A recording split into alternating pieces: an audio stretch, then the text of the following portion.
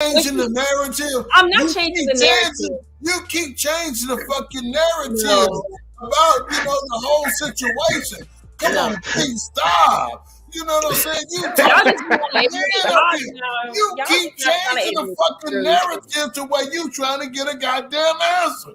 You want an answer to something. No, y'all just don't like the answers that I'm baby, no. What no, baby, sweetheart. It ain't that we don't like the answer, sweetheart. It's just you just straight up contradicted yourself right then and there, baby. I just called it.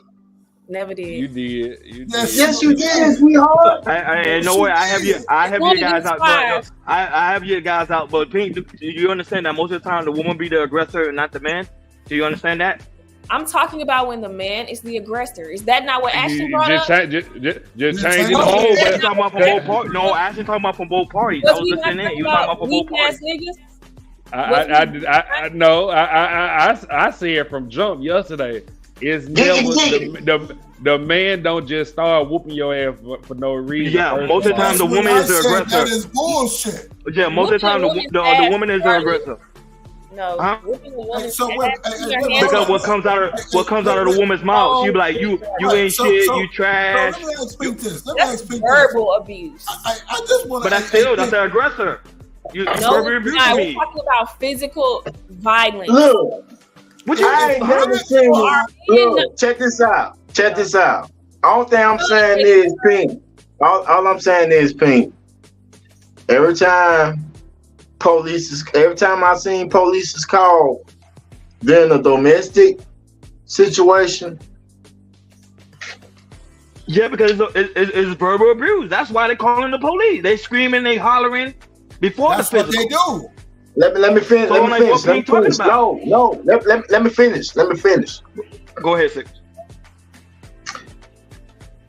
Every time I seen police call during a domestic dispute and a nigga is showing his ass, that nigga goes to jail. Exactly. Okay.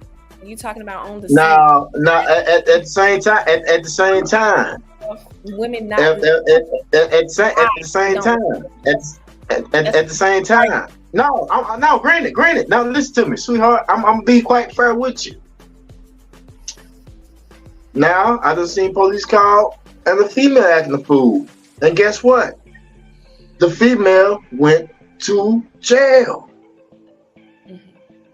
What I'm saying is that police is called, somebody going to motherfucking goddamn jail. And I understand that, and that's not even the argument I was making. The argument I was making was people that are victims of domestic violence failing to report to authorities, and why they don't report to authorities out of fear. Okay, in that argument, you are absolutely, in the argument, Pin, you're absolutely correct. According to the FBI report, they showed that how black women don't really report domestic violence to the police. What are you arguing about then? Exactly. I'm arguing about, this is what I'm arguing about. You still missing the point. That sometimes women be the aggressor. Go ahead, Ashton. No, go ahead, Ron, because that's clearly what I was saying yesterday. Look, check this out. I've been a part of two DV. I've been a part of two DV cases of two abusers who want to come to my job and shit, trying to fuck up my jobs and shit, all the whatnots. Yeah, but the thing about it is, my job called the goddamn police on their goddamn ass and things like that when they do stupid shit. But this is the thing is, there is a narrative that's going out there that's only showing that black man is always the aggressor, and that's not true. Because sometimes you can even see it in the hood, the woman will be all in the man's face, about to slap him. Hey, General Ron, I'm gonna give you a task. I'm gonna give you a task right now. Google and look up lesbian domestic violence. Yes, I know about that. And it's extremely high. But Pink don't want to talk about that though. They running each other over in cars. I can't relate. No, but do research on that, Pink. You'll see. women are more. Lesbian domestic violence is extremely high. I think that's a deflection tactic. We know who the most violent creatures are. No. It's no deflection at all. I mean, hold on a second. Real shit. Lesbian domestic violence. Hey, Pink. Who are the most aggressive domestic violent people? I need to hear that. It's definitely in the black most aggressive in domestic violence. It is the males. Y'all hear her? You said, hold on. I ain't hear what you said. No, say it again, bro. It's men. It's just underreported. Baby, hold on, baby, sweetheart. Come on, baby, chill out. I got you, baby. I got you. Hold on. Ask that question again, brother. I said I'm asking her who are the most aggressive when it comes to DV.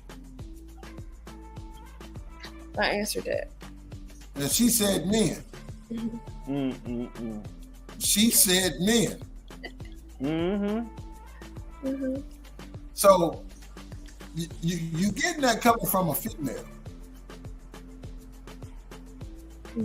Well, see, you're not standing up, taking accountability about what a female does to make that man aggressive.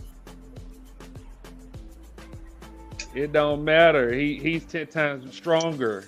Exactly. It does not matter. Whoa.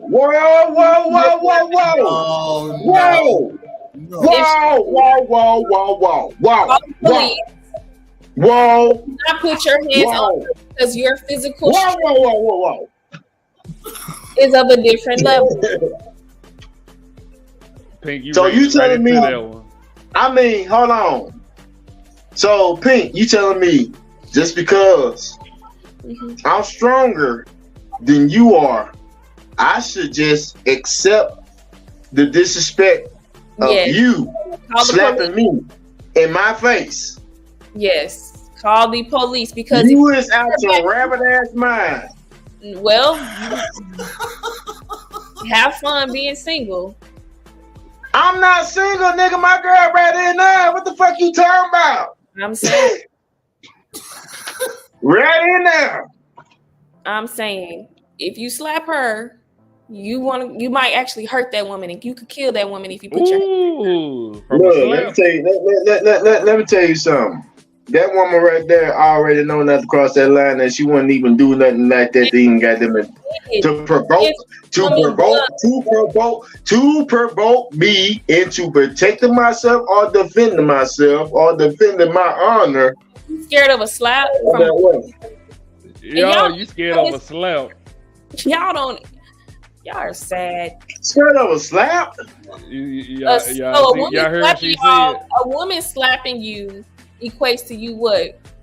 Damn near killing her? Because that's what y'all out here doing. Y'all out here killing me. No.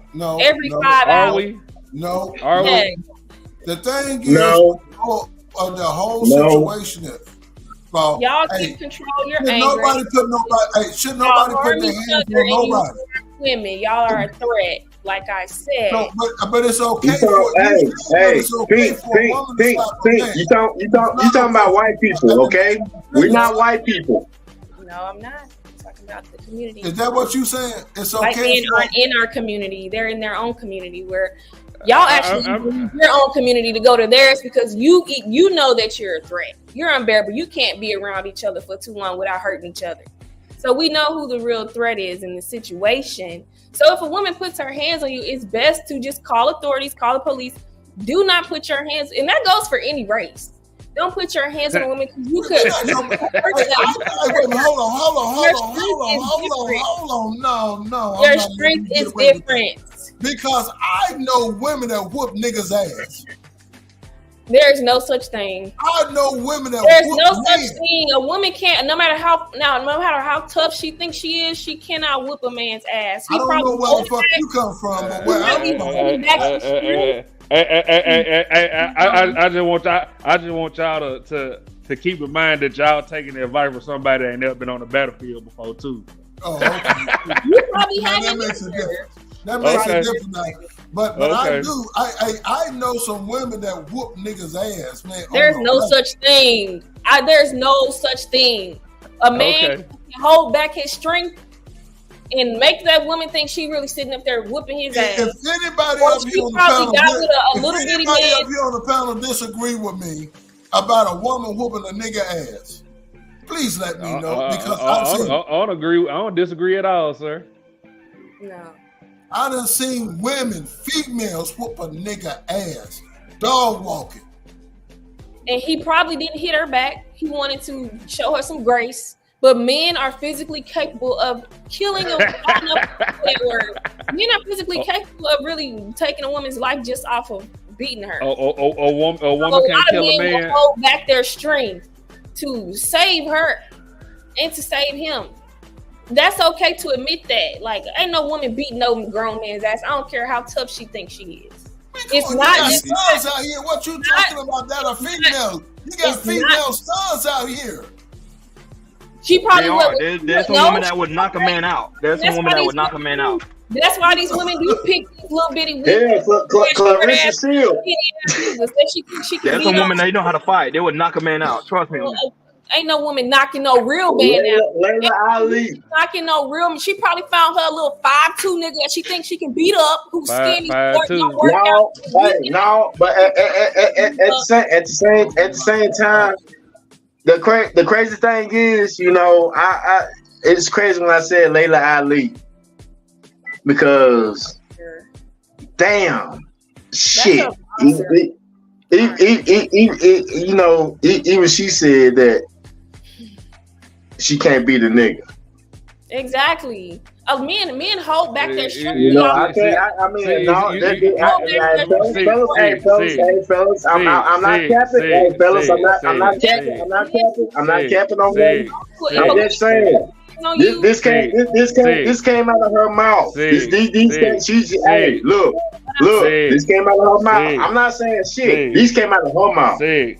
If a woman put her hands on you, it's best to call authorities, because you putting your hands on her could really hurt that woman. It's just simple fact. It's just simple fact when I said Layla Ali, but then when I said Layla Ali, I said, damn, fuck. She did say that. You can fight. And a lot of women think they can fight. You talking about a person that's gonna fight you head up. Are you telling me that the average woman is gonna fight you head up instead of hitting you from behind the back, or hitting you while you sleep, doing a dirty move like most women do? Most women fight other women and they pull out a fucking doorknob and a fucking pantyhose, pull out a fucking hammer, scared to fight. You got Ashton, you got a point, because I got bit in my back. Again, not straight up. All I'm saying is, I got bit in my back. That bitch bit me in my back. And what did you do? Like y'all tell up. What did you do to Nothing. Oh, GD, nothing. And this the person in the courtroom. You weren't cheating or anything. Finna say you guilty. No. Dang. Well, I want to say this. This is all I gotta say. If a woman is putting her hands on you, go to authorities. Do not try to fight her back, because you could really hurt that woman and be in more trouble. A woman cannot beat a man's ass. I don't care how she's gonna be in more trouble. I don't care how hood she thinks she is. A woman is not beating no man's ass nowhere on this earth, unless she with a man that she knows she can beat his ass, some little nigga. But if you are a woman, no, that's not always the case. It's not always the case of little nigga, because there's like, you ever watch Netflix? There's some stories on Netflix where the woman literally be short and nigga be tall. He just don't hit women, so he just let the woman beat on him. Because he's restraining himself, because he knows the capability. He knows what can happen. He knows if he hit that woman. I had a friend that passed away from me. He was in a domestic violence, and he punched her, and she didn't wake up. So I'm saying you can really hurt a woman just by, even if you hold him back. You can take that man out, and now your life is over. instead of just calling the police. No, it's not okay to put her hands on men, but it's not okay to try to fight her back and stoop down to her level and try to fight a woman. Why the fuck would she got down trying to fight the fight? She knows she can't win. That's on her. Women should not be putting their hands. Oh, god damn. Let me calm down. Should not be putting their hands on men, but men should not be trying to stoop down to that level and try to fight with the woman. You can hurt that woman. She shouldn't be stooping up. You said a nigga should be stooping down to that level. Then why the fuck would she be stooping up to that damn level? Women have a different strength than men have. It's best to just call the police. Women, no. What it is. Y'all motherfuckers been protected so goddamn long that where y'all think that y'all actually think y'all can actually take up on the nigga. Made the law. Some of y'all, not all of y'all. Granted, not all of y'all, but for a vast majority, for some reason, y'all think, man, bro, because y'all know somebody's gonna step the fuck in. Well, let me say this. Men made those laws that were backed by doctors. Let me go get me another prayer. By several medical records that prove that, statistics that prove that men's strength is different. Sure. So yes, you put your hands on a woman as a man, there are repercussions that are going to be more hard than a woman putting her hands on you, because scientifically and biologically, that woman really can't hurt you, but you putting your hands on her. Sure. Hurt her. I got a warm meal spoken. Hey, Troy, you hear this? And you men made those laws. Did you not? She don't went from street code to the law. Science. I ain't gonna lie to you, but she's speaking facts though. She's speaking facts. But Ron, listen to me. The fact is, that nigga got drunk, whooped her ass, and you think she went over to her homegirl house instead of calling the police, and she ain't start nothing? I love you. No, I agree. I think she started something. Remember I told you, I think women, they use their mouth to get the man heated up. I ain't talking about the mouth. I'm going off what Queen said. She said her mama used to fight her daddy. Yeah, that what Queen said? That's what she said yesterday.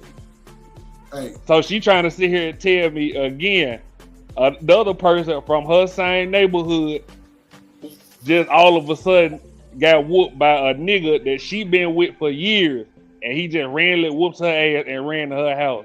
What sense that make, Ron? No, that don't make no sense. Something's off right there. Exactly. No, that don't make no sense. That don't make no sense. Something's off. Remember when I was up on your panel, man? And I sat back and I listened, right? And I told the motherfucker, man, I'm a hood nigga for real. You know what I'm saying?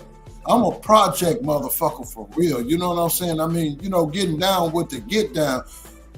That's me. It's in my blood. I'm an older guy now. You know what I mean? Yeah. But I know the difference in the bullshit. That's why I'm saying the stuff that I'm trying to, get with Pink. Like, damn. First of all, this is what I wanted to do. Pink, have you ever been into any of these situations? Hell no. Have you ever been in any of these situations? That's what I need to know. Hell no. No, I think Pink went off on guys. I actually have. I ain't gonna lie.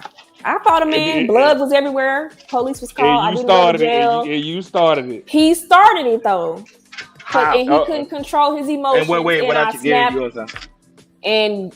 But he didn't fight me back. But some men don't. Wait a minute. Hold on, y'all. Hold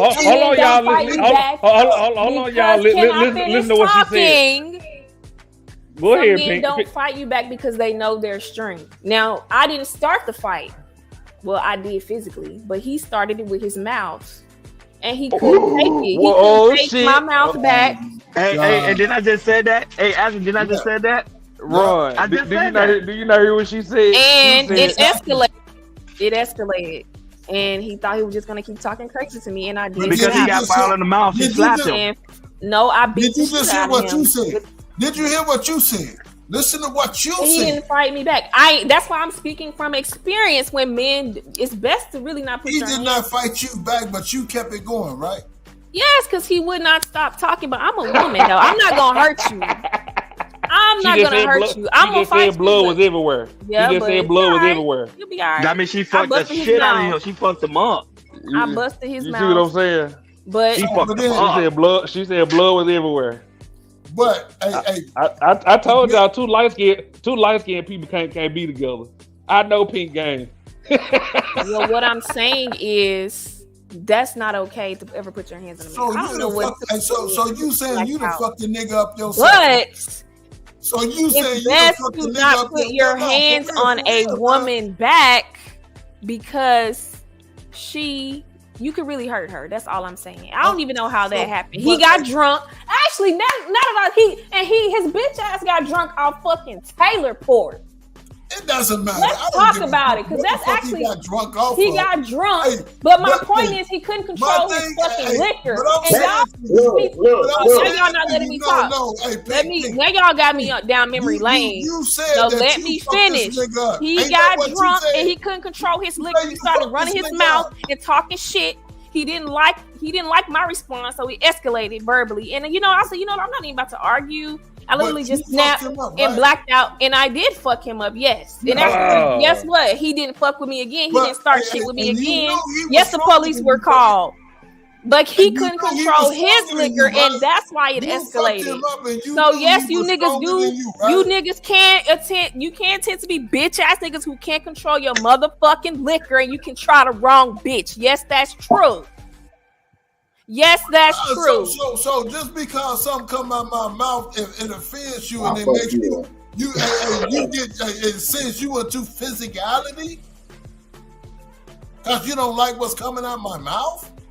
That's exactly what happened. Yes, it is what happened. Okay. Do I regret it? Yes, I regret snapping and blacking out. Yes. But what I'm saying is... you were drunk too. No,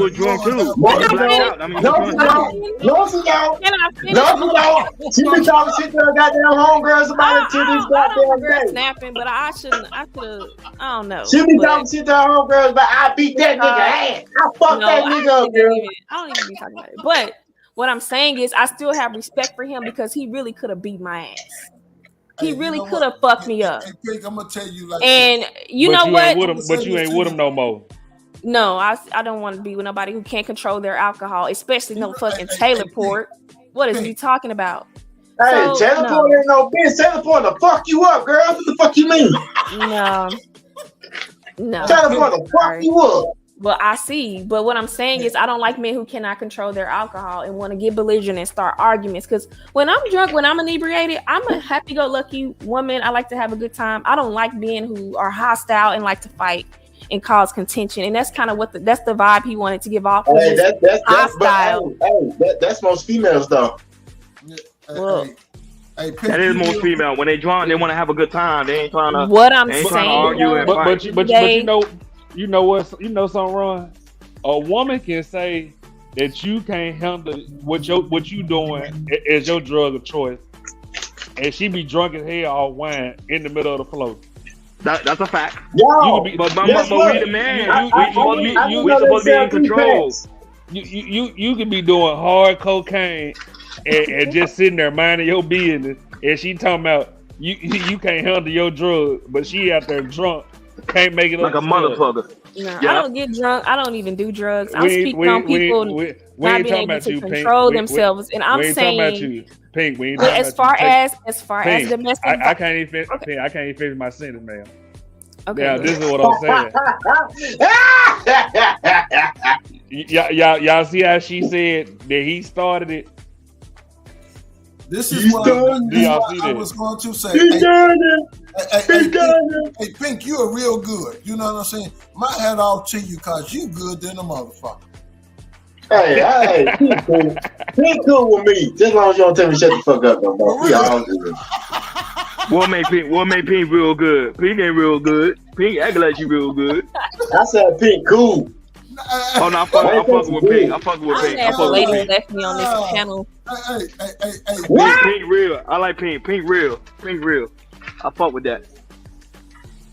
Well, all I want to say, ain't it man month and y'all talking about she real? what's man month? It is Pride month. man month.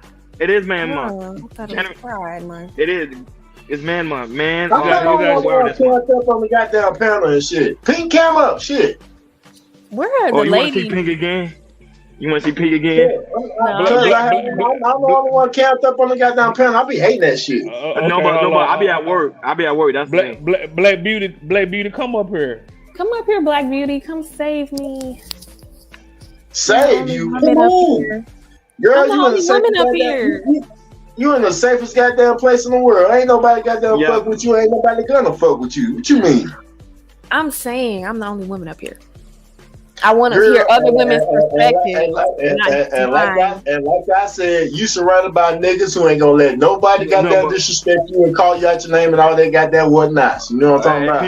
I know what I'm saying. Some of these girls don't even go outside. Some of these girls don't even go outside. They ain't got no perspective.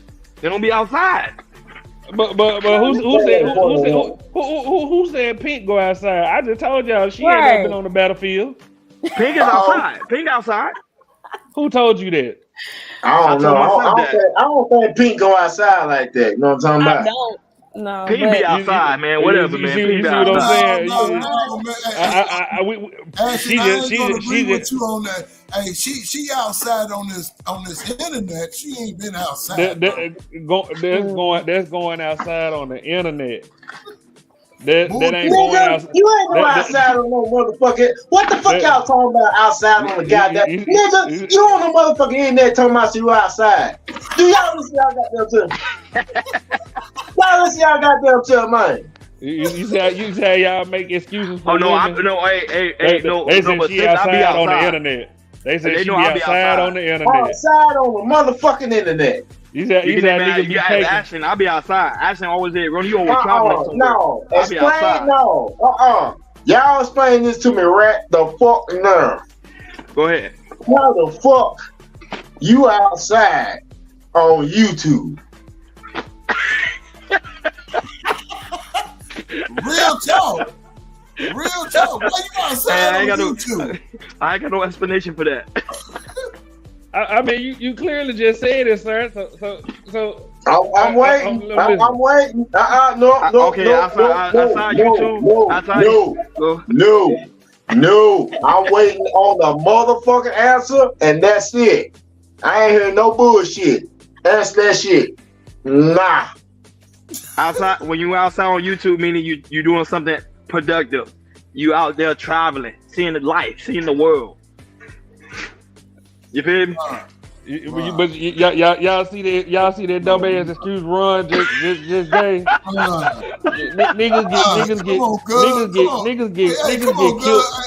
Niggas get killed for going on the wrong street. And y'all want to say Pink outside. She just sat here and went from getting the street code wrong to fucking science. Ashton hating on me, y'all. Oh my! He made some very valid points. Troy, am I? Oh shit! The man of the hour in here. The man of the hour here. Come get on her motherfucking ass. Okay, guys. If Black Beauty joins the panel, do you promise to be respectful, make her feel comfortable? You mean let her keep lying like you lie? Yes.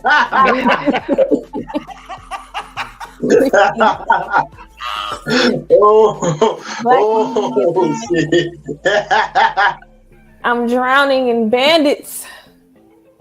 Bandits. She going back to that old Daryl Long logic. Don't start that. Ashton, put a 2 in the chat. If you hear me right now, nigga, I need my rent. Stop playing. There be people over there playing games. They don't be timing me out. You be doing a good job over there. And I will say, out of all the people that I saw talking shit, Ashton never talked shit about me. So I respect niggas that stay in their lane and play their own role, man. All right, I'm like, Ashton been in your shoes, probably. I'll be there. I don't like Daryl Long right now. I don't know what. Stay in your lane. Hey, y'all heard what she said? She said right now. Stay in your lane. She said right now. Yeah, right Yeah, now. nah, he got a Stay lot of away. growing up to do. No, Ash, that's a new one to me. The fuck that nigga mean stay in your lane? I stay in my lane. I don't follow trends. Y'all ain't noticed that? No. Oh, well. Oh, Lord. No, he is not invited over here. I mean, what I'm saying is, you do your own shit, you run your own thing and all that above, you know. But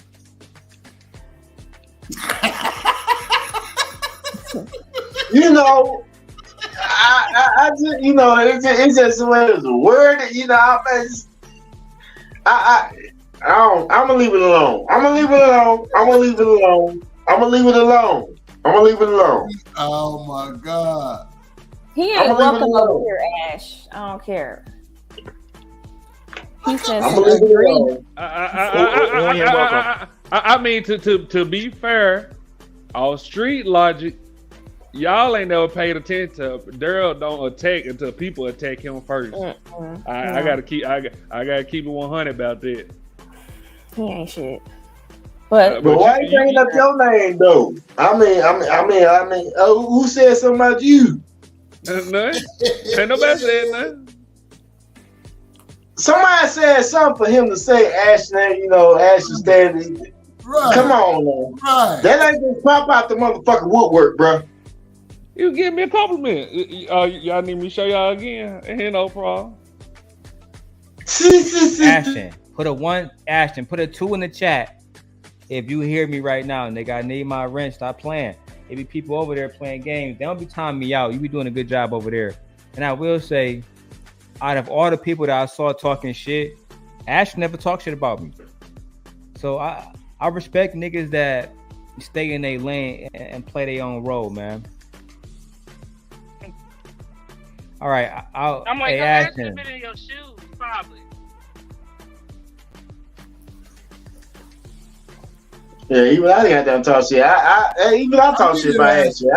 I'll be biting the shit out of Ashton. I even call it out. I said, let me hit that Ashton.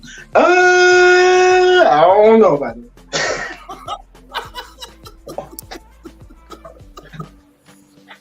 I hit that Ashton. I hit that. I don't know about that one. She's Black Beauty say she don't like panels. Yeah, I don't either. I came up here to take a shot. Now look. All the I'm taking shots and the only one on the goddamn camera. Shit, fuck this shit. I came up here to take a shot with Mimi. Black Beauty, fake. Yeah, I used to be in the Black House with Black Beauty all night on panels. But motherfucker arguing the same dumb ass logic too. Nigga arguing about over gunplay. Yeah, I remember that nigga from Miami. Mm-hmm. Gunplay. What about gunplay? What about gunplay? I met him in real life. What about gunplay? Me too. Don Logan. He's a real cool guy. He's cool. He's a real cool guy. She said that gunplay was wrong for playing Call of Duty loud in his own home while the baby sleep. Well, he is. Cause why you playing music? Why you playing the game loud when you know your baby's sleeping?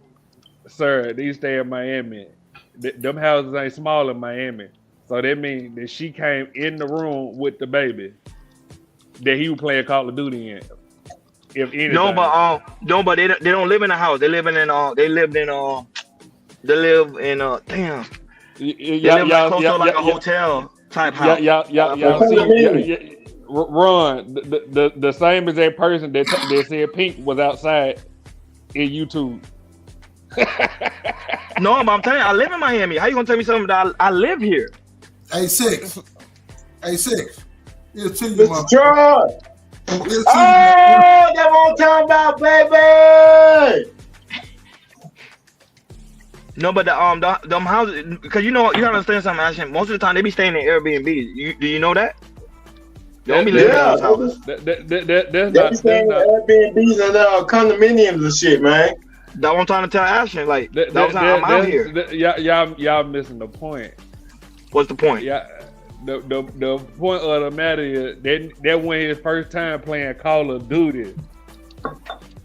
I know, but that was before the baby is born. The baby's not born though. Okay, so if he was playing Call of Duty like that every night and she didn't have no problem with it, don't you think if she had a problem with it, she would have been told him cut it down? He would have been known what volume to have it on. No, but she probably did, and he probably did turn it down. But that night, he probably said, "Fuck it, I don't want to turn it down." Yeah, he probably got that. You know, he was spending more time in the game than he was newborn, and his. I don't know. He probably has no. He probably has no. Somebody they got on the goddamn shit. You know what I'm talking about? You know what I'm talking about? Got that in the goddamn shit. You know what I'm talking about? Hey, you know. Trust me, that's not his first time. Trust me. Nope. Troy, you get what I'm saying, don't it? My nuts sweaty, but she licked them already. Paul, no didn't. Gunplay, goddamn. Hey, gunplay had me. Gunplay had me rolling. My nuts sweaty, but she licked them already.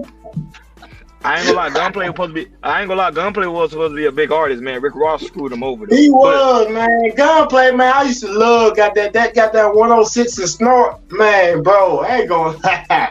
Gunplay is like Gunplay brought goddamn comedy to motherfucking gangster rap and shit. The shit, you know, that shit was funny as shit to me. I ain't gonna lie. The shit funny. No cap. Troy, you see how fast that they go from Pink whooping a nigga ass to snorting cocaine and Gunplay? Oh no, we ain't finna stop on this. Pink. What? Pink.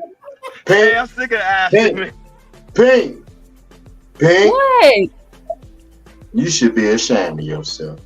What should I be ashamed of? You whooping on that poor boy like that. Hey, for real. You whooping on that poor boy like that. And then on top of that, you know he was holding back. She don't get that, bro. But you see, she don't care. I do get that. That's why I said her emotions. you get that. That's why I said I respect him because he really could have fought me and he did not. He let me spaz out because he knew he had me fucked up. He couldn't do nothing but just say that. No, but then afterwards, did you have sex? Did you have sex with each other? Well, he tried to, but no, I'm not having that. No. Man, fuck what? You keep my ass. I'm gonna beat your ass back. Whoop the nigga ass and then give I'm him gonna beat your ass back, goddammit. I let you beat my ass. You let me get no bitch out. I want him coming right back. No. Right back. Replay. Man, you whooped his ass and then give him none, and then you know. That was crazy. That's crazy. Man, you wrong with him. Pink, get your ass out. That's fucked up. Yeah, that's fucked up. Now that's fucked up. I'm playing with you, Pink. That's fucked up. He ain't get nothing. That nigga was going home bloody and he ain't even Come get on, Pink. You don't beat this nigga ass and all this whatnot. You ain't get this nigga no I can beat his ass. Troy. You did beat this nigga ass. You said you beat his ass. Troy, did you forget the main part? She said that men are the most violent in the community. Exactly. No, y'all are when y'all. But you sat here on this. Y'all violent towards each other. Troy, let's take her out of it. Exactly. She brought up facts and statistics. Mm-hmm. The lesbian couple is the most violent. They running over each other with cars, hitting each other with baseball bats. Hey, that's why I asked. This is what y'all do, though. Y'all get under women's skin. Y'all irritate women. Then when she finally snaps, y'all want to try to hit her back and act like. Whoa! Really, y'all get into a woman's. Let me tell you. First thing first. That's what triggers. Pink. First thing first. As an adult, you are responsible for your own reactions. Come on now. Yeah. Now y'all be provoking women. I even had an ex here we go. provoking me. I had an ex that because y'all lying up here on this. Why do you keep changing, Pink? Every first rule, I will say it again. The first rule of an adult is you are responsible for your own reactions. Don't nobody control you but you.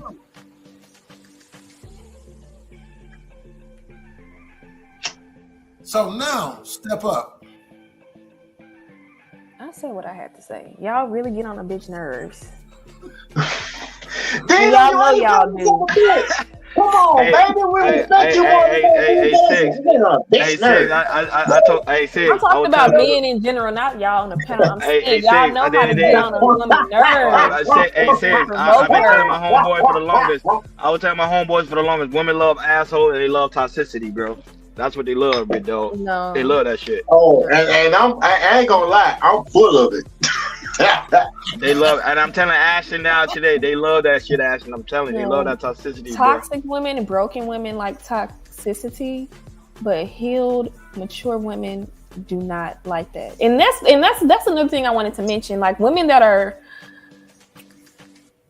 calm and sweet, a lot of men, it irritates y'all that she's just too calm, too happy, too sweet. Oh, a lot of men would try to disrupt her to just see what makes this bitch mad. What makes her upset? Let me poke this. Let me poke that. Let me see what triggers her.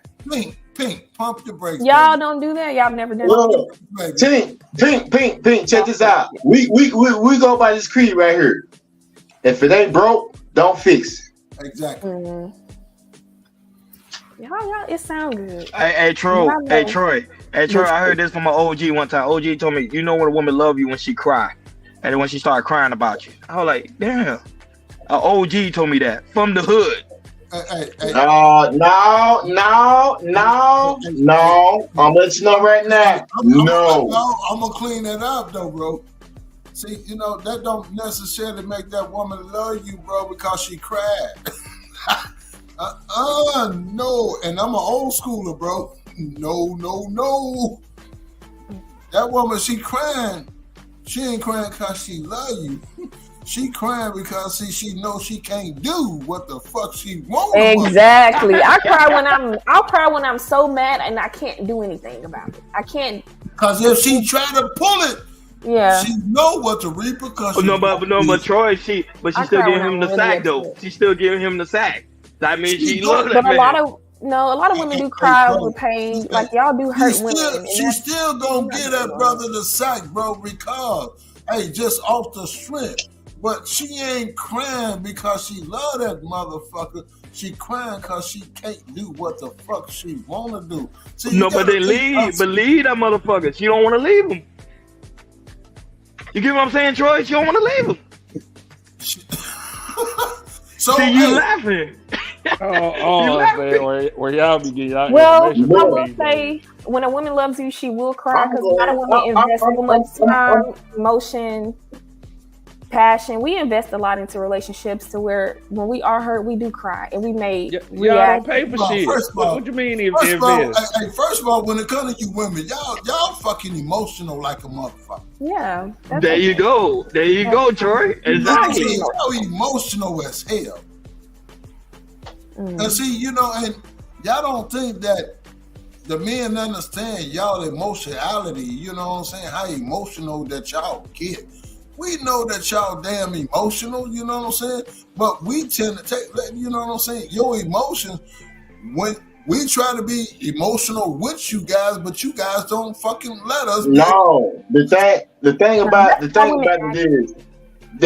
it is with us, with men, we empathize. Yeah. That's hard logic.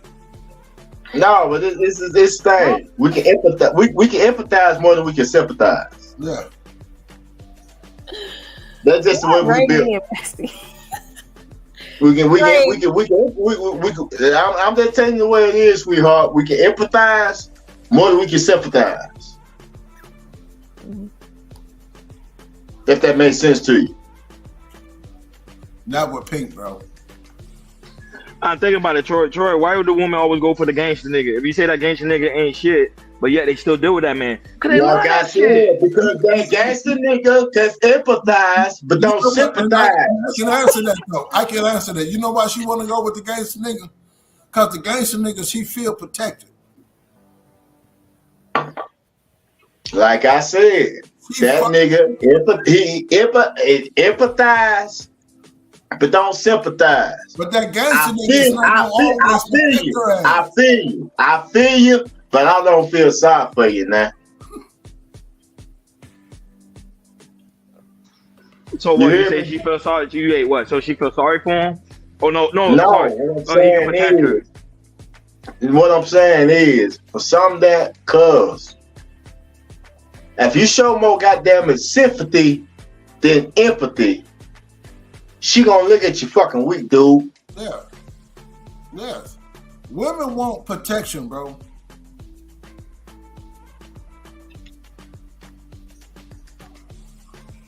Straight up. Shit, real talk. Women want protection. She want to be with a motherfucker around a motherfucker that, hey, I ain't got to worry about a goddamn thing. That ain't gonna break. That ain't gonna fold. Of course it's gonna piss her off. Of course she ain't gonna like it and shit, but at the same time she gonna look at it like this. You know what? This nigga handling business and this nigga got that protecting. You know what? Hey, it was. At the end of the day, a woman. Look, like that, bro. I got my man. Look, this motherfucker got them sitting there. She laying down on my I don't know why the fuck she ain't getting in the bed, but she laying on the couch.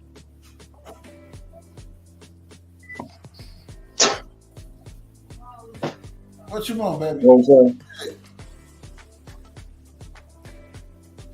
You know, I got proof. You know, hell no, she don't like the way I talk. Hell no, she don't like the way I think. She don't like, man, I ain't gonna lie. This motherfucker don't like this way I think. She don't like the way I motherfucking talk. But guess what? She love I motherfucking handle goddamn business. She ain't got to right down worry about motherfucking goddamn thing. And she motherfucking protect. What you think she gonna weigh out? Interesting. I have nothing to say because that. Everybody lay down. Look Kane in the old fuck you talking about. Oh, they got my niggas look Kane in the old. And I'm talking loud. Not the motherfucker lit. What's up, Miss P? Hey. What's going on? What the word is? Who that Logic? Yeah. What's up, brother? How you doing, man? Just traveling the world. Oh shit, man, bro. Hey, look, check this out, man. What size shoe you wear? What? Wait, what? Well, I'm asking what size shoe he wear because goddamn it, he talking about he traveling the world. I asked what size shoe he wear because goddamn it, if he wear a size 10 and I wear 11 and a half, I'm gonna cut half my feet off and spit in that motherfucking travel the world too. I'm talking about. Oh, okay. Yeah. No, I weigh 11. So you ain't got to cut off that much.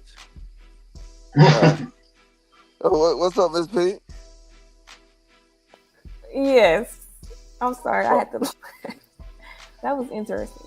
Yes. Hi, Logic. Hello. Good evening. Why you lie to me in the chat? I was just fucking with you. Okay. You know it's me. You acting like you. It's only one pink in this space. Man, look. I don't know. It's a new person on Ashton Penn every week.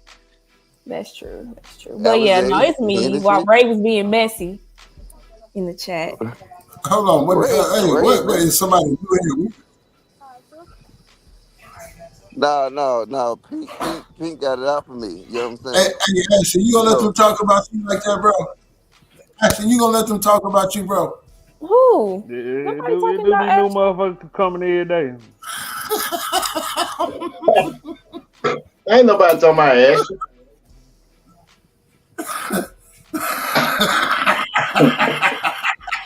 Ain't nobody talking about Ashley. Shit. Oh, you got smoke for me, Logic? What's good? What's up? I ain't got no Mr. Logic, what's up, bro? I didn't even know who you was, and then you came at me one time.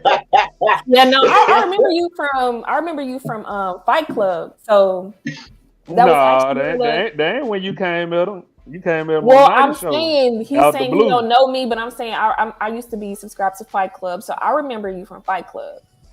And you so used to actually have a lot of good perspectives and talking points on the panel, especially when you would kind of like counter argue a lot of the manosphere talking points. So I was like, okay.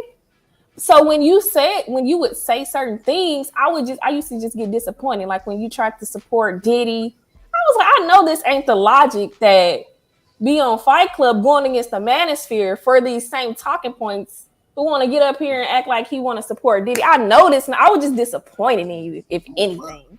So I was just coming from I support Diddy? You basically did. You was like, Cassie's lying. These women want to extort these men for money. It was just, I was disgusted. No, I said based on the new law that was passed in New York, it's actually incentivizing women to come with false allegations. Yeah, but you were leaning towards and covertly supporting Hold on, break that down. Hey,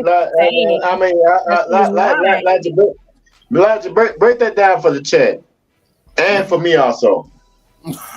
What, the new laws or whatever they just passed these new laws in New York that literally, you know what I'm saying, the statute of limitation, you know what I'm saying, no longer existed. If they filed charges within a certain time period, they gave them a date.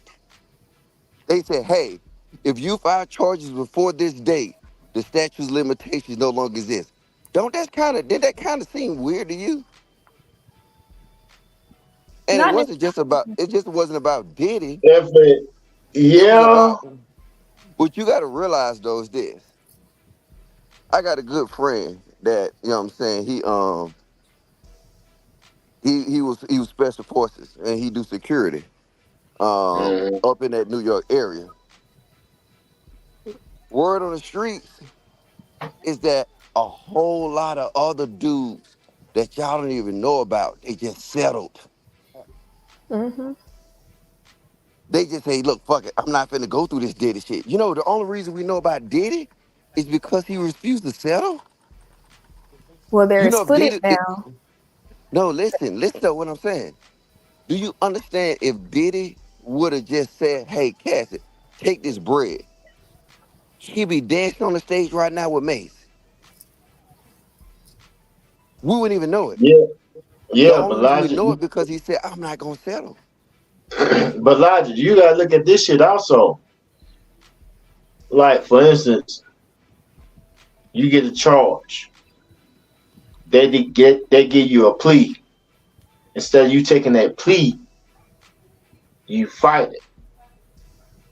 And then as you fight it, you get extra added on.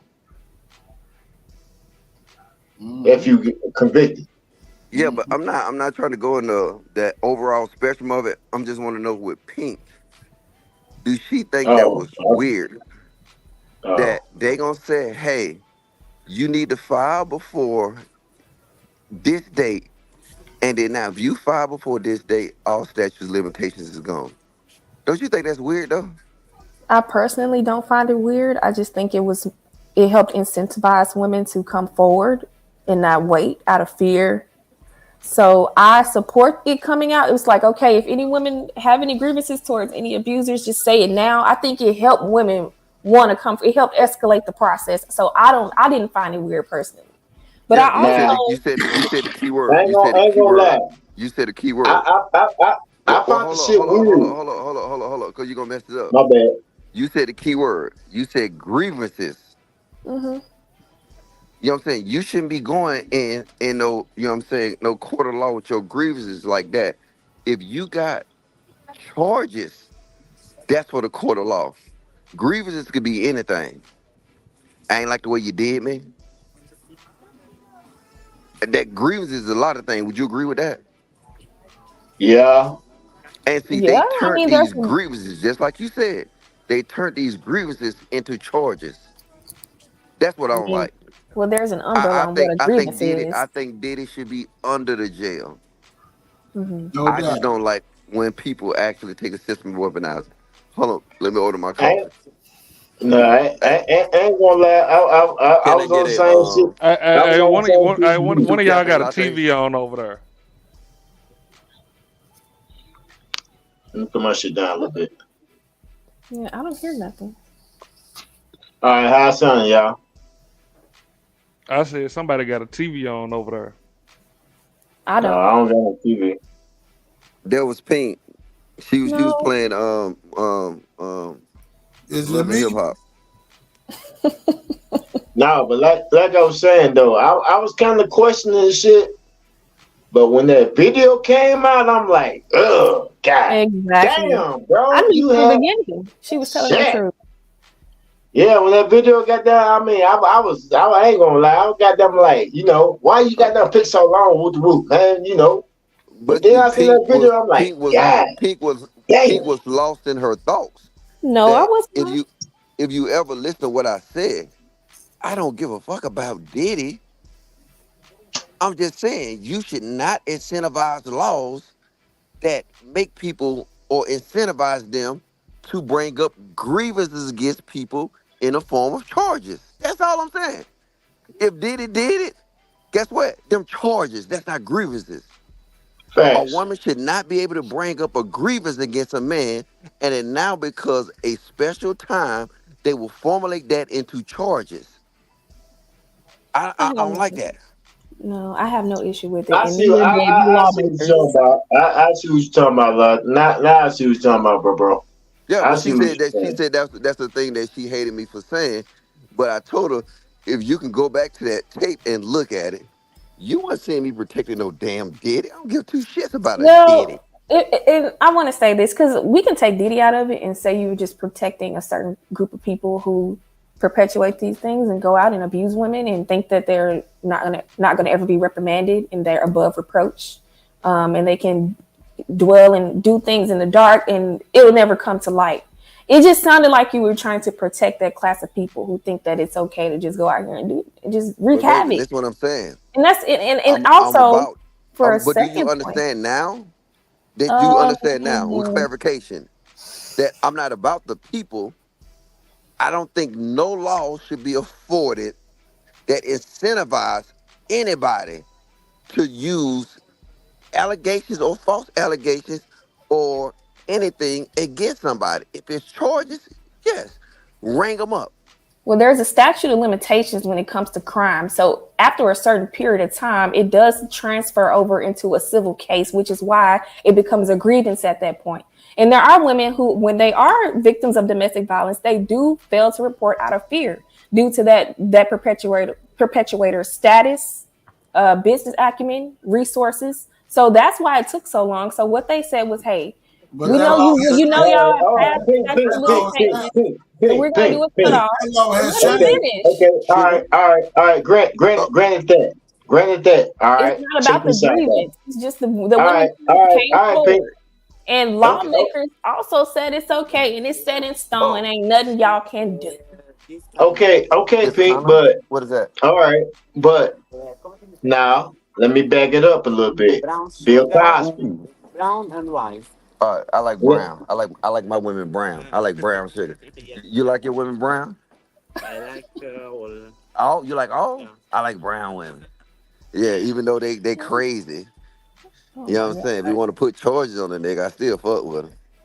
Cause they thick. Oh my, can y'all hear me? Yes. Oh, I'm sorry. Hello. Yeah, go ahead, bro. Yeah, explain how you like everything you like, bro. For real. No, man, I'm I sorry. don't know what the fuck he was goddamn doing. Talking about, oh, Hey, y'all hear me? I'm gonna tell You know y'all what this, the fuck bro. man, motherfucker. I'm, You knew goddamn what we heard you, motherfucker. hey, I'm gonna tell y'all this. Don't listen to them people say about Italian people. They actually some dope people. Mm. So they tell y'all that all these folk racist. Nah, man, come out here to Italian, Italy. You know what I'm saying? Especially Southern Italy. You know what I'm saying? They'll love your dirty draws. Damn, we bouncing all over the Look, place. Yeah, look. Italians The love thing black is, people because they have the thing is, Logic, they only get racist when they come to America. That's what I was saying. I mean, we done switched gears like They a only get motherfucker. racist when they come to America, bro, for some goddamn reason. I've heard Italians take a liking to black people. I think they have like black heritage, So, like half black or something. So they why love you black feel people. like that, bro? Huh? Why? What? Why you feel like that, bro? About what? The What, they don't... Italians or the laws? No, the Italians, they only get You know, hey, when it comes to American. Nah, because go ahead, my bad. My bad. Because when it comes to America, you know, when it comes to America, they don't look at Italian or Sicilian. Somebody paid to get you booted off 6. You come back at 3:44. Damn. Tell us who did that. They said somebody don't in say the their clouds. Name. Somebody in the clouds. Okay. Appreciate you for the cash out. Yeah. The 3:44 6. Okay. How you liking Italy? How is it? Who? I said, how are you liking Italy? How is it? Nah, it's dope. You know what I'm saying? It's dope. You know what I'm saying? I mean, I like any people who like to drink. So my favorite European people is the Scots and the Italians. You know what I'm saying? But you can sense some kind of form of racism and shit like that from other ones, i.e. Germans. You know what I'm saying? I.e. these other countries though. But yeah, I like right now Italians is on my top of cool people. I don't know. Maybe I got a little bread, and you know what I'm saying? I'm in a nice hotels with them. I mean, maybe if goddamn Vic come up here and they was like, they see him in the trailer park, they probably want to fight him. So I don't know. Okay. Yeah. All right. So that's your only grievances you had with me? Let me think. I think that's it for the most part. Because you also mentioned that, I think on that same panel you mentioned, or it probably in another panel, because you used to be over on Black House. You mentioned that you had like military, crack house, Black House. Oh, go ahead. Whatever you want to call it. But I think you mentioned you had a military background, so that was also why it kind of bothered me. My whole thing was it just sounded like you was protecting them. But other than that, no, you cool. You entertaining, funny. You bring things to the conversation. So I didn't have no issue with you. But that bothered me because I just thought you was better than that. As a Black House member and as a former Fight Club panelist. So I was something before I was a Black House or Fight Club or whatever. I'm just speaking on the space. Six paid to get himself back on. Who the fuck think I'm broke, man? He got a $10 credit. Oh, 6. Man, who the fuck, man? I don't know why y'all think I'm broke, bruh. The fuck wrong with y'all niggas? Y'all better come with some hundreds. 6. What the fuck wrong with y'all niggas? They got you, man. 6 not broke, man. Y'all leave that man alone. But what I was telling you is that if you know me from these panels, I'm probably the most balanced person as far as looking at a view and looking at the angles. Would you agree? Yeah, and that's why that day it was weird. Yeah, it didn't change. Because I was probably looking at something that was unbalanced. No. Like I said, I would never look if they sit here and say dudes can do something with no statute of limitations for a limited time only. Why do stores say this is for a limited time only?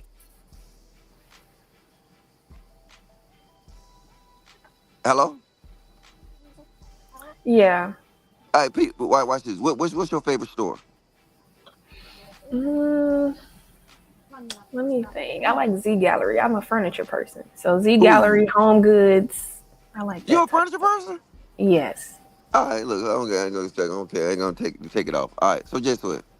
If Z Gallery come out and says we have the most expensive couches for a sale right now, limited time sale for a whole week. Oh, right? I'm dropping beer. What does that mean? I mean, I take advantage of a good opportunity, but I don't like how you try to put that. No, what does that mean for the store? I mean, they're going to profit off the sales. I don't know. Then they trying to incentivize it, right? Right. They want to make sales. So now, because they want sales, they're gonna tell you and make you think. Well, they're gonna put it out there to say, hey, look, if you buy this furniture, within the next week, you get 15% off. So everything that stood before is gone. So that's what they did with this sexual assault, sexual allegations, and it's crazy. It's like they said, okay, look, if you did it, go ahead until July. Don't worry about no statute of limitations. Don't worry about no lack of evidence. Don't worry about nothing. Come bring your cases, and then we gonna hear it and we gonna prosecute it for a limited time only. That's crazy when our court systems become fucking what you call it, your furniture store? Z Gallery. Well, Home Our Goods. I would court say system Home become Goods. Yeah, but it doesn't okay, matter. Home Goods. Imagine our court system became Home Goods for a whole year. Have a good You're day. good. You're good. You're good, but not that good. Because we all saw that panel and people reviewed it. And you were definitely leaning towards just being a sympathizer for abusers. And you were trying to make the women seem like they were it was a money grab. And my thing is, even if technically it was. And I was gonna say, even if it was a money grab, and you still did something you had no business doing, and you gotta pay up. Is that wrong? No, listen. Okay. See, this is what happened. Because see, a lot of times when we have these overarching conversations, I like to speak. I don't speak on the surface. Mm-hmm. See, everybody else speaking on the P Diddy surface shit. When I'm starting talking about laws and stuff, that's not a surface issue. Okay. Like I said, if you go to that live, I said, I don't give a fuck about P Diddy. Fuck P Diddy. But I'm talking about the look, I'm gonna be honest with you. If you had a little bread during that time period, right? You run around thinking, damn, did I sleep with a bitch and we was drunk? Because different charges that they was bringing up. He slept with me when I was drunk. What about the supported evidence? No, look, see, is you talking about P. Diddy? I am. Well, P. Diddy is just an anecdote. Okay, He's just an example. Watch this. So watch this. Have you ever got some dick when you was drunk, Pink? Keep it a bean. Not really, no. Not with a random dude, no. No, I ain't talking about with no random dude. Have you ever got dick when you was drunk? Yeah. You know that whoever you suck dick that night, you know they could have actually put charges. You could have put charges on them. See, you're minimizing the issue though. That no, you're I'm doing not. it again. I'm just telling you. No, I'm telling you. What's wrong with getting drunk, sucking little dick? No. The problem is the men was drugging. All night, the men were drugging you women. Keep going to P. Taking Diddy. advantage. I'm not talking about you surface. Okay. I'm not talking about P. Diddy. Please remove P. Diddy. Listen what I'm telling you. When you actually, just say if me and you go out, right? And we get drunk, right? We go downtown Rome, you know what I'm saying? We drinking on that goddamn good ass wine, and we get fucked up, right? I smash you. You know, you can file charges against me, right? You know that, right? You can file charges all you want to. Now listen, sweetheart, sweet, because the Pink. fact of if you is drunk, according to the law, you cannot consent. Do you know that, right? Oh, you think I'm just joking with you? I'm listening. Go ahead. No, you can Google that shit. If you know you drunk, right? According to the new what they're creating this environment. But this is what women got to understand. It's gonna backfire. It done backfire. It done backfire already. When you got all these soft ass sissy niggas, they gonna get y'all. But hold on, my breath is here. I'll be right back. Okay. Hey, Pink. Yes. What age range are you in? You ain't got to give me specific. What age range you in? I'm young. Okay, what is young than you? Young enough to be on a panel. Young. Oh, so that means young. So that means that you are in your 20s, give or take. You're in your early 20s, right? No, I'm 31. I'm not even really that young. But, you know, okay, so what? No, because see, I'm asking that because of the way that you talking and the way you responded, and how you know that you are conducting yourself the way that you are conducting yourself. No harm, no foul. But me, I'm down there 60 years old. That's why I asked.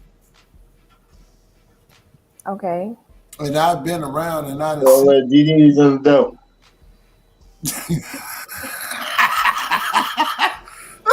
Let's see. Come on, man. I'm not even. I've checked out. My bad, y'all. I have checked out because y'all trying to gang up on me and try to gaslight me. No, Pink. Hold on. Wait a minute. Pink. Look. Check this out. All of y'all can kiss Pink, can you listen to me for a second, sweetheart? Please. Can I ask you something? Can I explain? Let's say something real quick. Okay, listen to me. Nobody's against you, sweetheart. Ain't nobody against. No, hold on, wait a minute. Let me finish what I'm saying. Okay? Ain't nobody against you, sweetheart. If you notice, ain't nobody disrespecting you. Nobody calling you out your name. I mean, baby, listen, baby, come on now. Okay, look, don't play with me. All right, don't fucking play with me on this panel. None of y'all niggas gonna play with me. We all reviewed the fucking. I'm being real. No, I'm being real and respectful. I'm being real and respectful. We all reviewed the video about Diddy and his waterhead ass sat up on that motherfucking panel that day in front of over 100 motherfucking people and sat there and defended that motherfucking shit. And he up here today trying to play like this boom ass who know the law and shit. I don't want to hear none of that bullshit. I heard what I heard and other people heard it. And then we went back and reviewed it on Night-ish channel, sitting up supporting abusers. And it's not okay. Yes, women can report that shit and they can report it when they feel comfortable. And that was the conversation. And he was trying to make women seem like it was all a fucking money grab. When there are women out there who are victims of domestic motherfucking violence who are scared to come forward. Pink. So I just seem like Cassie with the money grabbing bitch. When the video surfaced, I bet all you myself. Fuck up. You niggas didn't have shit to say. You niggas changed the motherfucking subject and started talking about I just admitted myself, Pink. I admitted myself. Y'all not sit up here and make me seem like I'm fucking dumb and I don't know and I don't have no fucking common sense. I saw what I saw in the video. The video's there. Lock the fuck up and go away the motherfucking key. Any nigga that feels some way about it, take your ass down to the motherfucking legislature and make a motherfucking difference. But y'all not gonna do that. Y'all gonna sit on these motherfucking panels and invest in motherfucking microphones and waste your goddamn time running your motherfucking mouth and not make a motherfucking difference. So if you have a problem with the motherfucking law that men made, then do something about it. Until then, shut the fuck up talking to me. Now you can talk. Because I tried to be nice and quiet. Hey, I guess, but whatever that's about. All I'm saying is,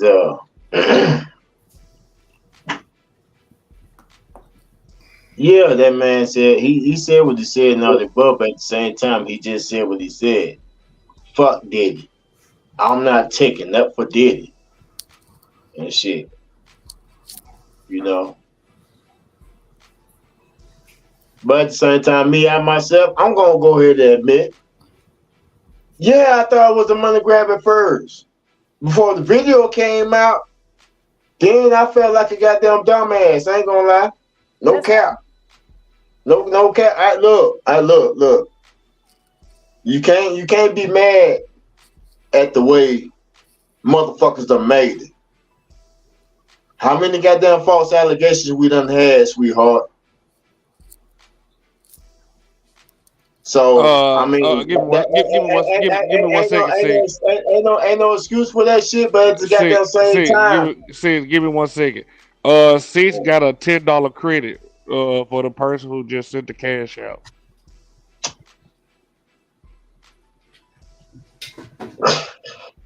Anyway, come on, man. Look. Lord have mercy, man. Hey, they going almost 6 like that and then rebuttling. Yeah. I don't know, man. I guess they think I'm broke. No I guess they think I'm broke or something, man. I'm telling you, man, goddamn, bro, y'all gotta come with that goddamn, hey, bro, y'all gotta come with them bills, man. Y'all gotta come with them blue notes to fuck with me. At least they thought they really got you out of there. They put in Woo Child, no name. Damn. Six. Hey, 6'6". What's going on, man? Why you got people want to do you like that, bro? Is that how? Man. Hi. Hey, Southern Belle. Hello. No, man. I'm gonna tell you like this, Mr. Troy. I have a lot of motherfuckers that scared to face me themselves. You know, because I'm known to rip heads off and shit. Mm-hmm. So, you know. Then on top of that, they think they can hit me by cash apping me and as if I'm a broke motherfucker or whatever, man. But I'm gonna let y'all know right now. I work too goddamn hard for that goddamn shit. Come on now. You gotta come way more than that now. Now I'm gonna go ahead and say this right now. If you don't got 10K, you wouldn't just throw away. Don't fuck with me. Well, I wanted to say I have no problem with Logic. He's cool. I have no problem with anybody, but you just stand on your convictions. Yeah, like you can. Well, I don't even know if the footage is still out there on that panel that he's referring to, but one of his talking points was the possibility. He was saying that, well, it's just words. And it's just accusations and there's no proof. And why didn't you report it to the police? That was where he was coming from. Yeah. He was saying the possibility. We're just going off of hypotheticals and accusations. He was more upset that it seemed like more of an accusation without no proof. And he was really upset at the fact that she waited so long. And then when things start to unravel on, in the media, a lot of manosphere got quiet because that was a lot. Those were a lot of the talking points from the manosphere in the echo chamber over there. It was, it's just an accusation and there's no proof. Now the proof is out there. I ain't heard shit about it since. I'm still pissed she waited so goddamn long. So yeah, that's my I don't know. Even though the accusation's out there, my thing is still, motherfucker, why the fuck you wait so goddamn long? Yeah, still, why you wait so goddamn long? A lot of women are afraid. That's just what. That's man, what fuck that shit. You got a whole man. You seen that whole fucking video? A whole video. A whole video. It's not right. A whole video, Pete. A whole video, Pete. But the best is yet to come. The best is yet to come. See, that's just the beginning. That video there, that's just the beginning of the shit to come out. See, we don't know what's coming out, but we know what's more. They threw that in there as a token of that was a gift. That's all that video was. Man. I'm not defending that shit. All I'm saying is, goddamn it, get that shit the fuck out the way so other motherfuckers don't got to deal with the same shit. Yeah, he's saying that since that law came out, women can come out. So I feel you on that at the end of but as she would have put them goddamn allegations on goddamn, as she would have goddamn went ahead and did that shit. Nobody would have had to worry about shit. What I'm talking about? There wouldn't have been no other victims behind that or nothing like that. She was probably afraid, and that's one of the points I was making then, and the point I'm saying. And that's what I'm man. A lot of times, and it's not okay. It's detrimental to wait, especially 10 years. But you don't know the circumstances, and that's why she. At the end of the day, she won her case, and she won it with lawyers. And you niggas ain't lawyers, so I don't really care to debate y'all and act like. No, we ain't saying like that, sweetheart. The whole point was that a lot of men were upset. Logic back. A lot of men were upset that women can come out and make these allegations, but a woman not gonna come forward and just lie. It's not worth her. It's not worth it to just lie. A lot of these things are happening to women. A lot of women are getting taken advantage of in these certain situations. Okay, and it's like the men don't want to just they don't want to stand on it, and they don't want to see that we got some nasty ways about ourselves, and it's getting exposed and it's coming to the light. Y'all just really don't like that. Granted, it happens, Pink. Granted, it happens. My thing is, why not come out and say something right then and there before it happens to somebody else. And that's true, but I'm trying to explain to you why that's the case. No, it's not okay to wait, but when you are a victim of any type of violence, there are so many things that you go through mentally and emotionally besides the physicality of it. You really feel a lot of shame, But guilt, you it's blame too yourself, late. You you can't go think through about a that trough of shit though. depression, you go through so many things internally. Yeah, it can inhibit you from wanting to come forward. You gotta worry about the backlash, the shame, the guilt. It takes a lot of courage and strength. There are little girls who have experienced things as a child who still haven't said anything. So just imagine coming forward about a celebrity. It's just so much to take on.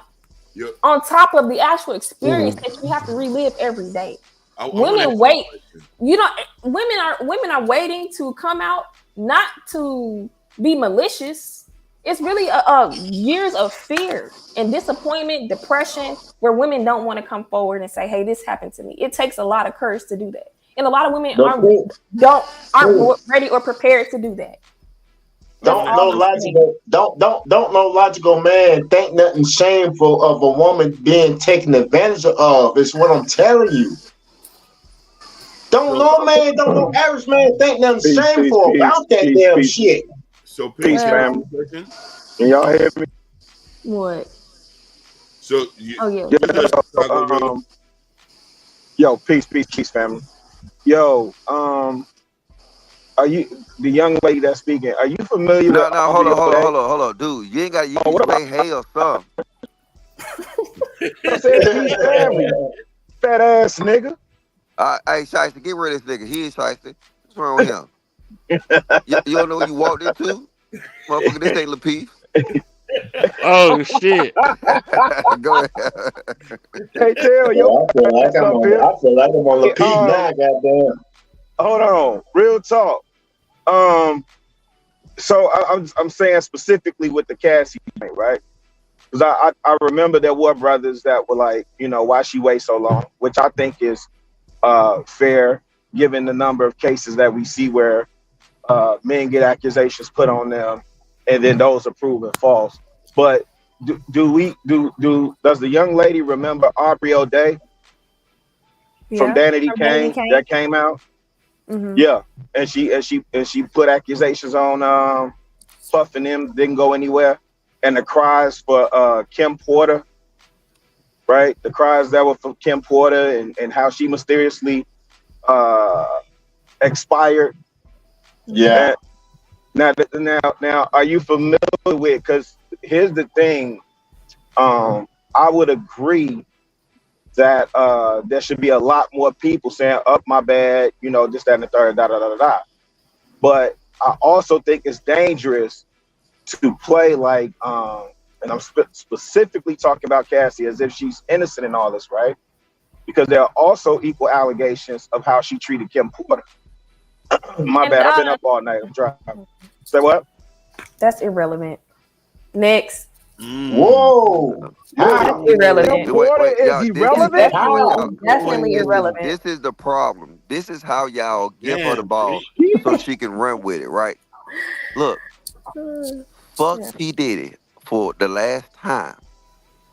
If we continue to use P. Diddy, you know P. Diddy is not going through this like the average man is. Yeah. And we know the average man go through this because as soon as a bitch feelings get hurt, she search for allegations. Yep. So when we sit here and we elevate it to the P. Diddy, we sit here and make the goddamn the big problem small. Because now they're going to say, okay, I don't really want to talk about P. Diddy, just like you said. I don't want to talk about that. I don't want to talk about it either. Because this shit right here, look, on the full scale thing, whether she like it or not, like I said, I could be balanced. But look, a bitch say you did something, nigga, you innocent until proven guilty. Nigga, we see niggas lose their job over allegations. That's a fact. So you guilty until proven innocent. You guilty until proven innocent. Pretty much. So fuck P. Diddy. You giving her the ball to run with when you use P. Diddy. Yeah, P. Diddy only should be used as a stepping stone to elevate the conversation. But if you get into debating the facts of the P. Diddy case, The nigga was a creep. Y'all know he was. Okay, so that's why I say Diddy is just a highlighted example of what really goes on the day-to-day for women. Where niggas think they can do shiesty shit and get away with it. And now niggas are just scared. And y'all don't have Diddy money to fight that shit in court and settle in court. So a lot of you niggas will be locked the fuck up. And if you don't like it, go down to the courthouse and make a motherfucking difference, like I said. But you're not. You're going to sit on these motherfucking panels and talk like bitches. Yep. And that's what and I agree with her. I tell y'all men all the time, these panels ain't gonna get you nowhere. You need to goddamn change laws. Because it should be a law that says you're innocent until proven guilty. That means your job can't take action to you. You know what I'm saying? So these panels ain't gonna do nothing for that. Cause look, let one of you niggas get up on some fake charges or real charges or not. Nigga, you supposed to be in America. You supposed to be innocent until proven guilty. So now a job cannot take action against you until you're found guilty. So I see what you. Well, Logic. Let's be clear. Also, though, Logic. The laws are changing because police are starting to look at DV cases.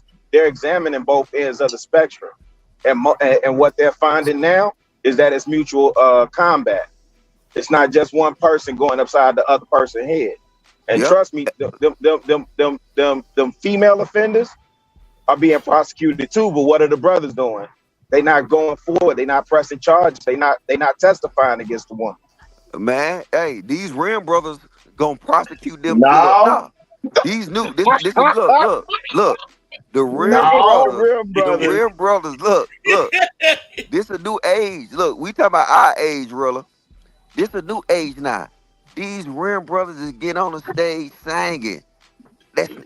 We had a snitch culture, Rilla. We had a no snitch culture. Yeah. Nigga, these Rim brothers, they get up there raising their hand faster than you think. They singing a pledge of allegiance to the flag. And I'm with them. Get it up. Cause look, all you got to do is look at the law and crime videos on YouTube. Nigga, these hoes going to jail. Logic said, "Put them people in a light." You got damn right, especially if her name on the lease. Yeah. Especially if her name on the lease. But see, you this is what happened. This is what happened. Because like I said, I done said this before. You done probably heard me say this a lot of times. What Pink don't know, I used to say this on the Pete.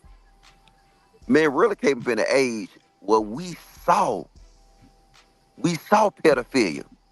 We saw 21-year-old dope boys come pick up 17 or 16-year-old girl for high school. That's facts. You know what I'm saying? I saw that.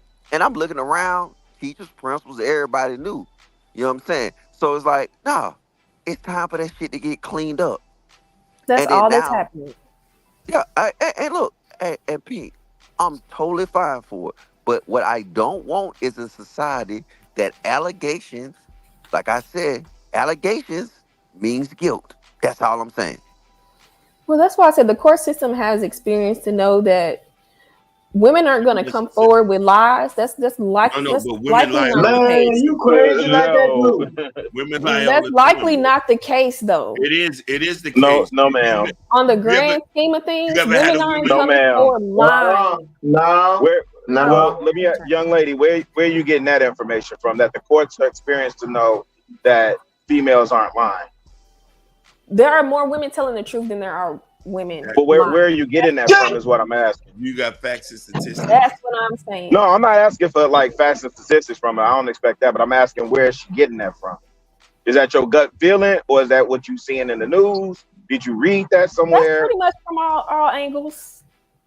You seen it coming from all angles. You prove me wrong? Yeah, we have again a number of cases coming back with accusations on brothers, and it's being proven that those women were lying on those brothers. There's a gentleman that just had his whole career at University of Illinois upended because of a female. No, the majority of women are not coming forward. Do you want me to run a whole list for you or something? That's a list of examples and outliers. So that's a list of outliers. You got it, baby girl. That's Pink. I got a close personal friend here in the state of Florida who served 7 years in prison behind a lie.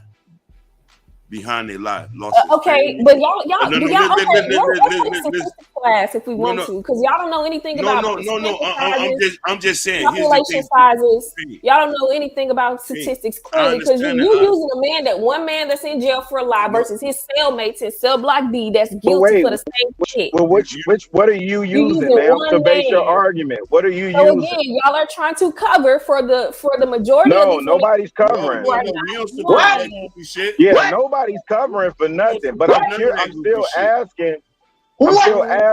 Where are you getting your information from? You said all angles. Life experience, what statistics? All that. What life experience are you having that you're getting this information? So all women just going for a line? What is we talking about? I didn't say no. Wait, hold on. We're not doing absolutes, right? We're not doing absolutes. All women are going forward lying on me. No, ma'am. We didn't say all. We didn't say all. Nobody is saying all, ma'am. But you're using your personal example. No. You presented no. It's not my personal, right? That was Prince Hakeem. That was don't ever have a real motherfucking conversation. Y'all see things from one motherfucking angle. And if you came to this motherfucking panel yesterday, I'm not a biased woman. I know how to hold everybody. Sounds like you coming from one. Well, you can't hold nobody accountable on the internet. But it sounds like you are coming from a biased angle, and you standing on that. I like that you standing on it, but you're standing on it wrong. Lying on you dirty dick ass, shicey ass niggas, and you broke ass niggas don't have dick money to fight that shit in court. So yes, you will be locked the fuck up, like I said. Fuck your friend and his little personal experience. Fuck your other friend that's in jail for what he went through when his other niggas in jail that's guilty as fuck. I don't have a personal friend. Try to make the examples the majority, and they're not the majority. The majority of women are coming forward and not lying. Like the fuck I said. I was getting locked up too, ma'am. The jails are full of females too. It's not just brothers in jail. Females locked up too. Hey, Southern Belle, can you calm down for a minute? That's wild. Listen, Tennessee Titans. Where allowed you go? Tennessee Titans. All right here. I got a question. Somebody in the chat said 1 in 3 women are victims. Do you believe that, Pink? I definitely believe that. Why wouldn't I? Wait. So 1 in 3? Wait. Hold on. Wait. So hold on. Wait. So just think about it. 1 in 3 women are victims. Mm-hmm. You believe that? I do believe that. So that means you're not a woman. So the men you go around aren't telling you the dirty shit that they're doing when they're not around you. So I'll believe a woman in her experience and other women. I'll believe that. So yes, I do. Pink. I hang around mostly females. So you don't throw that at me. And I'm telling you what females be saying is how they be finessing the hell out of these lame ass niggas that be on these panels. And lying on me. Well, all I'm saying is, I agree with. I don't think women are just sitting up here lying. That's all. I don't like how y'all going out of y'all way to discredit everything these women have to say. No. Can I say women are victims? Hanging with women and being a woman. So you're saying she lying? So Brownie's lying. Are women human? Wait. Hold on. Go ahead, I want to get it in. Go ahead. Because I actually believe what Shicey Bum says. Mm-hmm. That 1 in 3 black women reported sexual assault before 18. I believe that, and I ain't even got to look that up. Oh, wait, listen, baby. You gonna let me give you my explanation, or you gonna keep talking? Okay. My bad, go ahead. But I'm gonna tell you what it is, though. Men really just admitted to that. If you listen, we said we was raised during our time. Well, we saw it. Yeah. So any man who see and say that, but you know what? though, that's a thing that's 20 years ago. That's a thing of the past. That's of the past. Right now, let a grown man try to go into a high school and pick up a goddamn 16-year-old and watch what happened. That's a thing of the past. They're just like these niggas get on the panels and start talking about a majority of black women is on food stamps and welfare. Them stacks of the past. See, that's stats of the past. These women right now ain't living in that type of environment because guess what? The type of environment we live in, the whole school system will get locked up. Tell me I'm lying.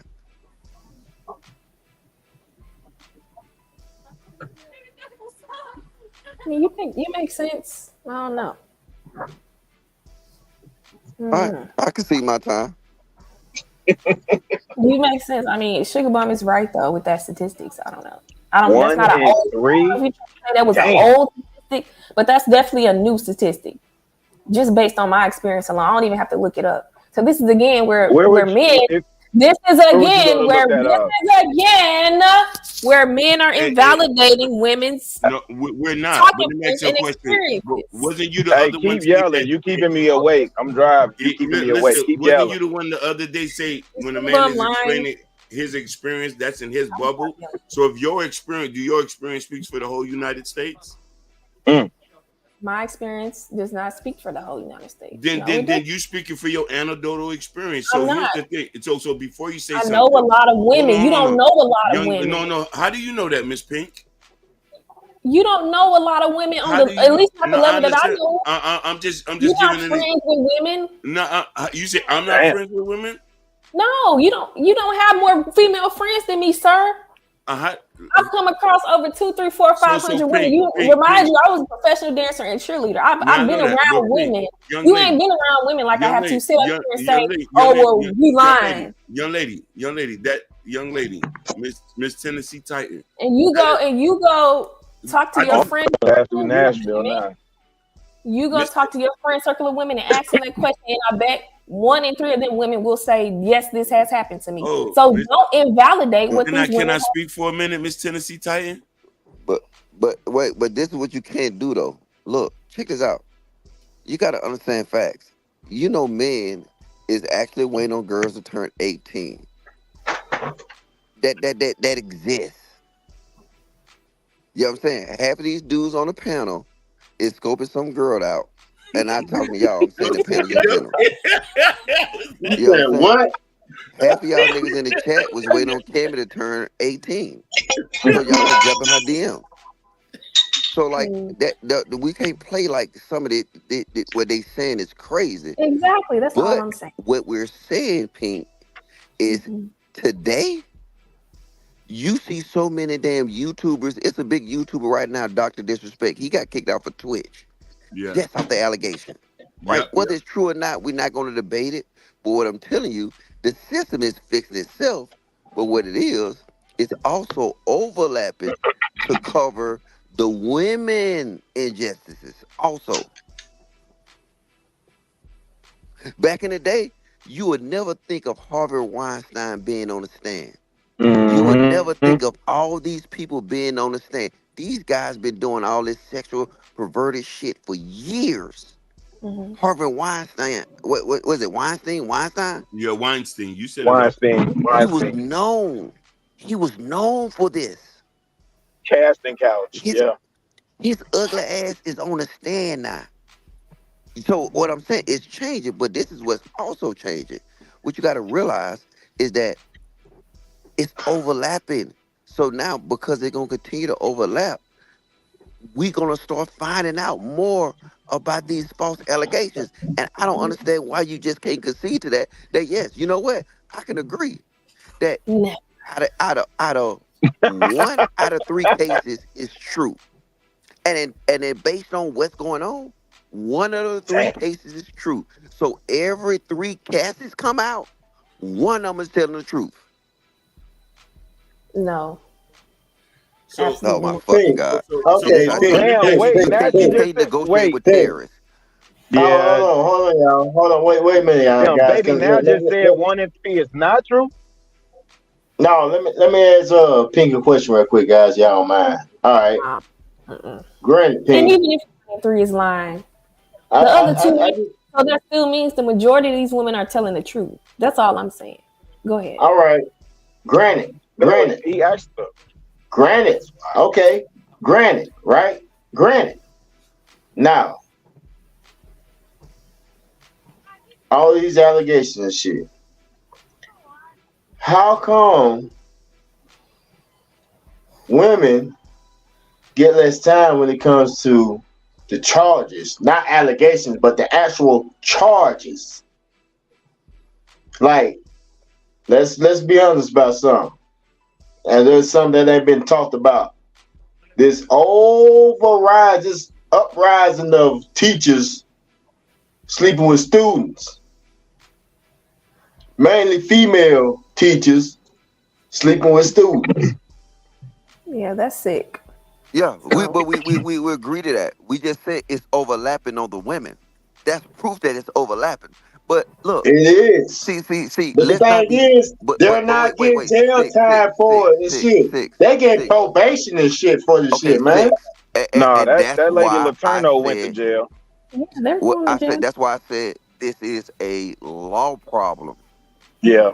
Because now, if you see a woman actually raped or graped, whatever y'all want to say on YouTube today, right? A young boy, and they get 2 months probation, and then a man do the exact same thing, and then he gets goddamn 22 years. 20 years. We're dealing with a law situation. That's a law issue. The men don't want to approach the law because I think a lot of the men on these panels and time that like to talk this shit, they're scared. That's a judge issue too, though, Logic.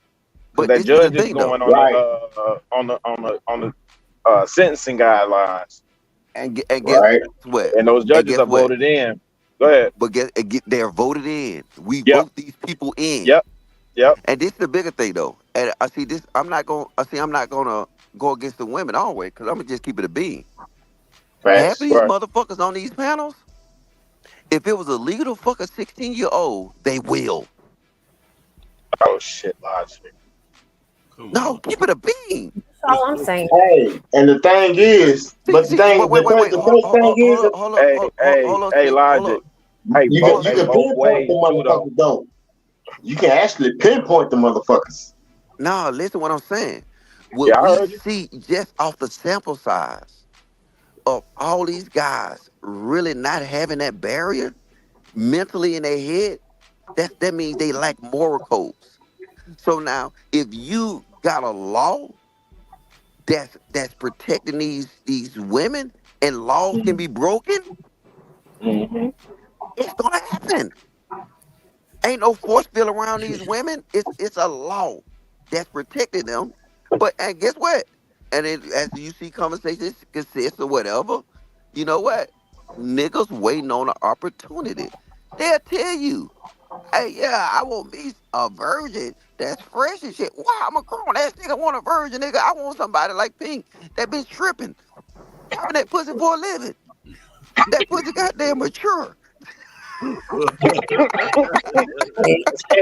think I'm going on mute. Nigga, I want a vet. But most of these dudes are weird. Think about it. Think about what the conversation consists of. I want somebody pure. What the fuck? You're in your 30s. Yeah, if you really examine these conversations, they almost got like some pedophilia type aromas to it. I want somebody pure. The age of 18. To a certain extent, yeah. But the thing is, the crazy logic about it is they actually looking for purification within something that's got down 25 plus. Well, I don't know. What do pure? All right, watch this. When you're dealing with humans, what do pure equates to? Good fucking question. You know what it pure equates to? The word today is Logic. I don't even fucking know. I'm gonna tell you, young and inexperienced. When these motherfuckers get on here and say they want somebody pure, that's what that means. Young and inexperienced. They said they want somebody that's not tainted. Young and inexperienced. Yeah. But, Yeah. Now y'all quiet. Now y'all men don't want to say that. Exactly. But No, y'all I ain't saying that. no, You actually got my you don't do got my that. wheels rolling right now. Like, God damn, you know Because what? I'm sitting up here, I'm thinking now because I know some panels that I've either watched in the clouds or been on. I know there's been a couple of dudes on them panels that have said like I don't want a virgin. Fact. You know what I'm saying? Facts. I want somebody experience. So that's why I'm sitting up here just thinking like before I even respond on that. Right? I don't doubt none of what Logic's saying. I know there are brothers that want pure female. That's that era that I came up in. That's why you get that question about well, how you want somebody with low body count, but you out here da da da da da. Because most dudes do say they, because to me that's the same thing. Low body count, pure, whatever, da da da da. I don't know that that's always young and inexperienced, but I can see the point. Think that's possible. I'm just trying to rotate in my mind. Go ahead. Can I ask you a question? Even the most wealthiest men on this earth, right? Mm-hmm. The women do they pick? Are they so-called pure? The women they pick? Let's just use the black community, right? Okay, go ahead. Let's use the wealthy people in the black community. Well, and we got rappers and athletes, right? Who do a majority of rappers and athletes pick? Strippers. They all sleeping with the same female. They sleeping with the same females, right? Yeah. So, which do not equate to pure. Right. But you or got young and inexperienced, yeah. Yes. So you got this Rim Brothers. Shout out to whoever made that. The Rim Brothers is making an argument. If you really think about it, they're making an argument for young and inexperienced. And then the only way you get young and inexperienced is what? I mean, pure and inexperienced is age. Yeah, you remember? That's when they listen to the talking points they'll say. I agree with that. You listen to the talking points they'll say. Yeah, and I agree that to some extent, you know what I'm saying. Like, yeah, the competition is still for females because you know what I'm saying. A new bottle always coming off the lot. Just more of them. Yeah. But guess what? These niggas, they want the new model before it get published. Hey,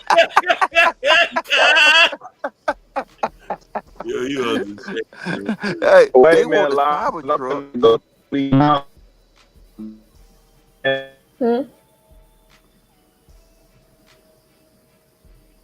What you say? Oh, I couldn't hear you, Rilla. Can y'all hear him? No, I think he said he was dropping down. Oh, yeah. But I'm saying, as men, we got to be able to look at it at both angles. Do I think these women be delusional? Hell yeah. But guess what? In these spaces, the niggas are just delusional. And the niggas show more signs of it. Like I said, listen to these relationship arguments. It has the aroma of pedophilia all over it. The DMP conversations? Yeah. Cause you know what I'm saying, you ain't in fucking Europe, you know what I'm saying, where the age of consent, not the age, well, the age that you can mess with them is like 16 and stuff like that. That's what these men want. Just think about it. Do you want a dusty ass nigga like Vic fucking with your 16-year-old daughter? Oh, damn. No. Look. Do you want even to be illegal for a nigga like Jay Prince to talk to your 16-year-old daughter? Just play it in your head from yourself. Nigga, imagine goddamn your daughter pulling up.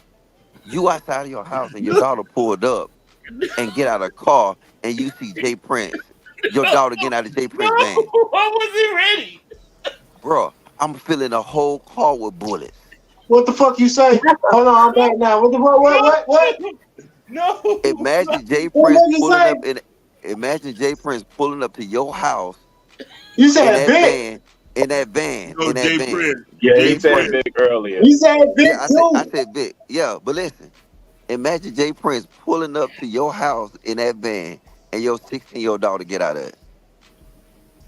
You'll be like, oh, that's cool. No, it's actually That's cool. That's illegal. no. Nah, Jay Prince ain't gonna even be able to put that bitch in reverse fucking with me.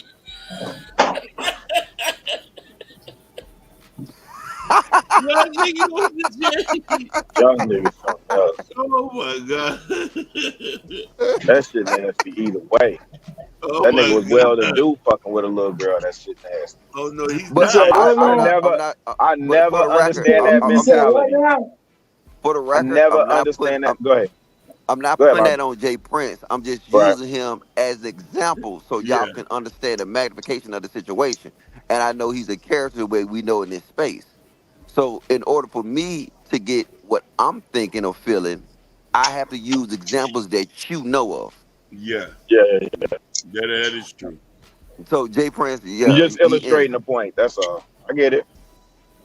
No, only thing I was saying was I think that's nasty all around. Like I don't understand why older dudes go for young females like that anyway. I don't know what type of conversation you having or nothing. Most of the time that's my daughter's age. That shit nasty. It's more of a control factor. You know what I'm saying? No, I understand that aspect of it, but then that just show how weak you are that you gotta go that young to be able to impose your will or whatever that is that you're trying to do.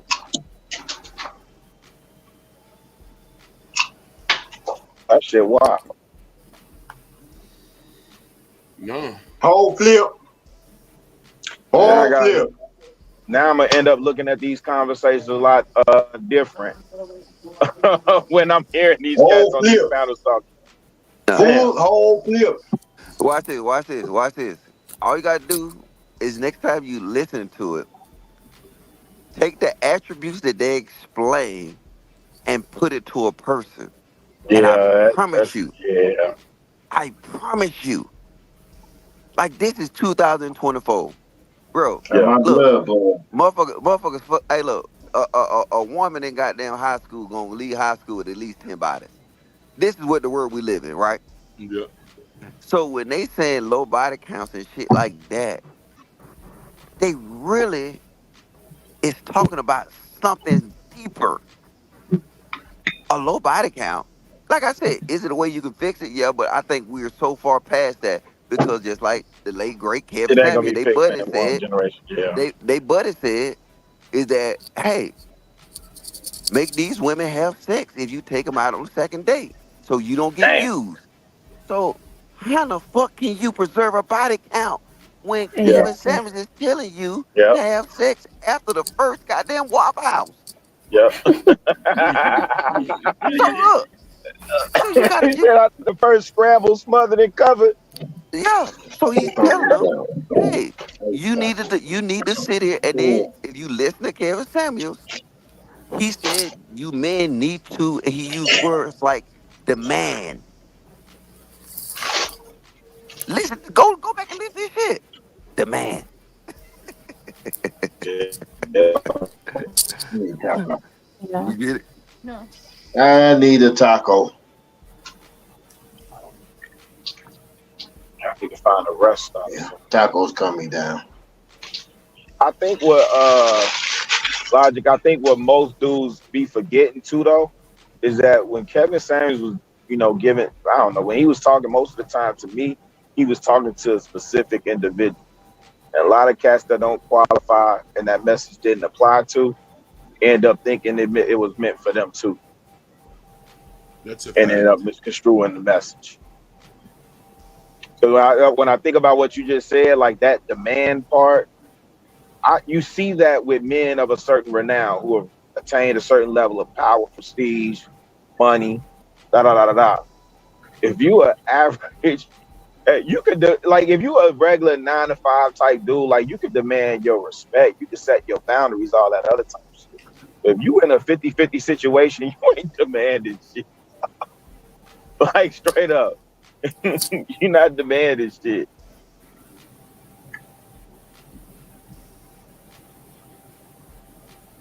Well, now y'all quiet.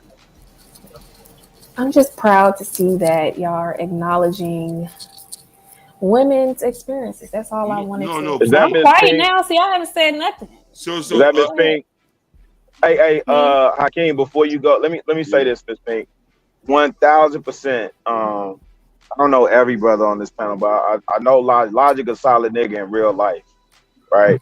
I consider myself a good dude. I got 3 girls myself, so it's not that I would ever invalidate.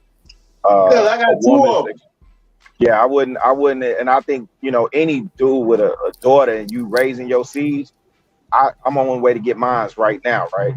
I don't invalidate women's experiences. I got sisters. When my sisters tell me their experiences, I accept them on face value for what they are. But I think we're all human beings being fully human, and humans can lie, and that includes women, right? So I subscribe to get all of the information and fact first, and then assess the situation and proceed from there. Right? I don't take everything at face value when it comes to those serious types allegations. So, it's not. I hope I wasn't coming across, or any of us was coming across, as defending one way or the other. What seemed to happen, well, just for me when I was listening to Cloud, it just seemed that the conversation was heavily skewed and one-sided for women without any consideration for men. And what I heard the brother saying, like, hey, consider both sides to that. That's all. But if we've arrived at a mutual consensus, then I think that's always good. Right? So I just don't subscribe to the theory of, or the what's the name of believe all women. Like, we need to investigate all accusations, get all of the facts lined up, and then draw a conclusion. And take all of that shit serious, because listen, I was just talking with somebody about the Shy that comes on Showtime. That season, it was Jalen. That season where old girl was kidnapped, that was a real thing happening in Chicago for a good minute. It's still, I don't think it's being reported as much, so I would assume it's still happening. But there was one in particular that really kind of messed me up. This postal worker, Kiara Coles, was on her way to work. She was a pregnant young lady and just disappeared. The last camera shot they have, and every block in Chicago got cameras on it. The last shot they had of her was like her beelining her way towards the bus stop, and then nobody ever sees her again. So, you take those accusations serious anytime there's accusations of nefarious intent, right? But we also see just the balance of the universe and the balance of the conversation. We also see where accusations are levied against men, and men suffer because they're punished greatly, and those accusations are proven to be false. So, let's get all our facts together and then draw a conclusion from there to make a proper assessment. I'm going on mute. So Pink, just like he said, you probably not too familiar with the platform I have, right? Absolutely not. I didn't even know you had a channel. Yeah. So, we cover a lot of news. One of my biggest videos that's just an upload is where we talked about a young lady being unalived in Houston. So we talk about a lot of these things. I've talked about that. I've talked about abuse on my channel. So never, we know these things are real. Like, that's something we would never negate, that women are going through these things. And I personally, have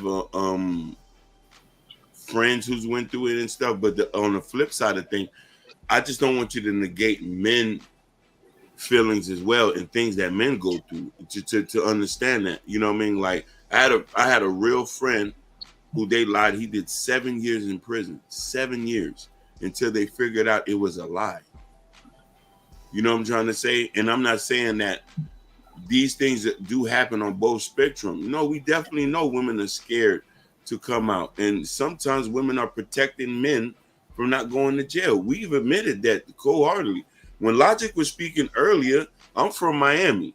one of the biggest human traffic places in the world. Girls come here, like you see girls here on the streets in the strip club, you know they from somewhere else. You see what I'm trying to say?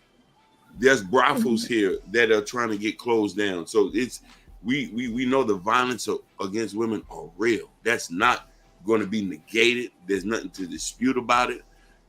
We understand that. But the thing about it is, I do, you know what I mean? And I understand you're passionate about it. And I'm saying, like, I don't ever want you to think that we think that it, but there are some people who are putting people away and are making accusations that are not true.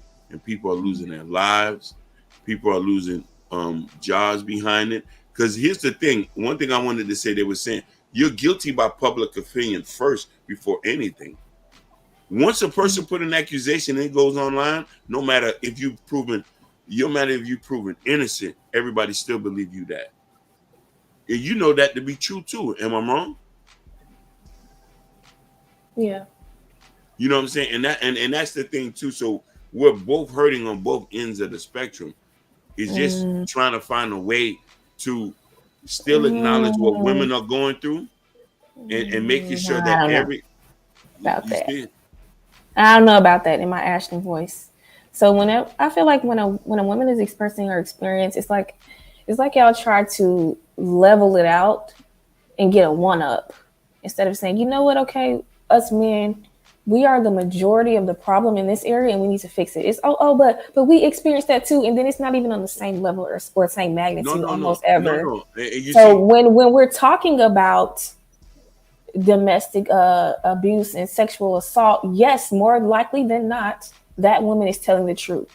Yes, there are women that lie. Those women ain't shit. Okay, we understand that, and we acknowledge that. That's what I want to hear. Yeah, that's we all I want to that, hear. but what we're not going to do is make it seem like that the two equate. They don't. So there are a couple of bitch ass. There are a couple of ain't shit women out there who lie. That is true, but they're not the majority. And I want to speak towards the majority of the women and empathize with the majority of women that experience that. That's all I'm saying. It's not equal. And y'all trying to make it equal and making it equal level playing field. Hey, hold on, gentlemen. Hold on, real quick. Nobody's trying to make it. We with you on that. I agree with you 1,000%. Nobody is making it equal. We still consider the women and this is just being honest, women are still considered the weaker vessel in society. The laws are in place to protect women. By and large, the laws still protect women. So you're right in that regard. We agree with you. And I would venture to say a lot of us are on whole niggas' heads when they out of pocket. That's all. Okay, so we cool? We agree on that at least, right? She know that shit. She know that. I'm always gonna win. I never. All right, I'm on. No. Somebody keep yelling so I can stay up. I got 4 more hours till I get to the A. Hey, look, Pink. So, do you agree when they say on these panels that a majority of the men don't get pussy? Oh my God. I definitely agree. I wholeheartedly agree. You agree, right?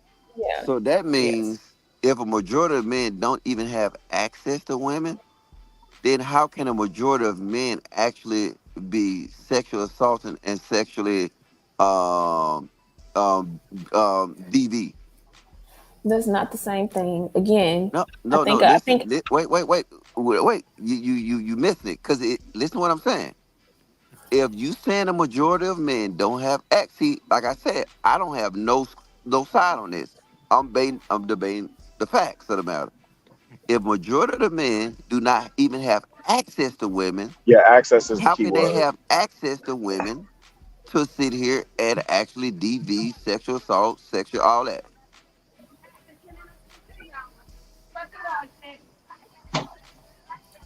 Hello. My bad. Yeah, sorry. I was. So is it fair to say that when you're dealing with DV and all that kind of shit like that, it's not the majority of men, it's actually the minority of men that continues to do the same thing with a majority of the women? Absolutely not. Here we go again with y'all's lack of. Oh, I'm asking you. No, stop. Back, y'all Don't need a play me. statistics No, class. don't do that to me. I'm asking you a question based off of the conversation. So And don't I do answered that. it. I said absolutely not. Okay, how is it possible that if you just say a majority of men don't have access to women, then how, if they don't have access to women, how they commit DV? Lack of access to women is. I'm talking about sexual. I'm talking about SA. Lack of access to women is what drives most SA cases. Is that not true? What? Do we not have incels in jail for lack of access?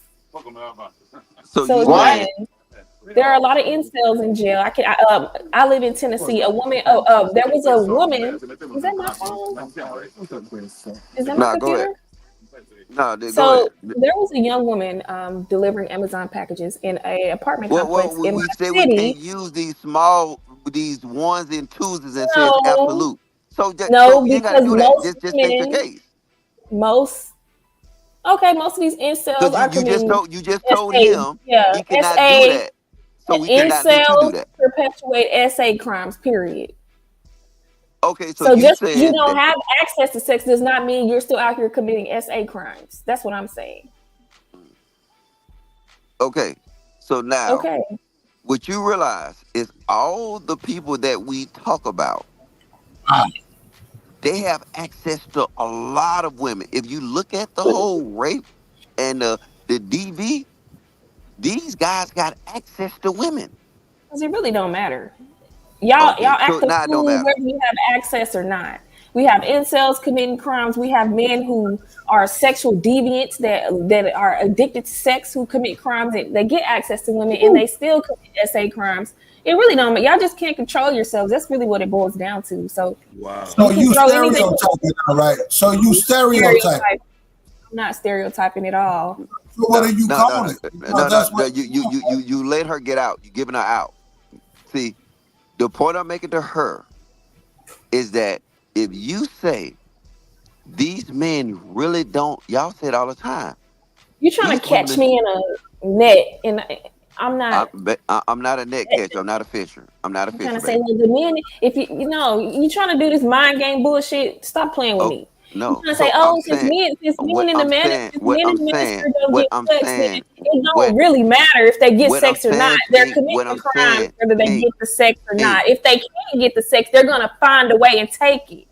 Okay, is that not the case? What I'm saying is that if I don't have hands, how can I pull the trigger? If you say if you said these men don't even have access to women, then how is they committing DV to women? I answered that for you. You didn't. You dribbled around. Honestly, we're talking about two different things. You're talking about DV, and I'm talking about SA because we were talking about DD and Cassie. That's what we were talking about. As far as sexual assault, it does not matter if you have access to women or not. Men of all calibers do take advantage of women. So illustrate that for me. How does a man? Just did. So you got a man. He's sitting down right here. He has no access to women. Explain to me how he get himself access to that woman so he can commit rape. Illustrate that for me. You trying to do mental gymnastics? I'm not. I'm trying to sit here. We're having a legitimate conversation. I'm a man right now. I'm sitting in fucking Rome. I have no access to women, right? How do I put myself in position to actually rape a woman? I'm not even about to go in the gutter with you and play these mind games with you. So you know the answer. You know the answer. Stop playing. No, because the men who do that, the men who do that, they have access to women. A woman just don't magically, you don't snap your finger, they pop in your hotel room. So men that don't have access to women just sit in the room in the dark and twiddle their thumbs, or do they go scope women out? You gotta get access to women out and take access if they can't get it. So hey, you know what? Let me ask you. She actually think we are the same. Hey, wait a minute, hold on. Are you in a relationship right now? No, that don't matter. That don't matter to the conversation. Don't really don't. Really don't. It don't matter. You giving her out because see the thing is, if she's saying, I want her to illustrate how a man can get access to a woman to do these things to her when we just agreed they don't have access to them. You just don't want to hear what I'm saying. It's like y'all have y'all's illustrate for me. Y'all have y'all's own agenda in the conversation, and you really just don't hear me because I keep repeating myself, and you just don't like the answer. But they say I'm giving you an out, and you're not even answering my question. Well, hold on, just we can focus. So I'm saying to you, Pink, if you really think about it, right? If you really think about it, when these women get sexual assaulted and stuff like this, right? Mm-hmm. The dude have access to them. Yeah, baby. A lot of time it be in their houses. A lot of time it be in hotel rooms. These guys got access to them. The incels don't have problems because you know what? Goddamn, 9 times out of 10, the incel just pay for it. So I'm saying, if you illustrate this in your mind, how can an incel get an access? Because if a woman see an incel, 9 times out of 10, he'll say something to him and she walk past him. Am I correct? Absolutely not. Oh, so a woman don't walk past incels now? Shit! No, I'm sorry. Yeah, I gotta chime in too. I'm sorry. Said absolutely not. Y'all have a talking point and y'all have an agenda, and that's cool. I'm not playing along. Oh my God! And I stand on what I said. It doesn't matter if y'all have access or not. You take access when you can't get it. And y'all literally y'all so duplicitous to the fact that we just had this conversation a couple of seconds ago where you were admitting how men literally seek out women to take advantage of them. So now all of a sudden men don't do that. We have men that hide in bushes waiting on women. No, even the men that I was talking about. What? Now all of a sudden, just because a man has access to dating women, we don't have men out there to take advantage of the lack thereof and just Yes. But this is what I'm saying. When I was displaying how, when I was in high school, and I saw 21-year-old guys come to the high schools, they wasn't forcing access with them 16-year-olds. They was taking advantage of the 16 years old, but they wasn't forcing access. The 16-year-old gave them access. And their family did also. Oh my God. So what I'm saying to you is that we're not talking about them. Because a lot of times, the guys that we're talking about that did that with the 16-year-olds, and then we agreed it was wrong. And we agreed that, you know what, they was taking advantage of the situation. But this is the thing, though. The women gave them access. Okay. I want to ask you. You're right. You are right. I'm trying to display. All y'all are right. Don't say that. What I'm trying to do, Pink, is I'm trying to sit here and have a serious conversation with you. Yeah. How do an incel get access to women? I don't know. Okay. I don't know. So that means, I got it. Pink, did something happen to you in your life?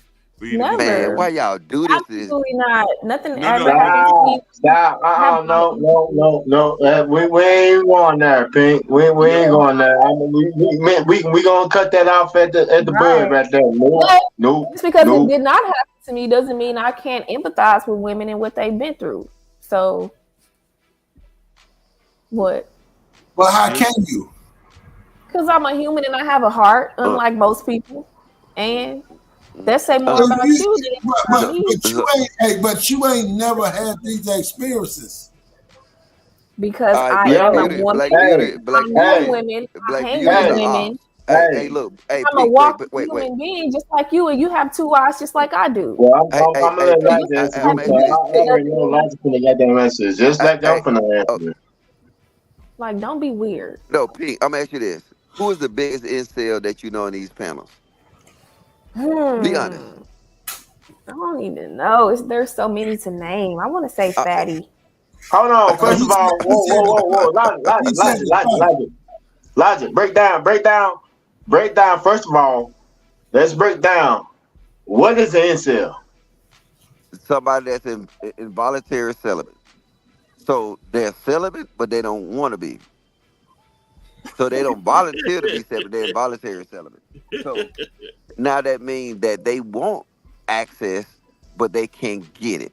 So now I'm saying this. That's the key word. Access. How can the biggest incel that you know get access to women? I don't know any incels. Are you talking about the one according to the space? How can they get access to women? Yeah. They have How to can they plot get and scheme. Most incels, I mean, most men plot and scheme to get access to women. But if push comes to shove and the blue balls get a little too hard, they go out there and take. They might be out there taking it. That's what I think. Because you're not gonna just go blue balls all your life. You're gonna take it. Yeah. You think it's like that? Yeah.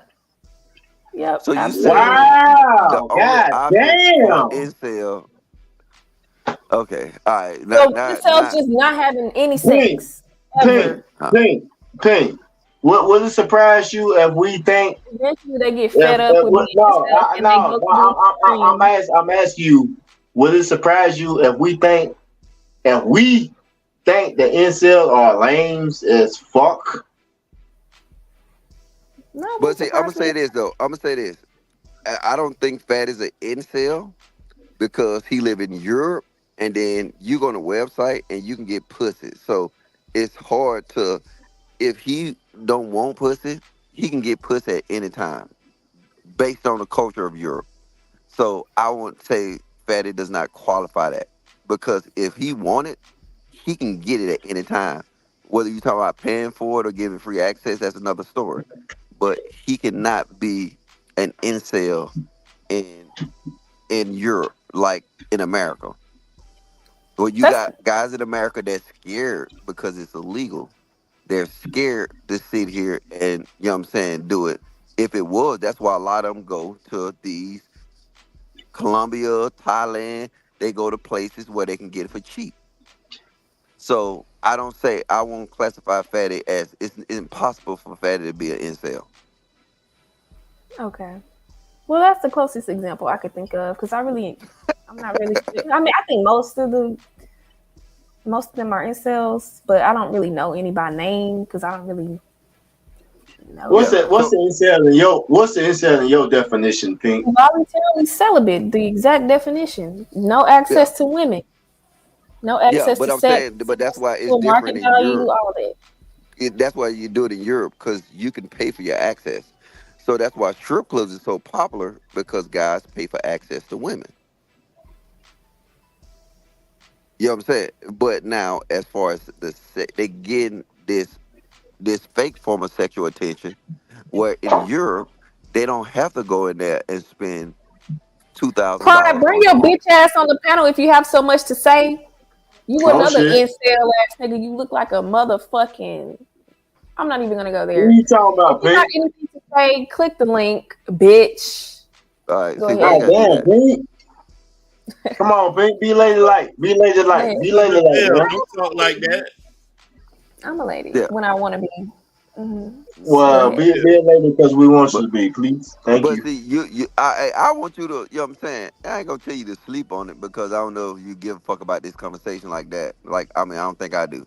But I'm saying, when you say stuff like what you say, what we gotta realize, and if we want to be honest, the men that commit this stuff, a lot of times they have girlfriends. A lot of times they have a lot of access to women. And now that's why, in order to be able to conduct these kind of things, and then we have these cases where a guy snatched somebody up, but we're talking about a small percentage. You a broke ass, dusty ass nigga with bitch ass nigga features. How about that? Now I'm talking about Pride in the chat. But why you gonna goddamn unless he come on the panel? I mean, you're right. You know what I'm saying? I'm trying to be serious with you, because this is the problem what we're dealing with these conversations. A lot of times, it's a woman that's listening. You know, I gotta go, man. You know, I gotta work tomorrow. So, hey, I love you got a job. Who are that? Hey, Mr. Troy. Oh, okay, Troy. All right, Troy, man. Take care of yourself, brother. Be easy out there, man. Hey, I love everything that's going on. Not to change the narrative, but I gotta drop down, and I just want to address me dropping down. You know what I mean? But if I could, because I would want to engage in this more. But I got to give me some rest because I got to work tomorrow. All right, have a good day at work tomorrow. All right, y'all. Hey, peace out. All right, brother. Yeah. Is Ashton asleep? Okay, go ahead, Logic. Yeah, no. I'm just saying is that you can't. And I think you understand that. You think it's a trap. It's not a trap. It's actually it's breaking down a talking point that's in this sector that we got to sit here and realize that the men who do this stuff have access to women, and now it ain't an incel because incels by definition don't have access to women. So we're talking. This stuff is happening, and I hate to say it, but this stuff is happening to men that women give access to. Now, I'm not saying that it's right for them to do it, but the men have access to them, so it's not incels. So now we need to break it down. That I could just say the thing about this, the incel can be your biggest advocate. But I'm for the road too, though. So, you know what I'm saying? Y'all have a good rest of y'all show. Good night or good morning, either one. And thank you for joining. Thank you for your input. It was greatly appreciated. Anything? Any remarks? Any rebuttals, Hakeem? I think I said a lot. You know what I mean? I just don't want you to be very one-sided about things. You know what I mean? Yeah. Go ahead. I didn't mean to cut you off.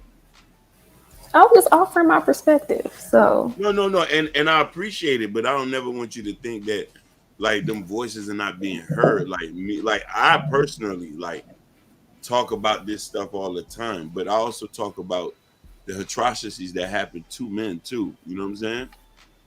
Like, and I know sometimes it's hard for a woman to understand what men go through because y'all have already been programmed to have a certain image about us.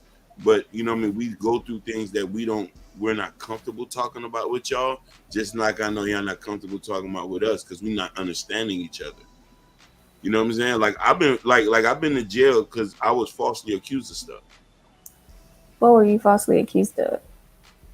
Somebody accused me of breaking into a house. I had sat in jail for a year. Coming home from school.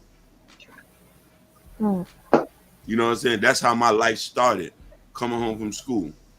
And then, you know what I'm saying? Like, I'm not going to go into other stuff, but you know what I'm saying? But I'm just saying, like, there's stuff that happened to us that I think people go over because y'all look at us as us being so hard and tough. Y'all can be insensitive about things that we go through. Because we're like, oh, y'all not going through that. You know what I mean? It's the whole hyper masculinity thing. You know what I'm saying? To be like, you can envision us in a way and don't know, okay, shit, we got some shit going on as well. But I know that happened. Huh? I'm sorry that happened. That's your experience. Yeah. Can't take it away from you. I was 17. So you was visiting somebody's house and you got accused of breaking in? No. I was coming home from school. To your house? Going home to school, walking, and a white person accused me of breaking into a house, and I sat in jail until I was until I got out. My parents are foreigners; they didn't speak English at the time. That's terrible. I'm sorry that happened to you.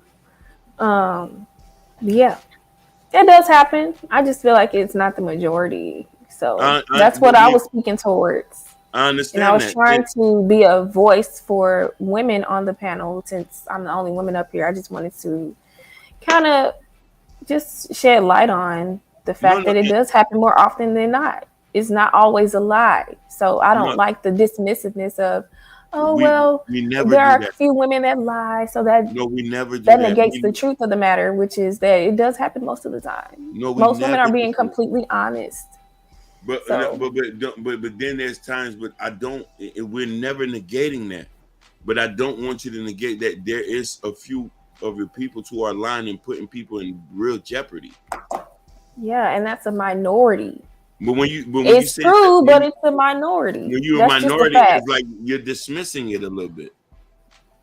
I'm not here to play games with you manosphere niggas, okay? I'm trying to be patient. Listen. Pink, I'm not in the man. Have you ever looked at the stuff I talk about? You don't even. This is what I say with manosphere men who have this skewed view of reality, and they see life in reality only through men's experiences. The first thing we even talked about on the panel was this Cassie Diddy situation. What did men jump on the panel to do? Oh, well, there are a couple of men that get lied on, and there are a couple of men that is just trying to make yourselves the fucking victim when y'all really are not the majority of the victim in the situation when it comes to sexual assault and all that. So I don't like that shit. So when you try to, and then you did it again just now, you tried to flip it back on me and say I'm trying to be dismissive of y'all's experiences when I was the one that brought the point forward first. And when I brought the point forward first, y'all were negating me. No, and y'all just don't like it being done back to you. That's all it is. And I'm not here to play these manosphere games. That's all I'm saying. I'm not in the manosphere. And you don't have to be in the manosphere. I'm not here to play mind games. Nobody's playing mind games. Find games. Another woman to play these mind games with these fucking talking points. Find somebody else to play with. You're something else, baby. Find somebody else. Oh my God. Listen, you was in the chat for so long. As you came to Kraken I didn't know who you was. You're a ball of fire. Yeah, y'all think it's a game. Y'all want to keep playing with me on this panel. I'm not here for it. I got to put you in the classification with some kids. Ain't nobody going to win talking with y'all. Shit. Hey, Six. I give up, boy. Shit.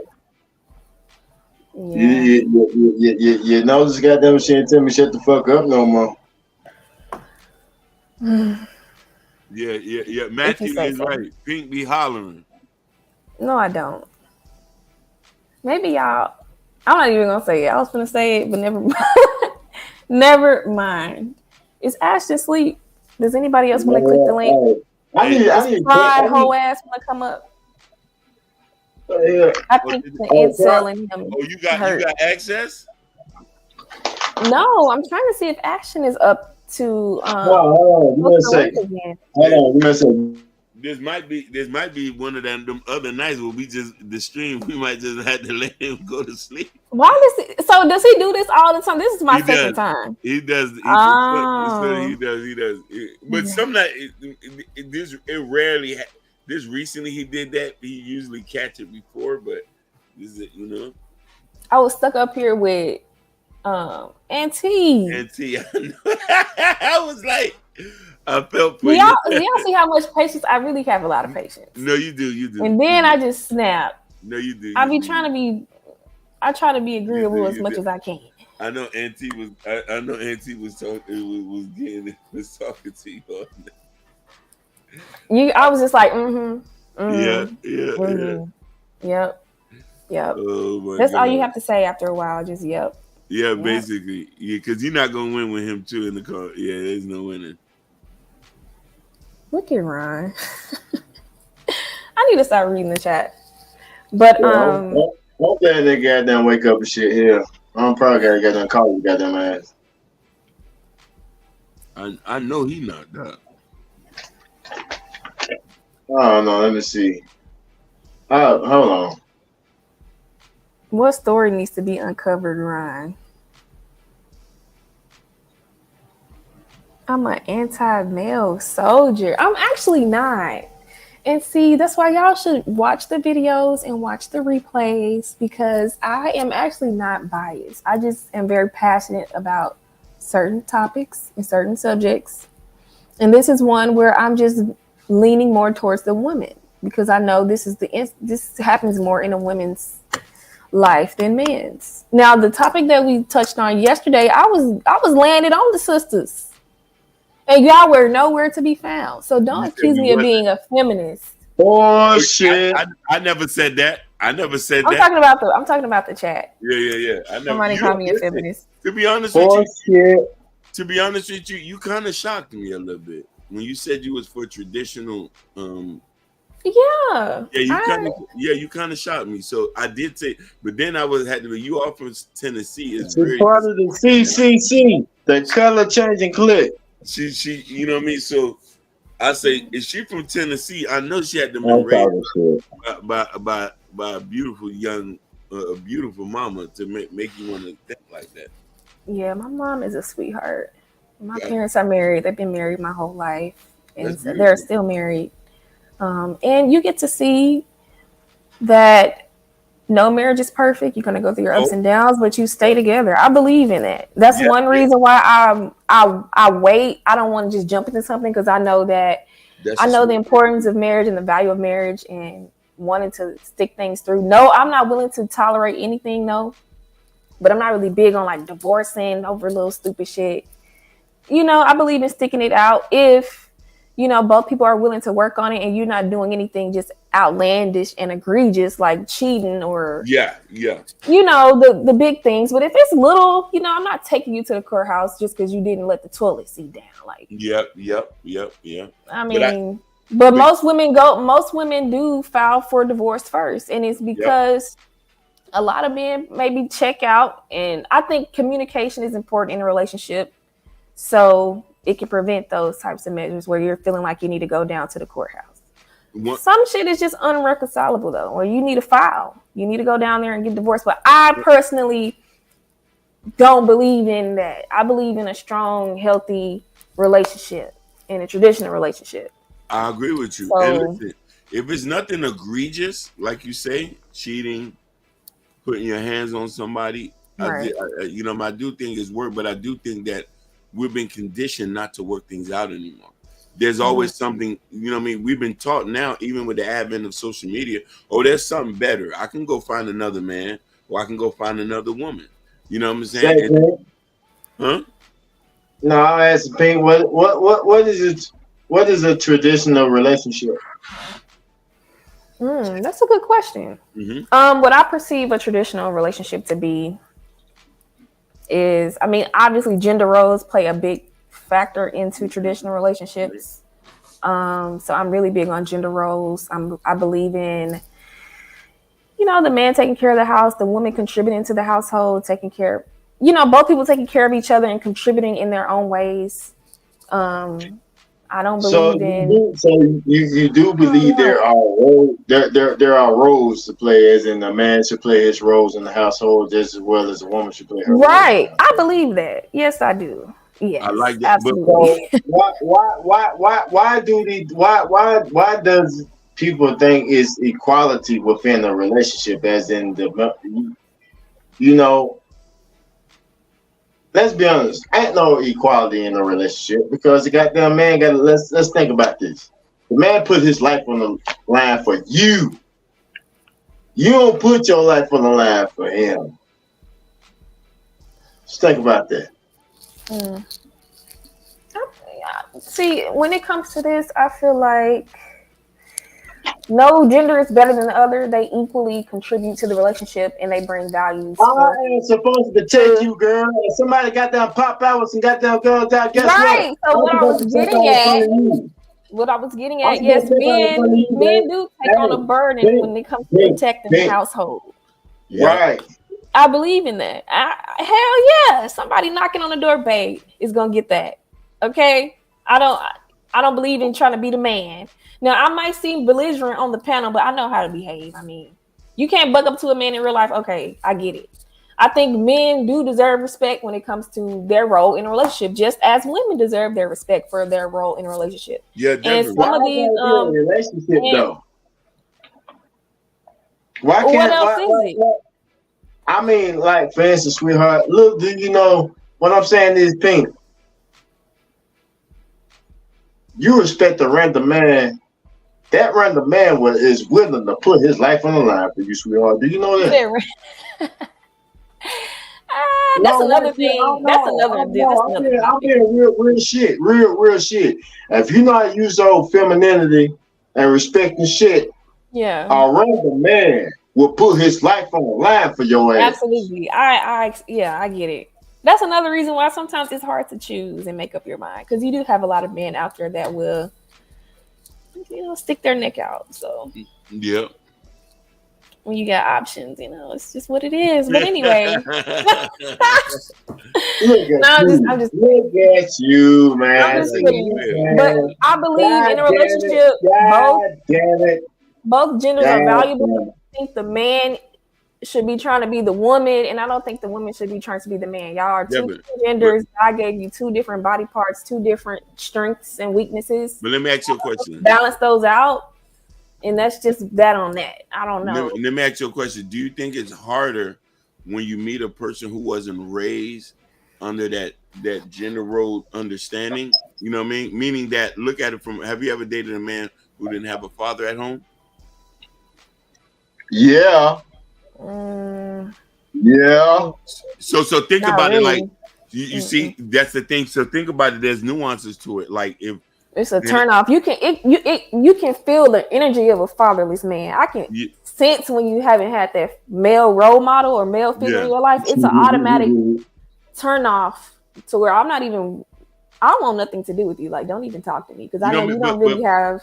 But it's the you same need to go way. find your daddy and get some good examples of what a man should be. Listen, it's the same way when I meet women who never had a dad at home. So I could tell there's a lack of respect when it comes to talking to men. You feel me?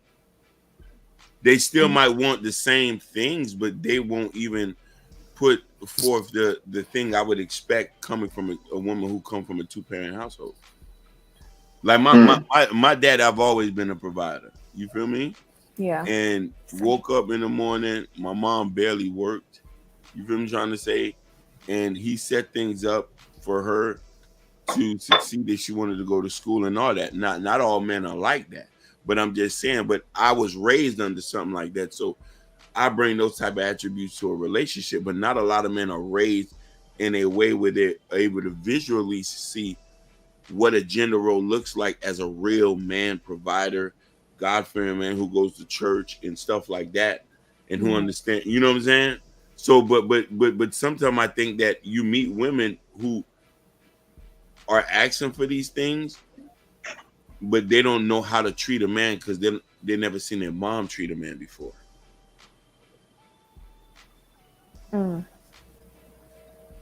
Yeah.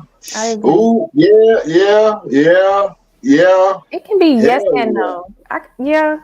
I agree with Hakeem.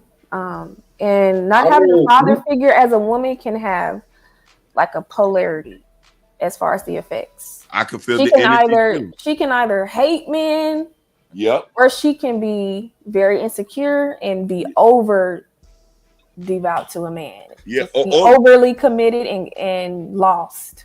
Or easily manipulated. Easily manipulated, lost, desperate. So it's important to make sure you being out there stay in your children's lives, because it will it carries over well into adulthood. Listen, and how that child maneuvers through relationships and even life in general. You're right. You know who was the easiest person to get over on like just out here in the dating scene? Somebody who ain't never was raised with their daddy. Yeah, and that's why a lot of men can be intimidated by women who were raised with the father figure. Because they know they have someone that they know that she has an example that was set forth. Yes, and he has to meet those expectations for the father. And a lot of men will run off when he's shit, she got a father. I really got to step my game up. And I know I'm not man enough. I need a woman that is impressionable and malleable, that I can kind of manipulate, like you said. And she doesn't know any better. She doesn't have an example. She doesn't, and she'll accept the bare minimum. You know what I mean? So you are 100% right. Men are intimidated by women who do have strong male role figures in there, because they was like, "Oh, you bought me this. This ain't nothing. My daddy do this for me all the time." You know what I'm saying? But I do think that does put men on notice when you do deal with women like that. But since there's so many women since there's so many women and men who are out here without fathers mixed into the dating pool, this is where you start to hear these new way of relationships they're trying to make normalized. Oh, this is a partnership. You know, a woman don't want no partnership half the time. You want us to take the blunt of the responsibility, like that you're supposed to. Most men take the blunt of the responsibility. You'll feel some kind of way if I tell you, babe, I need you to put half on the rent. You're gonna look at you like, what? Yeah, absolutely. You see what I'm saying? Yeah. But people start saying this, oh, I want a partnership. Okay, pay half on the rent, pay half on the groceries, and I want you to pay half on picking up this gun. Absolutely not. You see what I'm saying? No, you know what I mean? Yeah. You know, a real man don't. If you love your wife, you don't want her to stress. You don't want her to work. I've always had this thing where I'd rather my wife struggle to get up at 10 o'clock in the morning than go work for somebody. I want you to get up and make me coffee in the morning. That's your job. Yeah. And that's why she worked for herself. Thank God, Jesus. You see what I'm saying? But a lot of men don't. A lot of men. Here's the funny thing is, a lot of men would call men like me and other men stupid. Oh, you want your wife to stay home? Why wouldn't you want to do that? You know what I'm saying? It's better for you and the morale of your family. No, I just don't want you to just sit home and sit on your ass now. No. I don't mind this the playground. No, you're right. Okay, let me ask a question to both men, because I don't know if y'all agree on traditional relationships or not. What do you consider sitting on your ass? Because there are a lot of things that women do to contribute to the household, in the house, outside of the house. Okay. So, go ahead. All right, like what? Not saying there isn't, but I'm just saying. So so just for clarification more, you know. I just answered. I mean, y'all know what we're talking about. Most women are sweetheart. For clarification, sweetheart. That's it. That's all. So I can answer that for you. Go ahead. So for me, you are right. I would say like I never said she was for the record. I never said she was wrong. Yeah. Never said that now. Yeah. So please don't get offended as if no, I never said you wrong or nothing, but I'm just saying clarification. I mean, as in break it down for the chat, as you know, because everybody don't catch on, you know, people just take on just hear what they hear and shit. So I just, you know, when I'm on panel and shit, you know, I just, you know, have people like break it down so people understand what you're talking about and shit, you know. So what is considered taking care of a household as a woman? Right. Yeah. So again, traditional relationships refer to a certain point in time where women were cleaning the house, doing laundry, doing dishes, keeping the house tidy, keeping the yard tidy, just all types of stuff, making, you know, cooking for the family, preparing food for the family, making sure everything, just making a house a damn home. Yeah, right. That is what I consider a role as far as like a housewife, whatever, but let me. We want different things when it comes to what a housewife should be doing. You know, but I mean, don't care about. Okay, go ahead. No. Finish your point. I'm gonna give you context. Well, I was on my. It ain't too much because she already gave too much context too. I mean, actually, she really. Honestly, she broke it down too much in the end. So for me, like, let's say for instance, like, all you saying is that's like that should be like basic stuff. You feel me? Right. You know what I mean? But like the elevated stuff is like balancing the finances. Like if I'm at work all the time, you know what I mean? Because if I'm going to be the work majority of the time, balancing the finances. You know what I mean? Handling doctor's appointments. Scheduling our trips and stuff like that. Now, you know, a lot of people hear me talk and they might say I say outlandish stuff, but there's things that we don't really get a chance to talk to say things I would do. Now, let's say, for instance, you're a housewife. You feel me? I'm not going to expect you, like, there's some days I'm going to tell you, don't cook today. You feel me? Yeah, so that's why I was saying on the tail end. Yeah. depending on, you want to make sure you know what the expectations are in a relationship early on. Some men don't care if you cook every day. No, yeah. Some men, you just got to know each other's expectations on both ends. You're early right. on. But yeah, the bookkeeping and all that's important too. Like with one of my old jobs, most of the clients were women calling in, coming in, emailing in. All the types of escalations that go on with bills, services, because their paperwork, medical appointments. It's a lot. There's so much that goes on in the administrative side of a relationship, even being an adult, keeping up with things. So, I mean, it depends on who agrees to want to take care of that. If the man is working, paying the bills, somebody has to be managing it, making sure a bill isn't past due, or a bill didn't go up, or if a bill did go up, you go in and you look at the details and you see why it went up, or you call and resolve it. I mean, I get it. It depends on what the two expect out of the relationship when it comes to that. But for the basics, I mean, I believe in the basics of a traditional relationship. So, but you see, the thing is, a lot of us don't get time to really talk, and I think it's important when the man and woman meet each other, they really iron these things out, because sometimes some things can get misconstrued. You know what I mean? And the thing about it is, like, I still want my woman to have her own autonomy. You feel me? You're with me. Like, if you treat me right, I want you to be happy. I'm gonna want to say, hey, check this out. If we good on the level, girl, won't you just go on the trip with you and your homegirls? I'm not a dictator. You feel what I'm saying? I just like things a certain kind of way. Like, if we're mentally all right, emotionally okay, and you know what I mean, there's certain things that you can fulfill for me, which is very basic. You know what I mean? Because you do got men who ask for a lot in certain things. You know what I'm saying?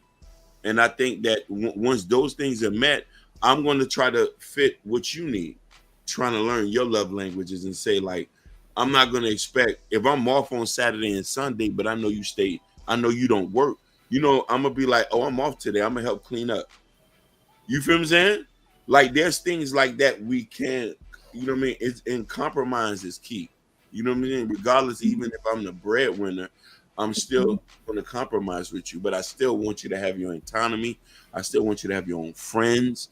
Like, these are things that people don't get a chance to hear, because, I'm going to tell you, I want you to cook, clean, and all this, but we don't get down to the basics of this stuff. We get down to the deep-rooted things. Like, nah, man, you can still go out and have fun and still do your thing. You know what I mean? You're not my slave.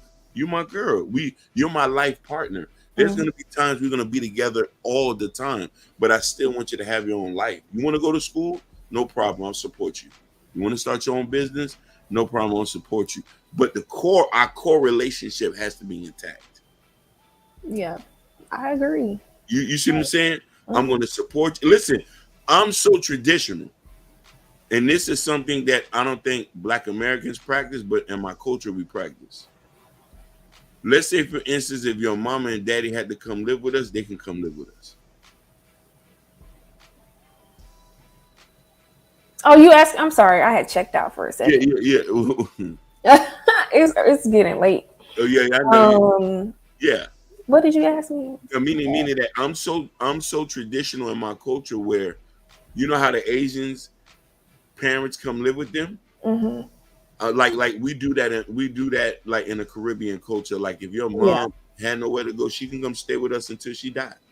If your daddy had to come, you know what I mean? This is how family, these are other sacrifices.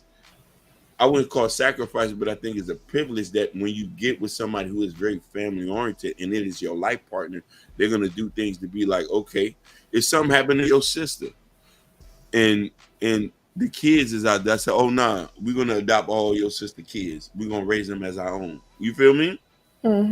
So there's other levels. Like, this is why I say there's so many levels. Hey, wait a minute. We do that too? Yeah. We do that too now. Don't get it twisted. We do that too now. Yeah. No. Definitely. Yeah, you don't see it as much. We don't see it. But we don't see it as much because it's not publicized as much. Don't get me wrong. Grandmama always take the kids, But I'm talking about like the husbands and stuff. You don't tend to see that saying, "Oh, your brother's kids, your sister's kids, we gonna take them in." But like where I come from in like Caribbean, Oh, yes, the hell we do. Oh yeah. Before they got them foster parent, before going to foster care and all that. We couldn't step in. No. That's like I said, bro. It's not publicized as much, bro. I'm talking about in a marriage. I'm talking about in a marriage. I do agree with you. I'm talking about, man. Look, I'm talking about in a marriage, baby mama, whatever. If it's blood, nigga, Well, I mean, growing up, you see a lot of us go to our grandparents' house. That was for the most part. I have observed that other cultures believe in keeping the nuclear family in the house and all the way back to the great granny being in the house sometimes. I think that earlier on, our generation was doing that back in the day. I remember growing up, my grandparents lived with they lived with one of my aunts, if that makes sense. But you don't really see it anymore. No. That's just because the family has become broken. You don't see it. You don't see it anymore due to the goddamn health complications and shit that comes with it. No. Self-preservation. It's self-preservation because regardless of health complication, if we family, we're gonna take care. No, like I said, I mean, like my grandma, for instance, she didn't. My grandma got them stay. I mean, it's like she stayed. We watched over. We kept her and shit till her health faded. Like dementia and shit like that, the things we can't handle, and when it fully kicks in and shit, things like that, there's some things that's out of our hands. No, and I understand that, but I don't know. I wouldn't mind if somebody wanted to move their parents into the house, or if my parents wanted to come. My parents like their independence; they wouldn't want to move in. I see my mom want to do that if anything ever happens. And then I'm just stubborn, and he likes his space to the fact where he wouldn't want to move in. My mom is clingy like that. If something happened to my dad and she had to divorce, and she's coming with me. But if I enter a relationship where the man is taking, now it's a taboo topic. Now we have to talk about it because I do not like mama's boys though. No, what all that I'm saying is I don't do mama's boys, but there's a stronger black family connection than what there's portrayed out in on the media and all the above. Of course, they're gonna show the worst of the worst, but trust and believe, there's a strong black family network. No, listen, Six, I agree with you. More in the South, I could definitely see that families stick together. I could say, I could 100%. Like I lived in Alabama, I've been to Mississippi. I could see that families there'll be a whole but there are other places where I've noticed that a lot of people practice self-preservation, and when you're married, out here, Colorado, brother, out here, you know what I mean, and that could be true. But what I'm saying, when it comes to marriage, you might have a spouse who might not be as like, oh, why your mama got to come stay with us for? She can't get her own place. Like you'll hear these type of things before, you know what I mean? Yeah. And sometimes depending on culture or how you was brought up, people won't show that. I know particularly I'm Caribbean. Friends, family, we've noticed when the grandmama gets sick, she coming to live with us. Sometimes the mama and the daddy come live in the house with us until they pass away. I've seen this my whole life. The Asians do this and the Indians do this. There's no discussion about that. Yeah, it's almost a given. It's a given, requirement almost. Yeah, whether as opposed to being a choice and an option. And sometimes, you know who else sees that? But nobody never says nothing. The Mexicans. You'll have a whole house of Mexicans in one house.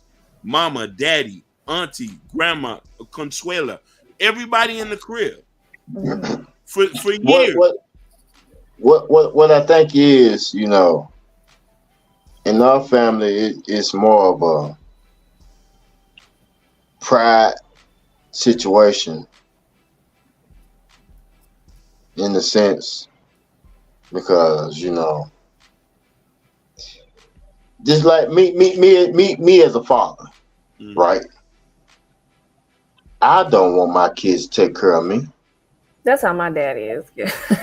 Yeah, but you know what I'm talking about. So that's what I'm saying. It's kind of like maybe in our family or in our culture, it's a private situation because I'm supposed to take care of my kids. You know what I'm talking about? Yeah. My kids ain't supposed to take care of me. It's like a pride thing, but you might get to a point where you need some help. Yeah, that's okay. But essentially, it's in a man. It's innate for a man to want to just always be a provider to the end. That is, and that's facts. I'm families. I want you to be specific about that. You mean black men, because the other men see it very different. Yeah. Because in the Hispanic culture, there's a thing called la familia. You know what I'm saying? I grew up around Cubans my whole life. Cubans, Nicaraguans, Dominicans. Ask Ronnie Ron. Me and him, we from Miami. So we've seen where whole houses of family and all the men live in the house together with the women. They work together as a family. If Papa going through something, everybody chip in. There's no disgrace. But in the black culture, I noticed that it is a pride thing, and the man has to be on top of stuff. So there's no, like, if you can't handle the blunt, you feel like you felling off.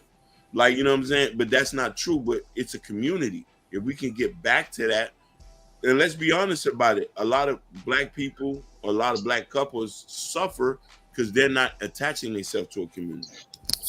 I would think it's more like, man, us as black men, we don't want to be a burden. You know what I'm talking about? It don't matter what we're going through, I mean, bruh, my father. But that man, hey yo, that man did not want no motherfucker handout. You know what I'm talking about? That's the problem. That could be detrimental. I could see that being an issue. My dad is like that. He don't even like Christmas gifts. Like, I don't find. You know what? I don't find it detrimental. I find it a strength like a motherfucker. You know what I'm talking about? It is a certain type of strength. I give you that. No, that's not strength. It's a certain type of strength that could be almost dangerous and detrimental. It is. It's not. Listen, you ever heard of the lone wolf theory?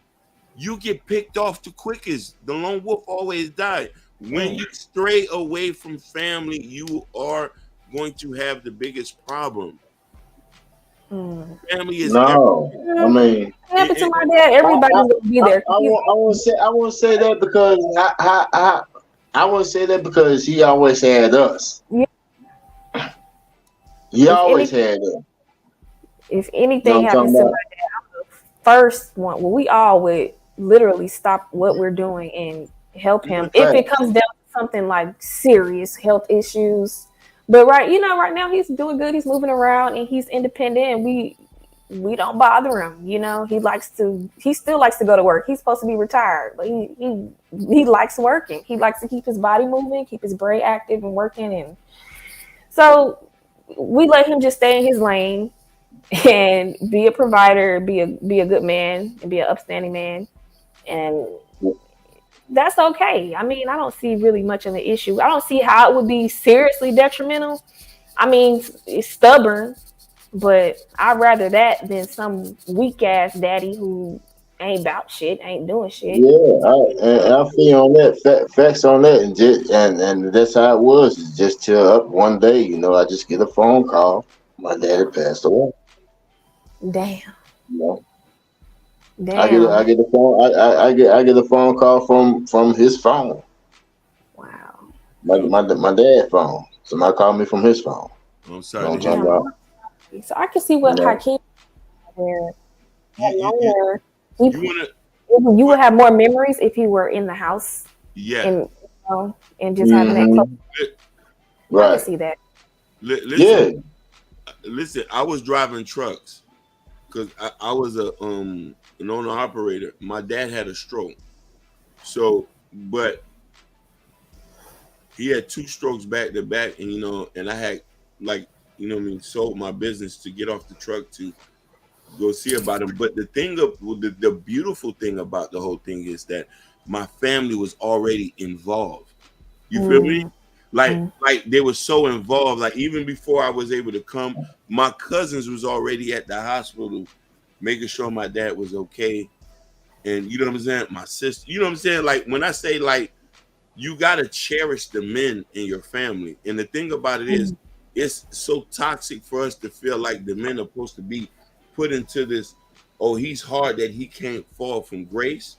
And don't get me wrong, he should have his independence, but I want men to be more open to integrate themselves into that type of lifestyle. Like, okay, this is a community at the end of the day. You know what I mean? And to be open to that. You know what I mean? Because at the end of the day, when we you know the running joke, you won't learn about a man until he died. All his secrets, shit that went on, you don't really know about his life. You know what I mean? We're not as very vocal. Even my own dad, I still don't know. I don't know him to this day. I'm over 43, and there's still stuff about him I still don't know. He don't want to talk about it. Yeah, I think that's something y'all have to do, resolve amongst yourselves as Black men in y'all's community. Why do y'all run amok? You know what I'm saying? But run amok. Yeah, but we have to have safe spaces for us to talk, though. My dad is a generation where he was taught to that whatever you go through, you have to internalize it. Yeah. I come from a generation where I've been to therapy before. I've done healing work, and to learn that, okay, I got to be transparent with people about how I'm feeling or what's going on. You know what I'm saying? And but to be able to convey that to people who can understand it. You know what I mean? Yeah. Yeah, you're right. I agree. There are things about my dad that I'm still learning to this day, like about his personality style, how he was when he was younger. And it is crazy how things come out when y'all, pass away or something sudden happens. So. Oh yeah, man. Trust and believe. You learn the most about them when they gone. I'll be like, man, what the fuck? Yeah. When you should be here, you shouldn't be an individual when you're a part of a family, and that's how most Black men are. Still don't know them, and you know what I mean, because it was like, okay, I'm taking care of everything. I have to do this all by myself from an emotional and a spiritual level. Understand, there's going to be certain points physically and financially he's going to be the head or he's doing everything on his own, but we should be able to start letting in and be more of a family. When it was because listen, the Spanish man, the Arab, and the Asian, they practice family to a T. You know what I mean? And Arab men has a brotherhood that I think that I wish Black men would have. The only reason why I know that because I was a practiced Muslim at one point.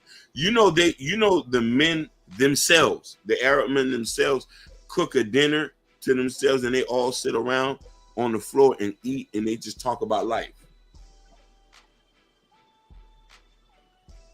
Married, what's going on? We don't tend to do that. You know what I mean? A lot of us get into marriages, and that's it. The wife has her friends. You typically at home, or you doing your own thing, and we don't have no sense of a brotherhood. You know what I mean? No, it's like this. I mean, me being the father, I do believe one thing though. If you have a close relationship with your parents and shit, your father, whatever, that shit passed down to you. I mean, call it weird, but whatever. But I felt that. I felt that when my father passed. Yeah. His experience, I mean, it's like life. I mean, like real Jedi shit. His life force went into me, type shit. To where I'm the only one that held up out of all my siblings and got everything situated. Yep. You know what I'm talking about?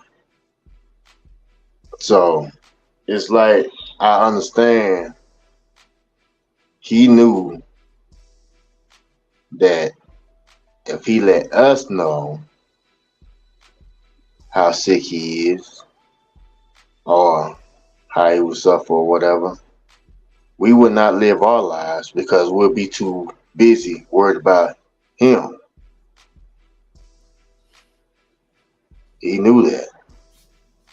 And that I can understand, me being a father. Because just like right now, if something would happen to me, whatever, you know, I won't burden my kids with that. It's not a burden. My son 25. I want, you know, because I feel that I don't want to look. If I burden my kids with my problems, they can't live their lives. No, you see, but this is where you're going. I know, I understand. I understand. I feel you, true, but I understand, but this is the way I view it, and this is the way I look at it. You know, and I understand that, yeah. You know, because no, I don't want to burden my kids with my problems. Hey, as far as my help, it no matter. So because they gotta live their life and all their above with whoop. You know what I'm talking about? You see, now I gotta do what I do for them.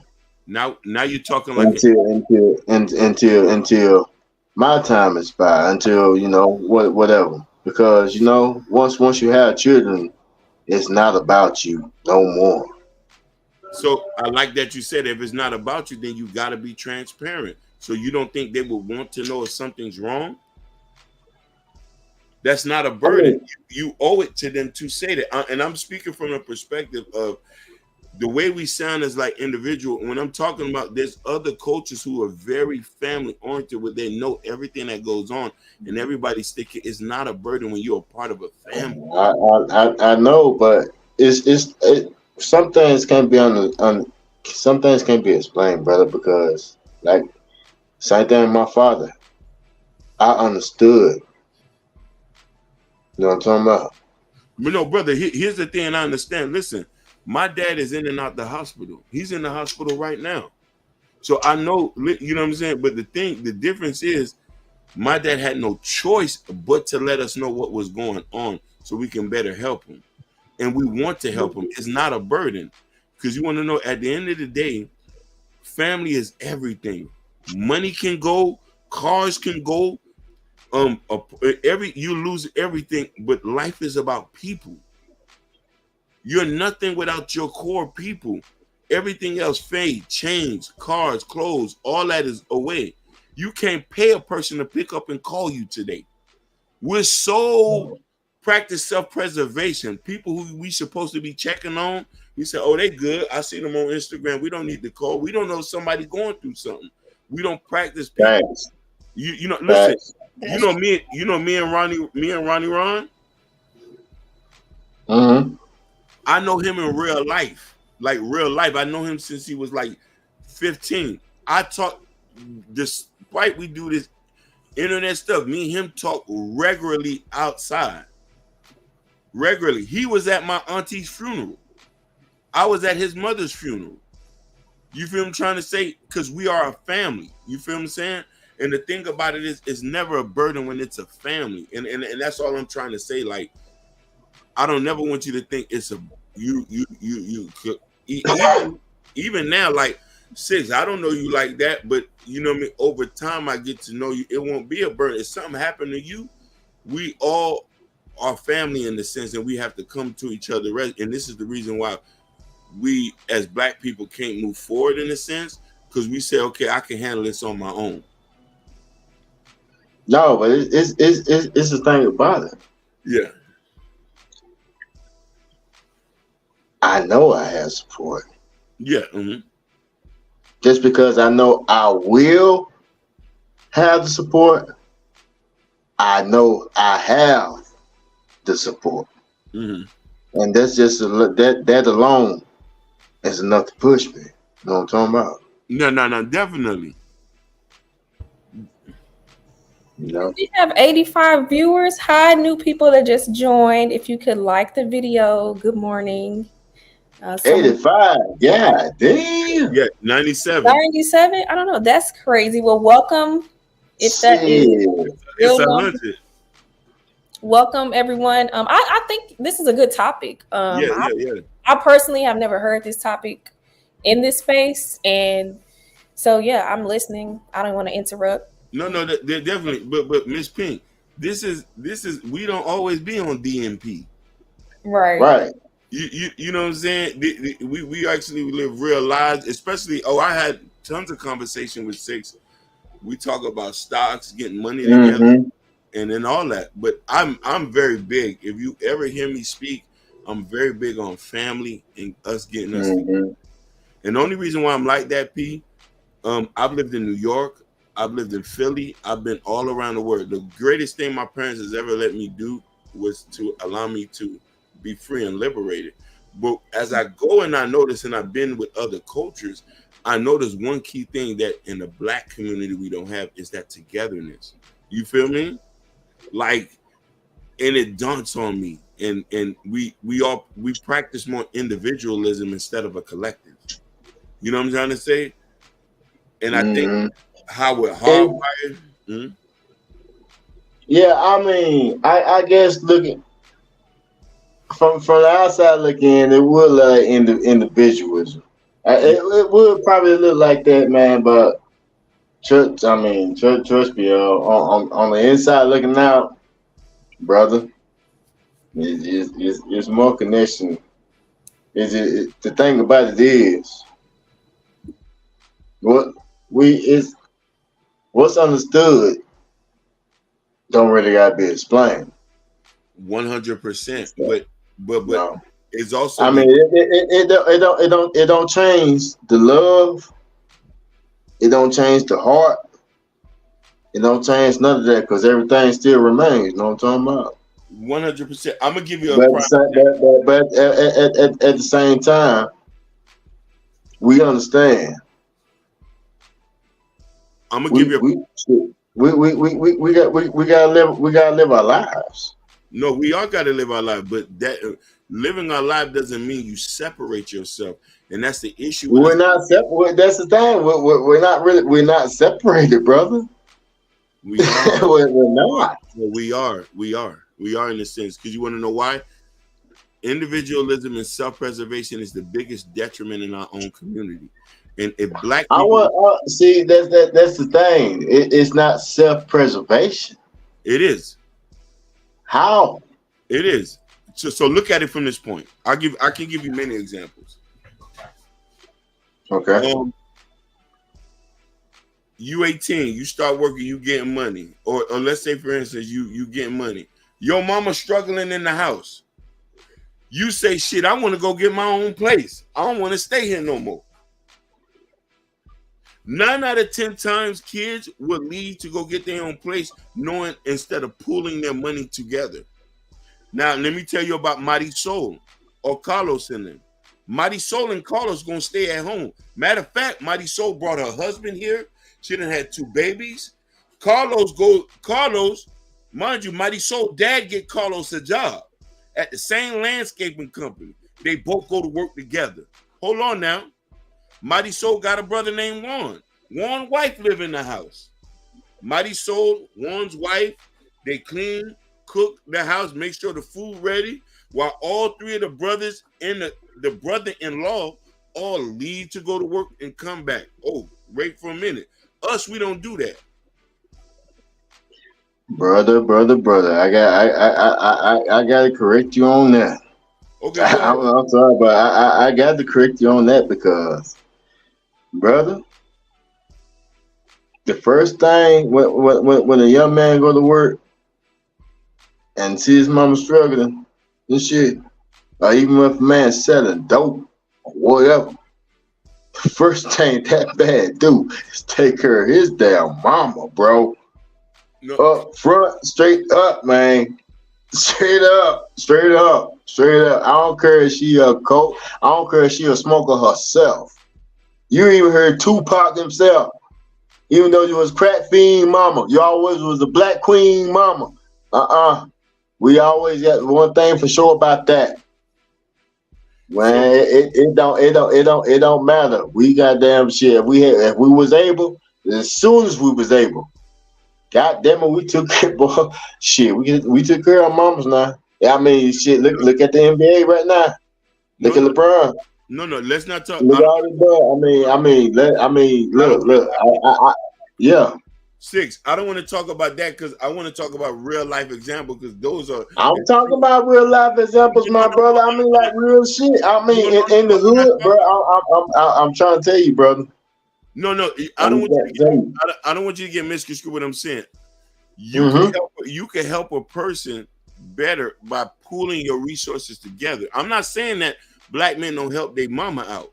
I'm saying that there's more than many times where we teach our kids to be so much individuals and to practice self-preservation. The first thing, so I gotta get my own place. Mind you, listen here, mom and daddy could be struggling, but there's so much of an individual they won't let you know. Yes, you can. You can give them a couple dollars, but how much you can help them if you was in the house pulling your resources together to make it better. Don't get me wrong. I'm not judging nobody. It's their culture, but I'm just saying there's many mechanics why we're so falling behind on things.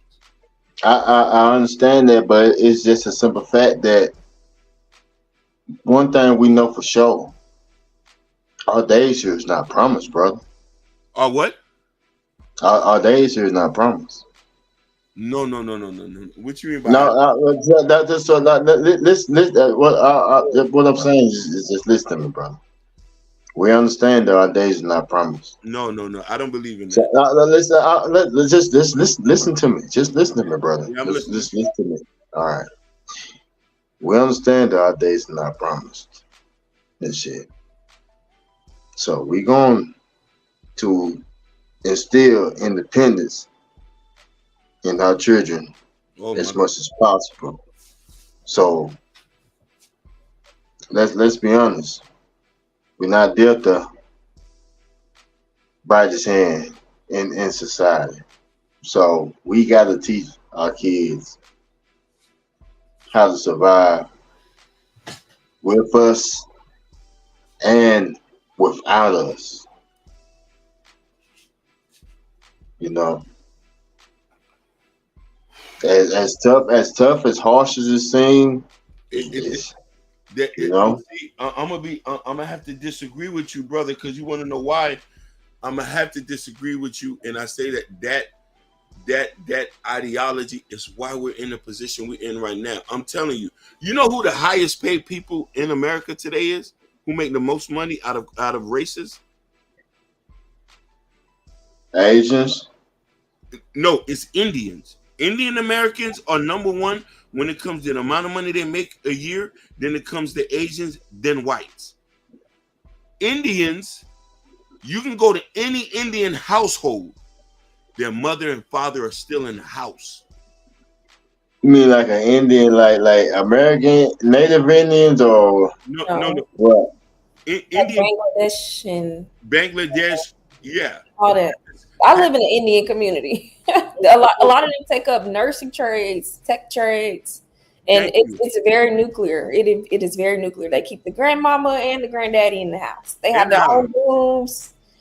Yeah, that's real prominent in the Indian community. And you're right. That was my first guess because I see it every day. Every day. She know what I'm talking about. And listen, the Arabs practice the same thing. When we talk about we got to teach our kids independence, they still are struggling. The Indians, as they keep the mother and father in the house, they're learning independence by helping them reach a certain goal. When the parents die, it's the cycle all continues over. They still make more money than us, and their parents are there helping them all the way up until their death. We're still struggling. We haven't moved not one iota. But you got to remember one thing also, brother. We are living in the same government from the 1900s. No, it's not like that. It's not like that. A lot of it. Oh, yes. It's very, very, very, very, very, very much like that. Very much like that. Very much like that to where goddamn it, everything that's black people goddamn it, everything fucked up black people do is publicized in the algorithms on a daily basis. No, that we have no control over nothing. And from the beginning of this motherfucker, we wasn't even goddamn declared full human goddamn being. Okay, 6, you made a key point. You said a key word that I want to highlight. So this is the same. What I'm saying is this is the same. Government ain't nothing changed in the government. Nothing changed. The same government. Hold on, 6. But these are excuses, though. I want to say that no, it's not no excuse because how the hell you expect people got them ahead on some when people went got them even getting the because I how do you expect? I didn't finish what I'm saying. All that I'm saying is my question is I don't know how long.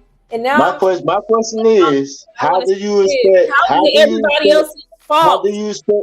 How do you expect us to get an equal footing on something that we was never given an equal footing on? Everybody that came here had an equal fucking footing. We never had a fucking equal footing. We never had an equal footing. Everybody came here. They got equal footing. No, 6. Shit, we didn't. Let her get her point out. 6. Let her get her point out. Let her get her point out. I wanted to say this. I didn't even finish what the hell I was saying. My apologies, brother. Go ahead. You've been talking. Go ahead, brother. I'll let you do a whole dialogue for a long time. I wanted to interject and just say one thing. If you do feel like the white man or whatever you said. I didn't say the white man, right? The key word you said was we have no control. Okay? If that is the case, what does that say about you not having control? That's still your problem at the end of the day for you to fix. That's still black men's problem to fix, to gain control. And that's the thing, sweetheart. We are fixing that thing. We are fixing that. We are fixing that because we are taking control of our narrative. We are taking control of our story. We are taking control of our heritage. We are taking control of all of that now. I don't see that. I'm sorry. See, you don't see that because you don't see it on CNN. You don't see that on Fox. You mainly see that on YouTube, which mainly gave us our main platform. Okay, but you're making to get our message out. There is no excuse. What Hakeem was also trying to say was, shouldn't have an excuse for your failures. At the end of the day, it's what's failure? What's failure? What do you mean? He just came up here and explained how we're behind other races. Why? How we're behind? Why are we behind? It's not a white man's fault. At the end of the day, it's about decisions and choices. That's what it is. It's about the what? It's about the what? Decisions and choices. Decisions and choices. Okay, go granted. Decisions and choices. Decisions and choices. All right, good. Listen to me though. Decisions and choices. Decisions and choices. Well, the black motherfucker from people that was never gave a goddamn equal motherfucking footing. From people who was never gave an equal footing. For people who was never gave an equal footing to the people who now. No, listen to me. Listen to me. Lack of discipline. Listen to me. Let that man speak. For the people who was never give an equal footing to be where the fuck we are now. Now imagine if we were given that equal footing. Yo, 6. Do you know that black people have the spending power? No. Y'all not finna skip by that. Like I said, for people that wasn't giving an equal footing to be where the fuck we are now. Keyword given. Keyword given. Imagine now. Imagine. No. Y'all ain't got no skate. No. You're not. No.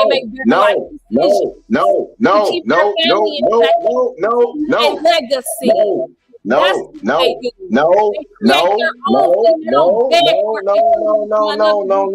No, sweetheart. No. Like I said, from people that wasn't given an equal footing 6 to be what we are now. Imagine if we was given an equal footing. Imagine. What would we be? What would we be?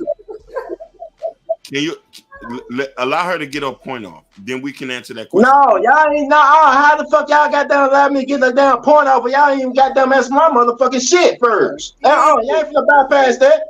No, she's gonna answer. We're gonna answer the question for you. You said imagine and you said given. That's all I heard. And that's all I needed to hear. Nothing is given.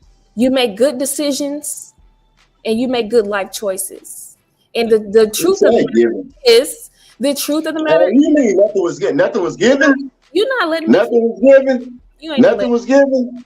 Then why the fuck goddamn it land and shit was goddamn given to motherfucking Europeans going to this motherfucking and shit? You talking about nothing was given? Motherfucking goddamn shit given to goddamn Venezuelans coming to this motherfucker. Nothing's given? Are you fucking serious? Y'all don't Nothing was given.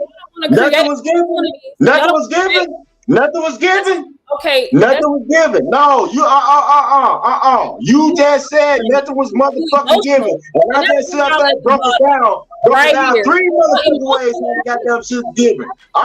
No. I just sit there and broke it down to you. You said nothing is given. And I sit there and broke it down to you how shit was given. Okay, you just proving the statistics of why. No, I'm proving to you got that when you got them. Ain't no goddamn statistics when you got them. Look at your goddamn self. Ain't no statistics.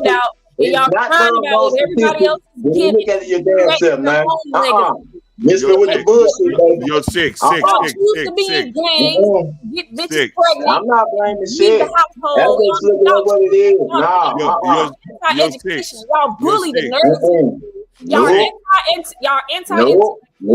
anti-education, anti-family, anti-legacy, and now you see none of that shit. None of that.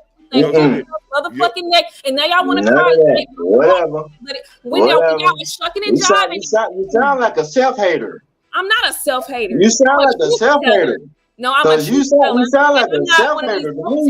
You sound like a self-hater, baby. Brainwashed by this whole. You pretty much sound like a self-hater. Cause why would anything? Why would anything I say even fucking trigger you? Why would anything I say even upset you? Why would anything I say even goddamn make you mad? Any of the above. You got triggers. Why? Listen, I want us to have a healthy conversation, but 6, we got to be able to talk with each other. Like I'm sitting up here talking. But you got to give a chance to speak, and so we can all speak one at a time. I'm speaking all the above, bro. If I'm sitting up here, goddamn talking, don't sit up here and goddamn cut me off as in I'm not goddamn saying nothing. Because I'm not gonna goddamn cut down for nothing.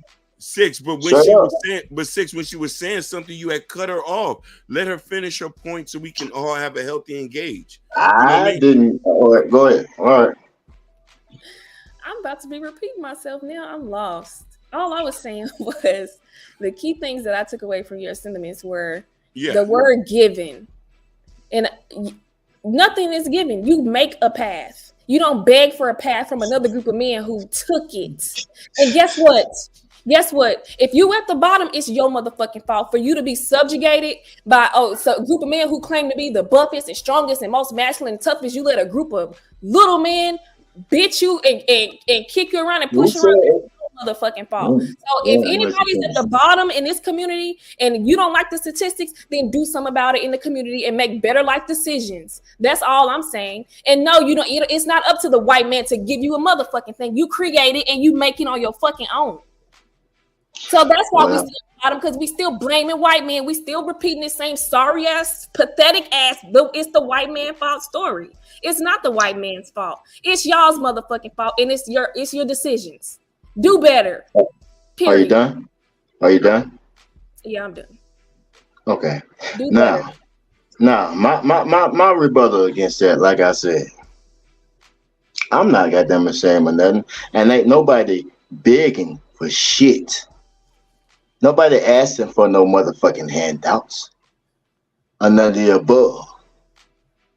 Now, if motherfucker asking for what is old is a problem to you, then I don't know what the fuck to tell you. Nothing. Because if you nope.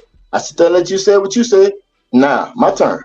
But here you still go with entitlement. No. See, no. Entitlement didn't see. Entitlement is not letting me finish what the fuck I'm goddamn saying. You ain't let nobody else talk this whole time. Go ahead. Yeah, I gotta sit down and let you fucking run your goddamn mouth, motherfucker. What you talking about? I'm not trying to hear it. Shit. You damn right you're not my enemy. I'm not yours neither. But at the same time, I talk the way I talk. I'm not. But like I'm saying, sweetheart, what I'm saying is,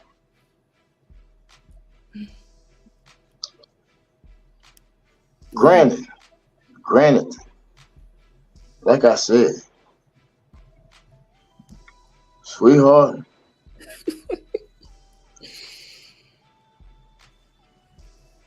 I don't know why, or maybe you might not be, rooted like I'm rooted. I'm fully black. Or you might not be from the soil like I'm from the soil. Grants, but I'm not. Come on, sweetheart. This okay, but this is where sweetheart. See, and this is what I'm talking about because I haven't even got out one motherfucking word. One word.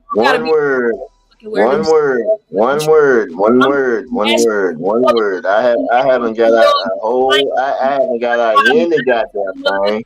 And you just don't like it. I ain't got nothing, and I'm not finna goddamn stop talking, sweetheart. So you might as well goddamn just can it because no, it's not gonna goddamn happen. I'm sorry.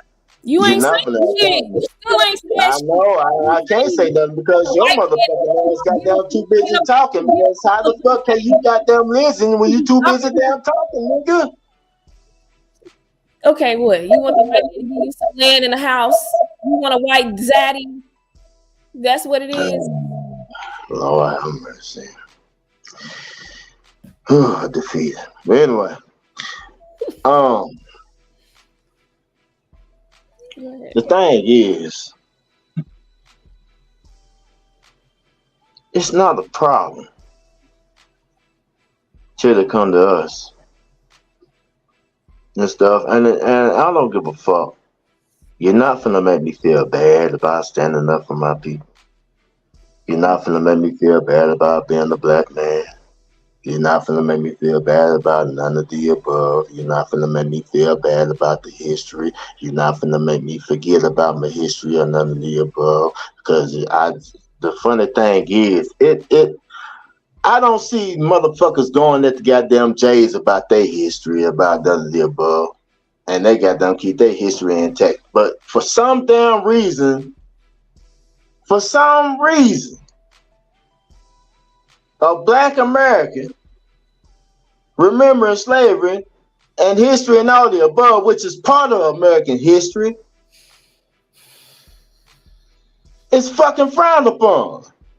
And what's so goddamn disappointing is frowned upon your own goddamn people. Okay, let me say this. No, I'm not done goddamn talking. You said enough. Go ahead. Like I said, nobody go against the Jays about the Holocaust, about none of the above, about none of the injustice, about none of that shit. And that shit happened across the motherfucking seas. Across the damn seas, not even on this motherfucking land. But yet and still, they gotta stand fucking remembrance.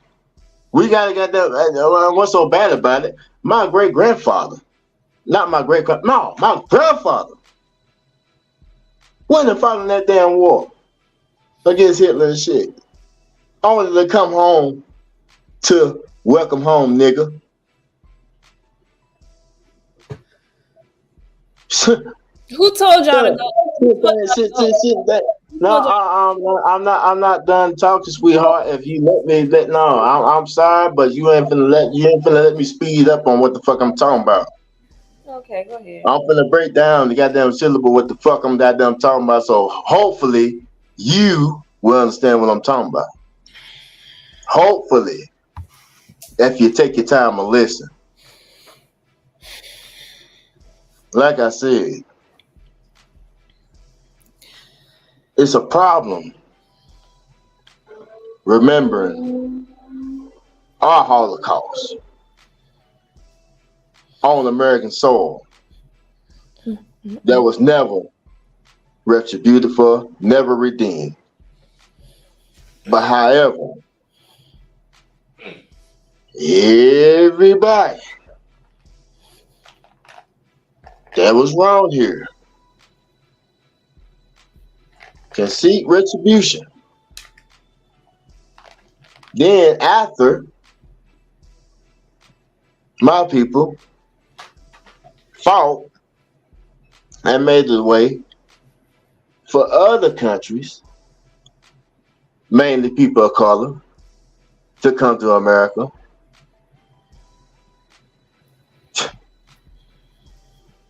We shit it all. Mm-hmm. You done? Nope. So you're not gonna let anybody else talk? I'm not done saying what I'm saying, sweetheart, because you can't just sit up there and just blurt out what the fuck I'm saying. Ooh, child. No. There's been many people that came here that was wronged against. And no problem. That was paid retribution. Why is it so? Why is it a problem for me asking for me demanding? I'm not asking shit. Demanding what is owed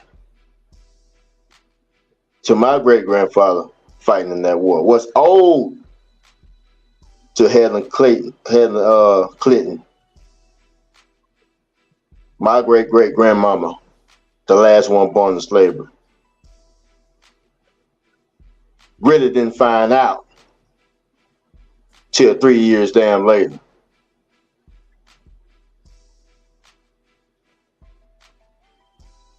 Why is it such a problem for us as Black Americans seeking retribution? At the same time we seeking retribution, it ain't stopping us from getting our own. Say what you want, but hell no, we ain't at the goddamn bottom. No, we far from the goddamn bottom. We got fucking goddamn black motherfucking billionaires in this motherfucker. And millionaires. Mm-hmm. So, y'all miss me with that bullshit. My thing is, why the fuck is a goddamn problem for us to goddamn seek retribution? Then when we see retribution, it's considered a fucking handout. We're begging. and all the above. Why the fuck y'all ain't saying nothing about the goddamn Ukrainians and shit? We are though.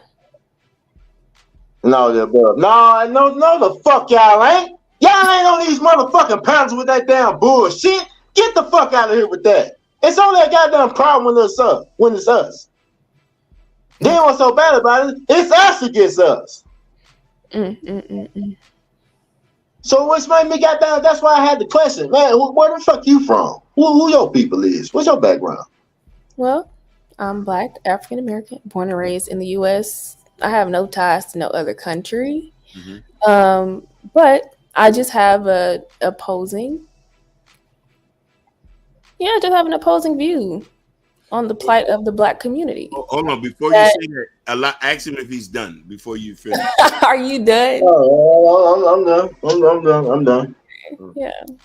So I just don't believe in making excuses. I don't think it has gotten us anywhere. It's not an excuse. Who says it's an excuse? Who says it's an excuse? You're sick. You six. Don't do that. We let you talk for a long time. Let her talk. We didn't interrupt you. Okay, all right, my bad. It's just a simple fact. Excuse? Okay, go ahead. All right, go ahead. Excuse. Go ahead, Hakeem. No. I'm just saying. My thing is, can I ask this question? Can I ask this question before I cut it quick? But listen here, Six. Did I lie? Did I lie about anything I said? Six. I'm gonna tell you. Before I can it, and everybody else talk. Did I lie? Did I lie? I had questions. She had questions. We did not interrupt. Okay, I know, but my question is: did I lie? That's all I want to know. Did I lie, people? Did I lie? No. No, you did not. Okay, go ahead. But what does that have to do with the price of tea in China? The whole conversation veered off from what the whole point we was talking about. You went into spaces that I think are very warranted, but this wasn't the basis of the conversation. We was talking about economically how Black people are doing here in America.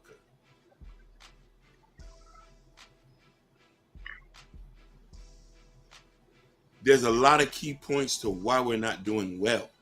But before I go into that, I want Pink to say her point. I don't know. We did get veered off a lot. I understand where Six is coming from as far as reparations. I'm not anti-reparations at all. I just have different views. For one, I don't support.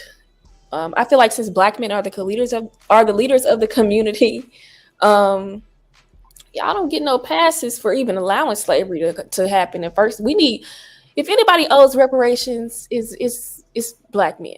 Okay, one, y'all let leprechauns come capture us and do what they wanted to do, and then you let it happen for 400 years. That is on y'all, and that just shows the weakness of Black men. Actually, we were sold by our own people. We were sold by our own people, sweetheart. Okay, but let's just skip past slavery. We know about the whole Jim Crow era, right? That's still on y'all. Y'all let this shit happen. So I don't believe in making excuses for y'all's failures and failure to protect and maintain a legacy.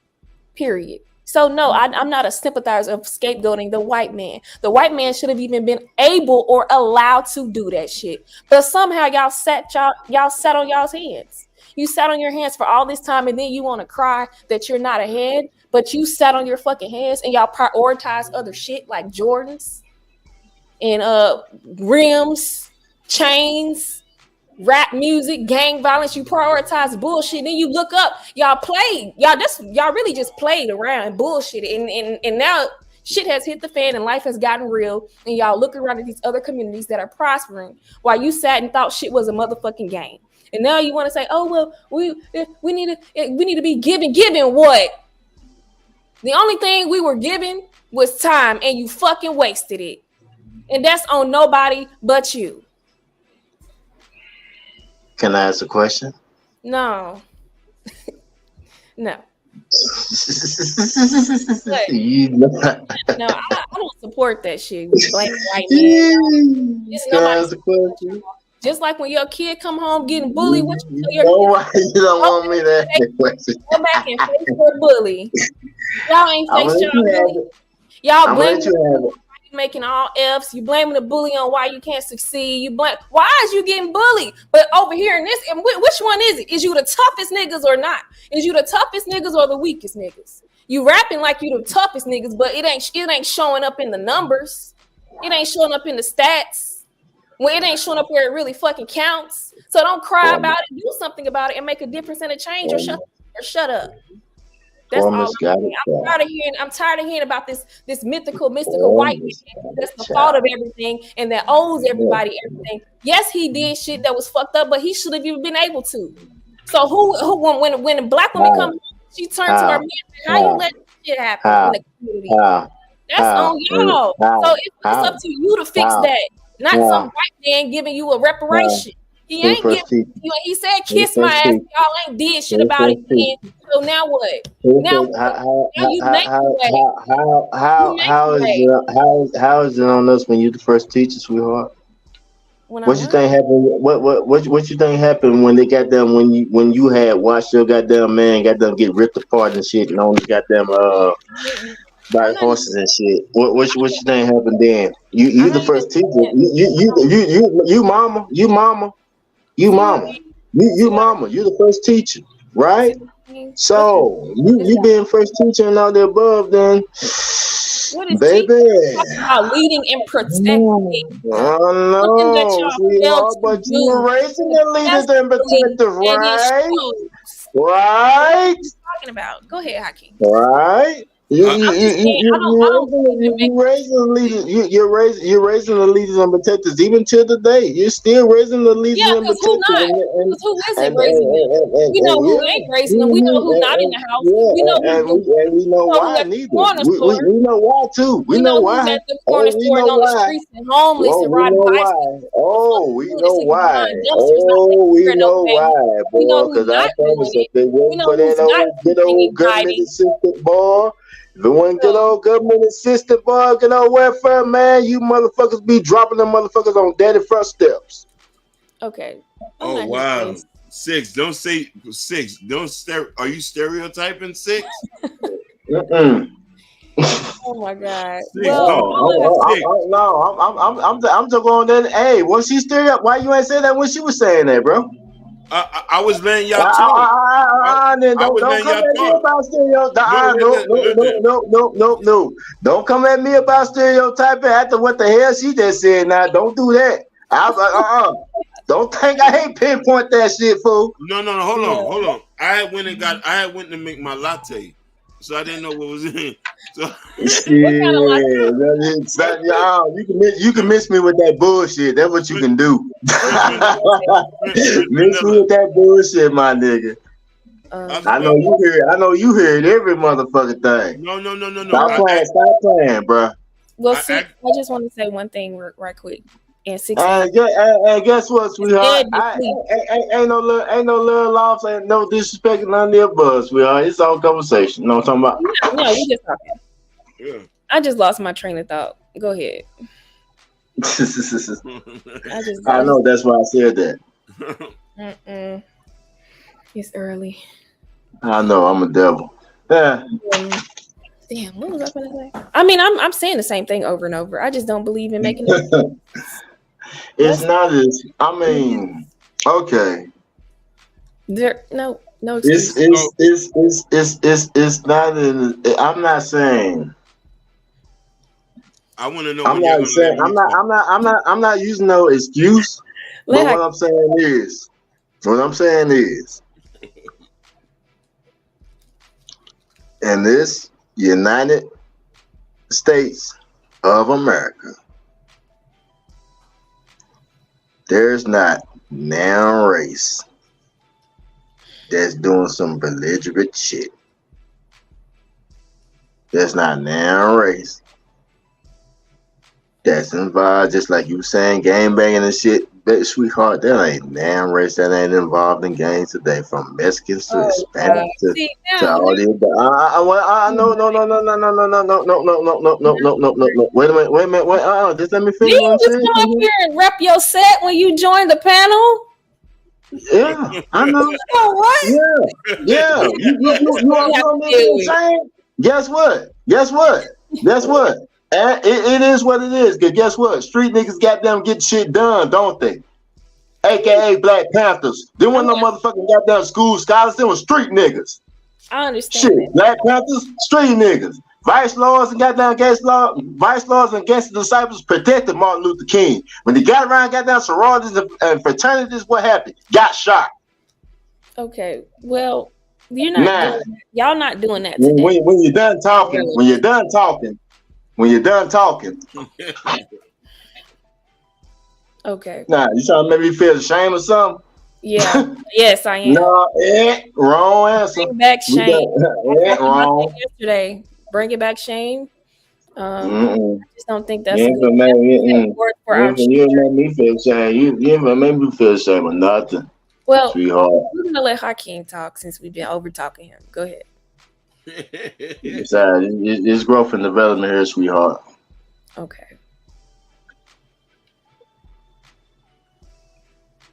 Oh man. Ooh, child.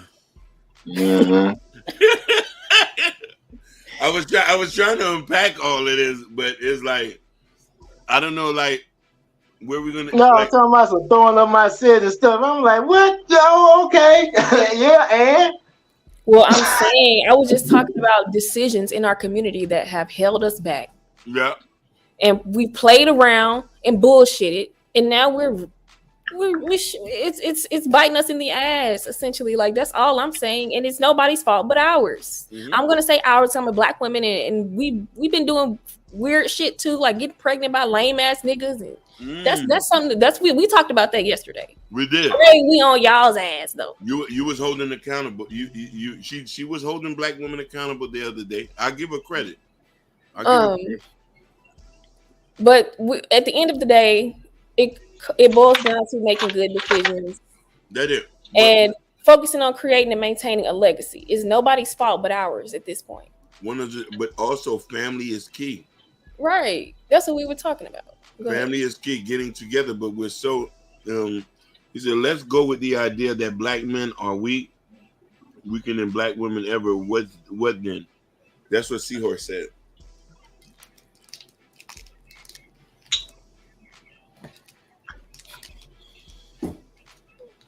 I don't know if y'all want to answer that. What? You said what? He said, let's go with the idea that black men are weaker than black women even. What then? Let's go with the idea that black men are weaker than black. Yeah, what then? Answer that. That's a good question. No, he asking you. I agree. No, he asked him. I mean, that's not an idea. That's the truth of the matter. So I agree. Okay. Granted. Well, let me finish answering. What then? What? Okay. What now? That's not a question for me because I'm not the weaker. I'm not the weaker component. That's up to the weaker in the weaker to determine what then. Me either. So you don't turn to your women for answers when it comes to leadership and protection. Oh Lord, have mercy. You don't turn to our goddamn women for answer. Why the fuck are y'all talking? Good morning, y'all. What's up? Oh my God. Yeah, what's up? Why the fuck are y'all talking? Let me answer the question. Since she refused to answer the question, let me answer the question. Nothing. You don't do anything. You just let the shit lay be what it is. If that's the case. No. Exactly. That's what y'all been doing. So I want to speak. I want to speak from my perspective. Now, 6, I love you like my brother. I love you, and I'm gonna say so. There's a lot of sentiments. Hold on. There's a lot of sentiments I cannot speak on because I'm not Black American. You feel me? Hold on. Mm-hmm. You know, I've stated this many times before. My parents are foreigners; they're from another country, and my whole family came here, and we've been able to benefit off the American dream. I'm not going to sit here and lie about that. So there's certain nuances I don't understand. So I come from a different perspective. So when I talk about family, when I talk about economics, I'm speaking from a perspective that I've seen this for myself, and to be able to interact with other races. So she's talking about it from another perspective. And I'm saying is this. My dad always told me nobody ain't gonna give you nothing. This not even your country.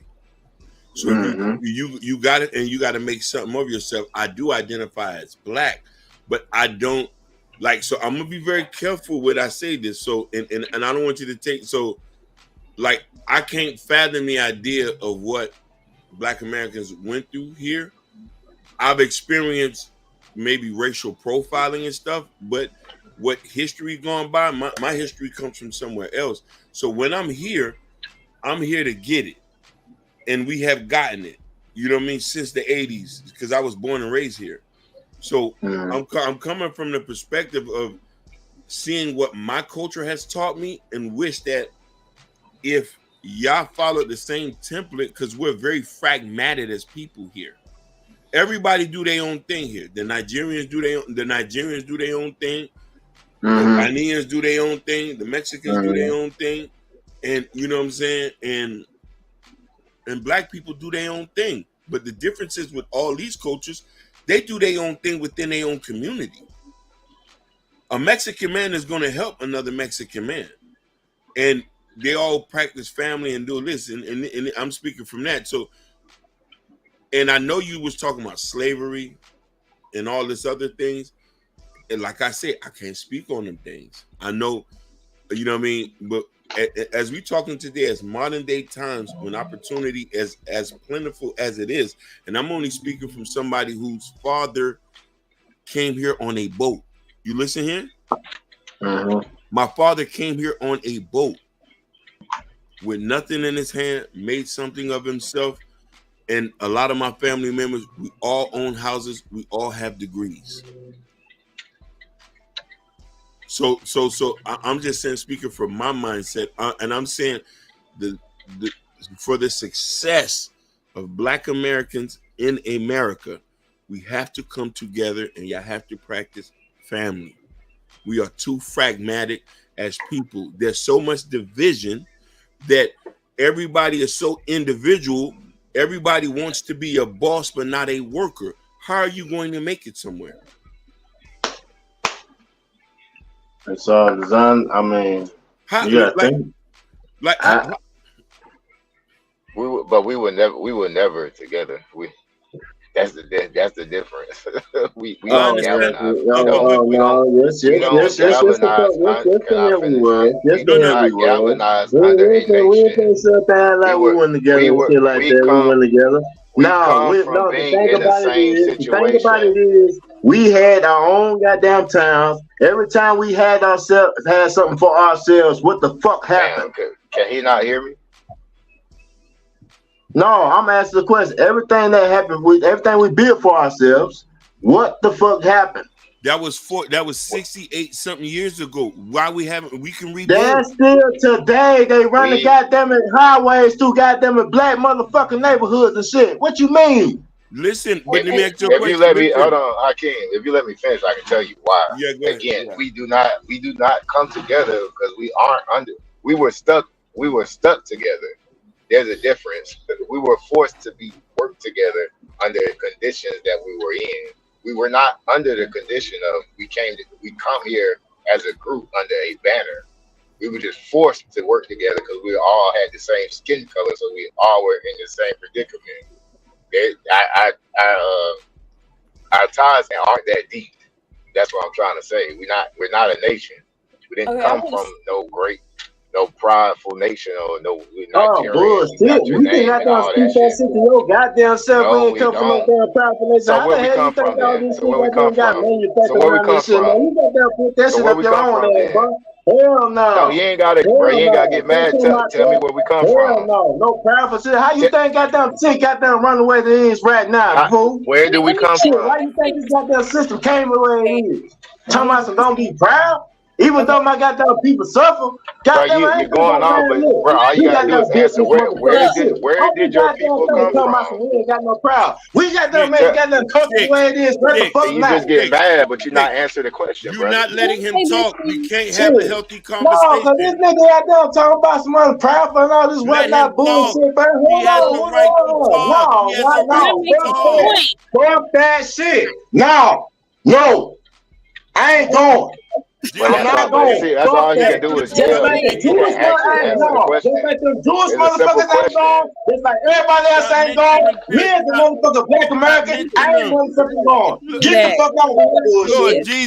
Lord Jesus, help me, please. No, fuck that bullshit, bro. I'm tired of that bullshit. Nah, tired of it. Well, let me make this one point right quick before I lose it. Let's just say this did happen in the past, right? Okay, we are in 2024. According to rap songs, y'all are the richest niggas, right? Y'all have access to resources. That's fucking rap song. Are you fucking serious? Listen to your motherfucking self. Listen to your damn self. You compare motherfucking rap songs to goddamn real life situations. So which one is it? You think you're the richest niggas or not? Which one is it? You comparing motherfucking rap songs to goddamn I'm gonna need you to be a little bit more intelligent now. Anyway, what I was saying was you be a little bit more intelligent on that one. Don't try to undermine me. I'm really dumbing myself down, if we being honest. I know. That's why I need you to smart yourself up. Yo, no, because I'm coming down to you because you clearly don't get it any fucking way. Like I motherfucking said, y'all have access to resources, and what do you do with them? You take them to other communities, do you not? We don't got that. We got the what? You're crying about roads getting ran through your neighborhood. Have you seen y'all's neighborhoods? You don't keep your neighborhoods up. What the fuck is you talking about? Y'all still have bandos and shit. You don't even where your fucking neighborhoods. You crying because white man came through and proved that fucking shit. Because y'all have the resources to improve your neighborhoods and you fucking don't. Are you fucking serious? See, that's how I know you don't know goddamn shit. You ain't look at no damn bacon records, have you? And notice goddamn it that no fucking black people are fucking cool. Why is that? Y'all don't keep that neighborhood up. On goddamn homes and shit. We still ain't get the equal footing. Why is that? Come on, man. Listen to that bullshit. I got too many goddamn examples, man. Too many fucking examples. Just let him talk, Pink. Just let him talk, because we're not getting nowhere here. Man, shit, I'm not getting nowhere with that fucking bullshit. I'm sitting up there. Everything she motherfucker said, I sit up there and bust down right then and there. No, Six. I'm talking about we can't have an engaging conversation if not letting people any other talk. Exactly. So, well, you ain't finishing now, because I'm not finishing up there and let you run bullshit. Because as soon as you run that bullshit, I'm going to bust it down just like I've been doing. Fuck that. But Six, you make your point and let other people make their point. I'm not going to let you escape with no bullshit. I'm not going to let you escape with no motherfucking bullshit. And that's it. I'm sorry. I'm not even sorry about that. You ain't finna escape with no bullshit. Sorry. Okay. You cannot do that, brother. You cannot do that, brother. You cannot. I can do that all the fuck I want when it comes to my motherfucking people. Everybody's not going to have the same viewpoint. That's what makes engaging. Yeah, sure will. I don't give a fuck who the fuck. I don't give a fuck on that. So we want to have well-rounded perspectives, and I'm here to offer a different perspective if you allow me. And but we can do that. But you're not gonna spew no bullshit. You're not gonna spew no bullshit. And I'm not gonna let you spew no bullshit. You understand me? Are you done?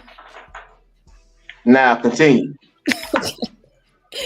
Do Hakeem have something to say? Because I just feel like he was listen. I've been having a lot to say, but I've been quiet the whole time. Oh God, go ahead.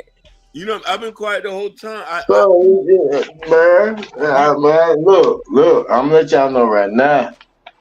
I love my people. I don't give a fuck what anybody say. I love my motherfucking people. You're not gonna make me feel ashamed of my people or nothing.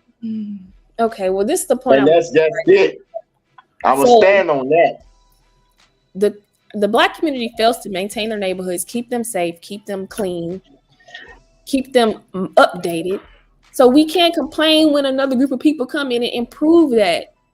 So you complaining about roads being ran through the neighborhoods, aka gentrification, but I don't see Black men using the resources that they do have. Y'all sign $1 million contracts with these sports teams. Y'all don't even own no stake in the sports league. Y'all aren't doing anything with the resources that you do obtain. You saying y'all.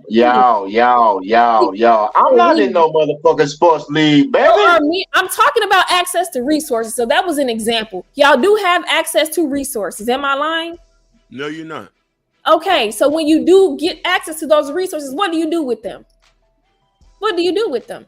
What do they do with them? What do they do with them? I'm talking. Okay, are Black men the leaders of the community or not? Which one is it? This is what I mean by being. That's a good.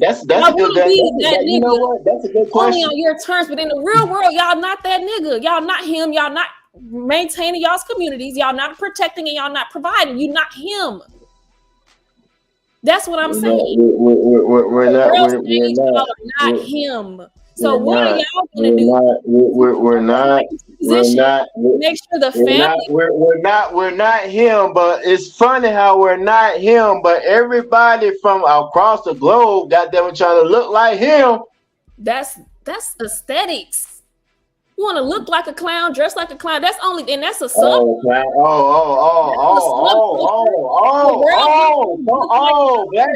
culture is a clown now, right? Yes. Black culture is a clown.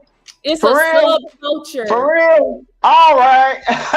That sounds like some self-hate shit like a motherfucker. God damn. Somebody who was free and wow. I'm not this motherfucker. I don't have time for no self-hate motherfucker. I'm out. That's a detriment. You're not hearing emotional ass nigga. That's why y'all don't get no fucking word. Just like that. That's a fucking example of you emotional niggas who all y'all can do is talk shit, run y'all mouth, but not really make any real motherfucking changes. You sit in your fucking bed and fart on your dick and balls all night, running your motherfucking mouth, but y'all don't do anything in the community to make a motherfucking change. But you want to act like you might be him in your dirty ass bando, in your dusty ass household, in your motherfucking Section 8. But when you go out here in the real world and you look around, y'all are not doing shit. Y'all can't compete. Y'all at the motherfucking bottom. So what do y'all want to do about it? Do you want to complain about slavery, some shit that you let happen, and you let happen for 400 motherfucking years? You still want some sympathy for that shit, and you want to make excuses. Then you got ran down on during the whole civil rights movement, got your ass beat, and you want respect. You want respect for being bitch ass niggas. Well, put yourself in position to be a real man, and you will get the respect you fucking deserve. Till then, shut the fuck up. What is we talking about? Bitch ass niggas. Y'all been bitch ass niggas then and still now, and you want a handout, you want sympathy, you want it to be everybody else's fault. You can't. Which one is it? Y'all rapping these songs and walk around like you that nigga, but it's not showing up in the data and statistics. So do what you're supposed to fucking do to be and be a real man, and not just act and talk and look like a real man, but actually be a real motherfucking man. All y'all know how to do is run y'all mouth like bitches. Go ahead, Hakeem, my bad. Ooh, child.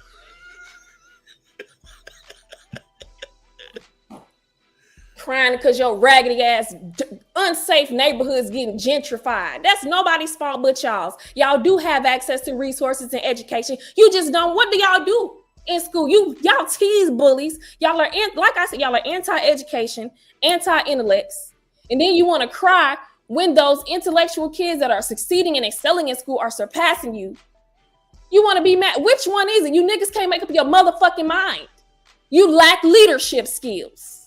That's what the problem is. It's not no white man's problem. Even when you look at the white man and how he's able to whoop your ass all these years, that's your failed leadership, bitch. Like the fuck I said, and I want a bitch ass nigga to challenge me on it. The fuck? Talking to no nigga that ain't got no business, ain't doing shit, ain't make no motherfucking difference nowhere. Came on this fucking panel gang banging. You ain't no motherfucking example to no motherfucking child. Next, go ahead. I'm gonna stop ranting. I can't stand all y'all do is just run y'all's fucking mouths on these fucking panels.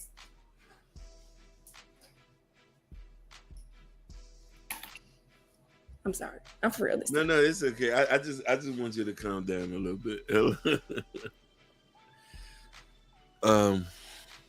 Broke ass. No. Let me go there.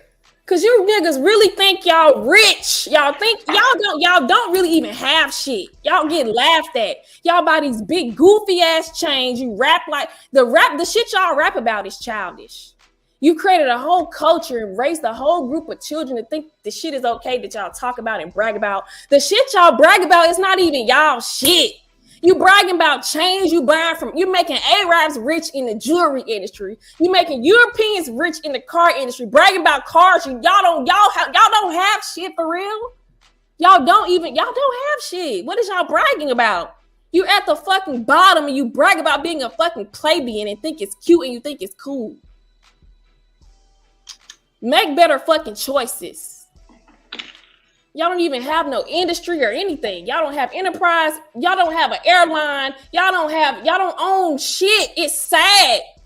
Look at yourselves in the fucking mirror. It's nobody's fault but you. Look at my picture. It's Michael Jackson. He got a song called Man in the Mirror. That's what I want you ugly ass niggas to do. Look in the mirror. First ask God why the fuck you so ugly. Then after that, ask yourself what you can do to improve the community. That's the homework assignment for today. I'm sick of you bitch ass niggas crying about the fucking white man who don't really be thinking about y'all. You want to defund the police so y'all can get away with committing more crimes and wreaking more havoc in this community. It's in disarray. You want to get away with being bitch ass niggas and you want everybody to turn a blind eye. And I'm not. It's time to hold you niggas accountable. Crying because other communities are excelling. Yes, they're excelling because look what they prioritize. They prioritize family, education. Yep. Hey, I have a question. Rapping about lean and pussy. That's what y'all prioritize. And it's going to reflect in the level of success you obtain, which is zero. Hey, I have a question. Go ahead. Mm-hmm. Why do you care? Why do you care so much? Because it really don't have nothing to do with you. And see, and that's the problem right there. Individualism is toxic, and that's what Hakeem was speaking on before. I know, but I know that. But I'm asking you. I'm asking you why do you care? Moment. That was the point, right? I know, but that's what I'm saying. But that's the point I was trying to make earlier. We are hyper individualists. We don't have our ties aren't that deep. We only galvanized together under the fact we had the same skin color and we were stuck under the same conditions because of the skin color. We don't. So, but when you do get a little bit, you leave because there's nothing really there. But you being a woman though, you're a woman though. So why would you why not just leave? You have that option. You really have that option to leave. But I think she does care, and that's why she's upset. I ain't nothing I can do about what you care about. You see, and that's the point. Defeatist. Our community is so defeatist, and that's why when I do plan on procreating, having children, I don't even think I want to even mention this slavery shit and bullshit to them. I don't want to raise my kids to feel like they're defeated in life and they're handicapped. Yep. Because that shit is a cripple and it hasn't really gotten us anywhere as a whole to sit and complain and spew out model and pleas about the past. We happen. And I'm not taking away from the fact that it did happen, but that's not our whole entire our identity. It's not. And to attach ourselves to that is just toxic and it inhibits growth. Obviously, it's inhibiting. So what the fuck? Well, I mean, I wasn't raised like that, so that's beside the point too. Like what the fuck? We ain't talking about slavery or anything. Well, that's what Six was talking about. Yeah, I wasn't even on that. I wasn't even. He brought all the slavery, Jim Crow.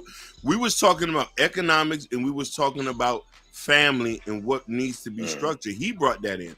This is what I'm saying. This is why I said this. We're so pragmatic. Even you even confirmed it. You asked her, why does she even care? Exactly. Like it baffled me when you said that, because it's the point. Like, no matter where we go, this is the. I mean, well, it's certain things such as family and lineage and stuff like that. And once it's broken, I don't think it's repairable, or it's How do you know that? You just proved your point just now. It's broke. Is a defeatist mindset. It's not. I know I'm proving a point. I'm agreeing with it, but I'm saying once you break a family, so once you break that and you break it down, how do you rebuild that a family lineage? You're starting anew every time. That's not even in your repertoire, so to speak. Because that's not what you come from. I could tell you by getting with people who wants to have family and wants to be a part of a community, and letting the people who don't want to suffer and die on their own. Right, but that's what I'm saying. The people that don't want to far outnumber the people that do. How do you know that? How do you know that, my brother? Because of the observation. Just look around. I'm asking, are you a part of a family? Yeah. Are you married? No. So look at it from that point. Look at it from that point. So here's the funny thing, and this is where hope comes in, and I think religion is. I believe in black people. Like, I actually, like off here, I actually deal with at-risk youth to try to prevent them from going into gangs. I volunteered in Little League football and all that. So, because I do feel like we have an obligation to the community, especially for me. What she talked about is something that I don't personally talk about, and Ron knows this, to try to be a big homie to black boys, to say that, okay, hey, maybe we can correct their mindset. So if you have an individual mindset and saying that, okay, it could be repaired. Sometimes it's going to have to take a man that's not another black man's family to teach him about family, to teach him about love, to show him healing.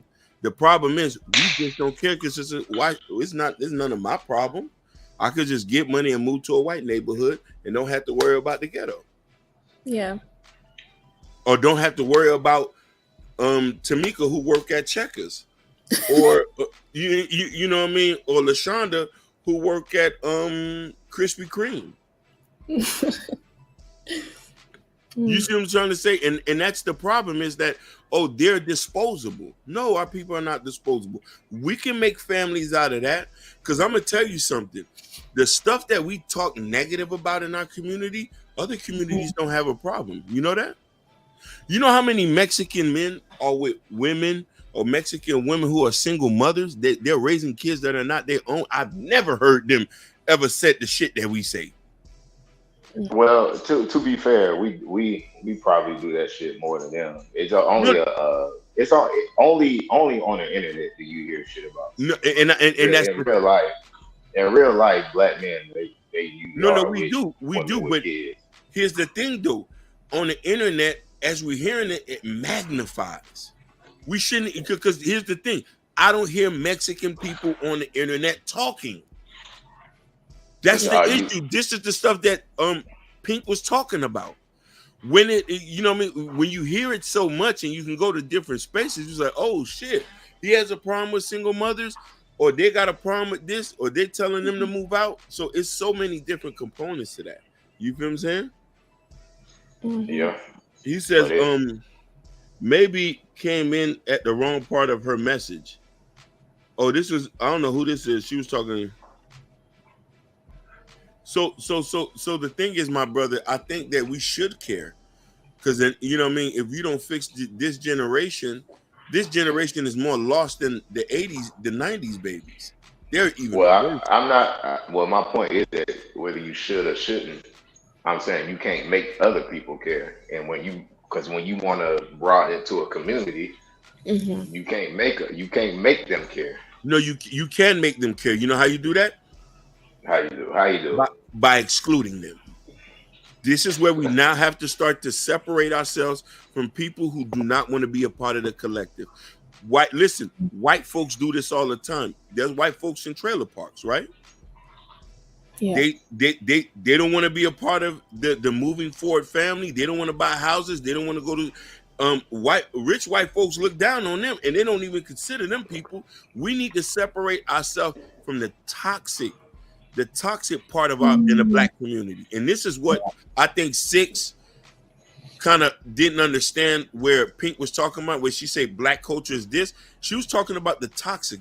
Yeah, I was speaking on definitely the culture and how it's keeping us going and getting ahead. I want to ban rap music altogether. Yeah. Female rap. That's what I was about to say. So I want to ban rap. I think that's the first start, because that's the first way a message can spread and fast. I think our music is toxic and cancerous, or at least where it is now. It probably was founded on something good, but now it's just trash, twerking, selling coochie, doing drugs, gang banging, what is the ops? All that, it's toxic and degenerate. I think we need to get rid of the degenerate rhetoric in our culture and just don't even practice any of it. Pink, you need to read this comment here. Keeping the family apart. I think we need to start there. Just ban rap music. Pink, you need to read that comment. Who was out? Sexy Red, Nicki Minaj, fuck all them hoes. Yeah, Pink, read Megan that Thee comment. Stallion. Every time you see these bitches, they're shaking their ass. Every time you see one of these men rappers, they drinking some lean, they got some goofy chain on. Pink. It's toxic. Pink. We need to refocus on education and family. I totally agree with that. No, you're Pink. Read that comment. What you said. I'm really about priority. And I think our priorities are messed up. So we can't complain, and we have nobody to blame but ourselves. So that's how I got to this point, because you were talking about the different cultures and where they are, on their journey to success, and they value family and legacy. And guess what they don't do? They're not twerking, and they're not smoking blunts and drinking weed and buying chains. Yeah, let Pink read this comment. Does she care about the black community and want to change, or is she a divester? It doesn't even matter. I think that's another scapegoat. I support divestors. I think they are gaslit to seem crazy, but they had a lot of their messages are backed by statistics. They have every right to not want anything to do with the community. So I'm not. Well, no, there's nothing wrong with divestors. I have no issue. The thing that gets the divestors is that the extremism that goes by. So like when you have a divestor, it's got a black man hanging from a tree as an avatar and going around and spread. I mean, that's where you mess up. Actual. So you're gonna inspire a lot of emotionalism, but actual divesting is fine. Like if you can do better, go do better. I think divesting is about moving away from the toxic ideologies in the black community that have been a detriment to us. That's what I think divestment was founded on. Yes, it's polarized now, where there's an extreme side to divesting where they do clown you bitch ass niggas. And shit, I ain't mad. Then there are divestors that we just have. What? Whoa. Yeah, they be in there clowning. I'll be over there sometimes. Listen, you know I'm a dark skinned man, so it's sensitive to me. That's fine. Please, but I want you to. They really okay. But what the divestment community does is they dissect and pick apart a lot of the flaws of black men. I think for a long time it was overlooked. Y'all let what's his name, Tommy Sotomayor. He had a long run destroying black women, slandering. He did black women. He did. And he did. It was so disgusting. And I think divestors, they're using that voice. So y'all didn't have a problem with Tommy Sotomayor going around here showing. I see. Y'all have something to say about Cynthia G and. To be fair, I was around during the Tommy era. It was a myriad. I'm talking about 10, 100, probably hundreds of talents that spawned to go against Tommy Sotomayor. You know what happened?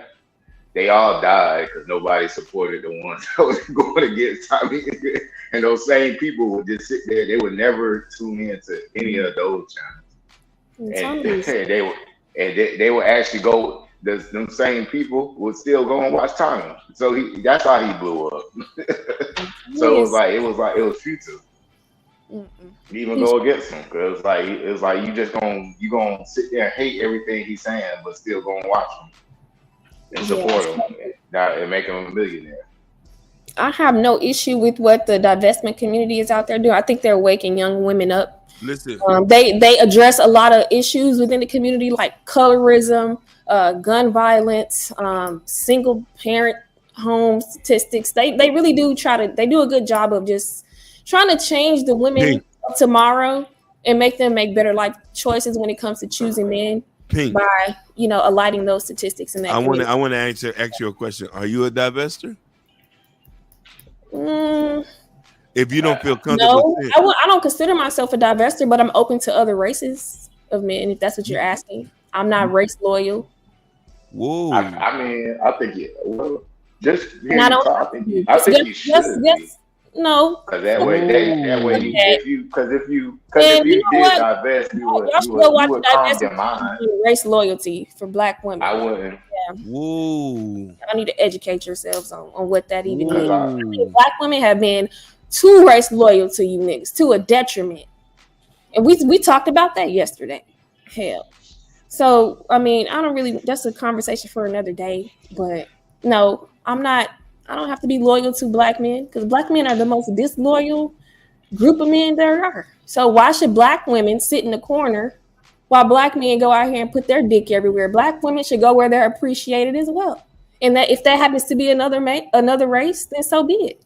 If Black men can't step to the plate and do right and prioritize the right things and prioritize family and legacy and education and success, and she can find that in another race of man that takes manhood more seriously, then she has every right to do that.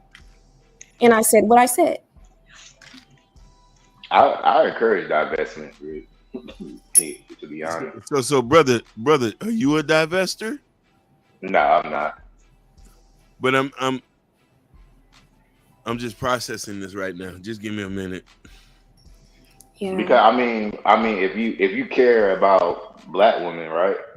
Then what you get, so instead of Pink up here, getting in a huff and a puff, but wouldn't it be better if she just left it behind, where she could just sit and be at peace? If the divestment's gonna bring her that. Give me a minute. I'm still processing. I think other races of men appreciate Black women, so if she want to date out, especially dark skinned women. I'm not dark skinned, but I've seen where they tend to. Shit, sometimes some of them date out because they feel like they're more appreciated. I've seen a lot of spaces where Black men are just bashing Black women, and I think that's where people like me come in and just sat and watched it. Like, I didn't know Black men even felt this way about Black women and shit. And so, if that's the case, if y'all don't love Black women at that point, then why would she, stick around and be loyal when there are other groups of men that could appreciate her beauty, appreciate her hair, complexion, all the things that a lot of y'all pick apart in women, like Black women's hair and Black women's dark skin, all that old bullshit y'all try to peddle that's toxic. A lot of times she doesn't have to worry about that in other communities, so she'll go where she's wanted and appreciated and loved, and I think that's okay. So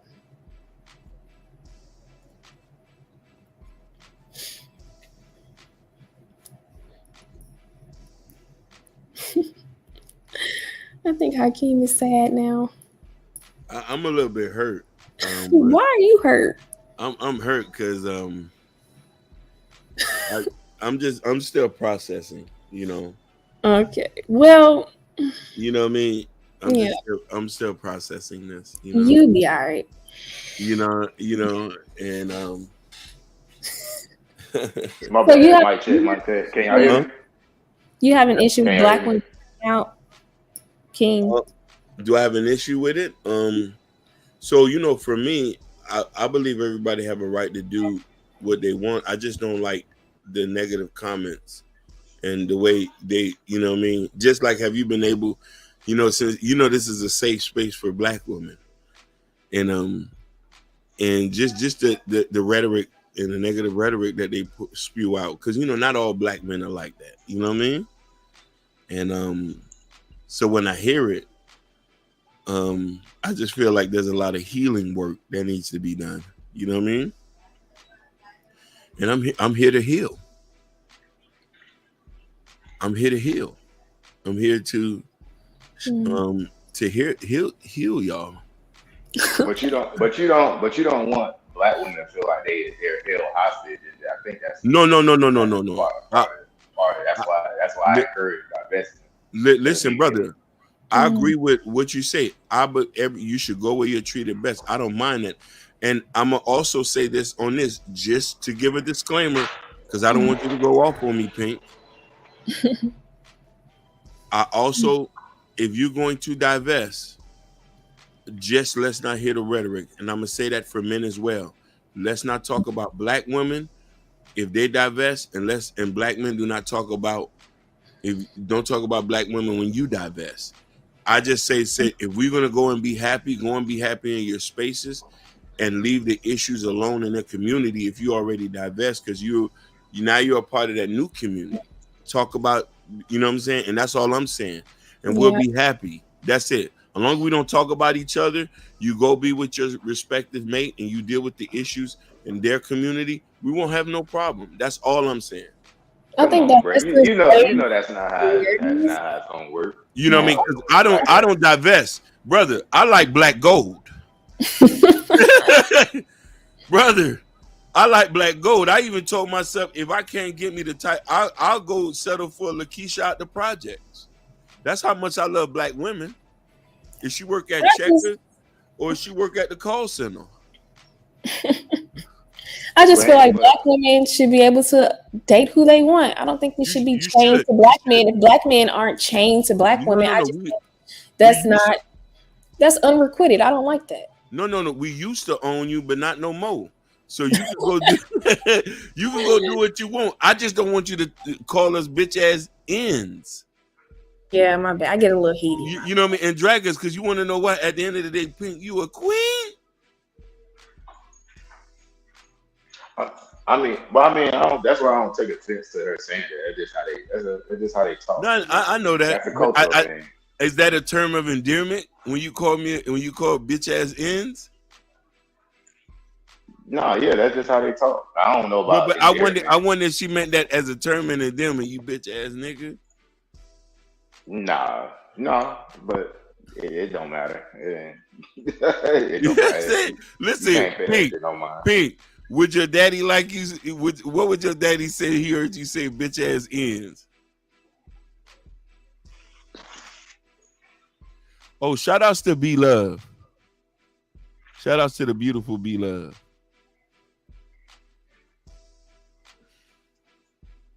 Why do people say we ain't like that? Us.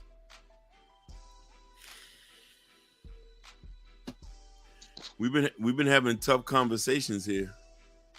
I think we did some good work today. I think the healing process is in full effect. What you think, my brother? I don't know about healing.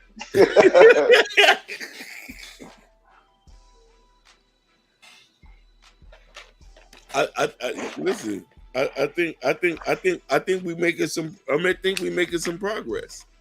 Yeah. Well, I mean, this is what I was gonna add. I was gonna either ask or say. I think it came back to me with far as the.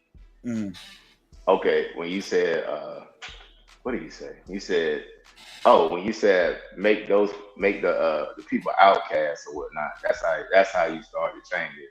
But when you're but how do you outcast the majority?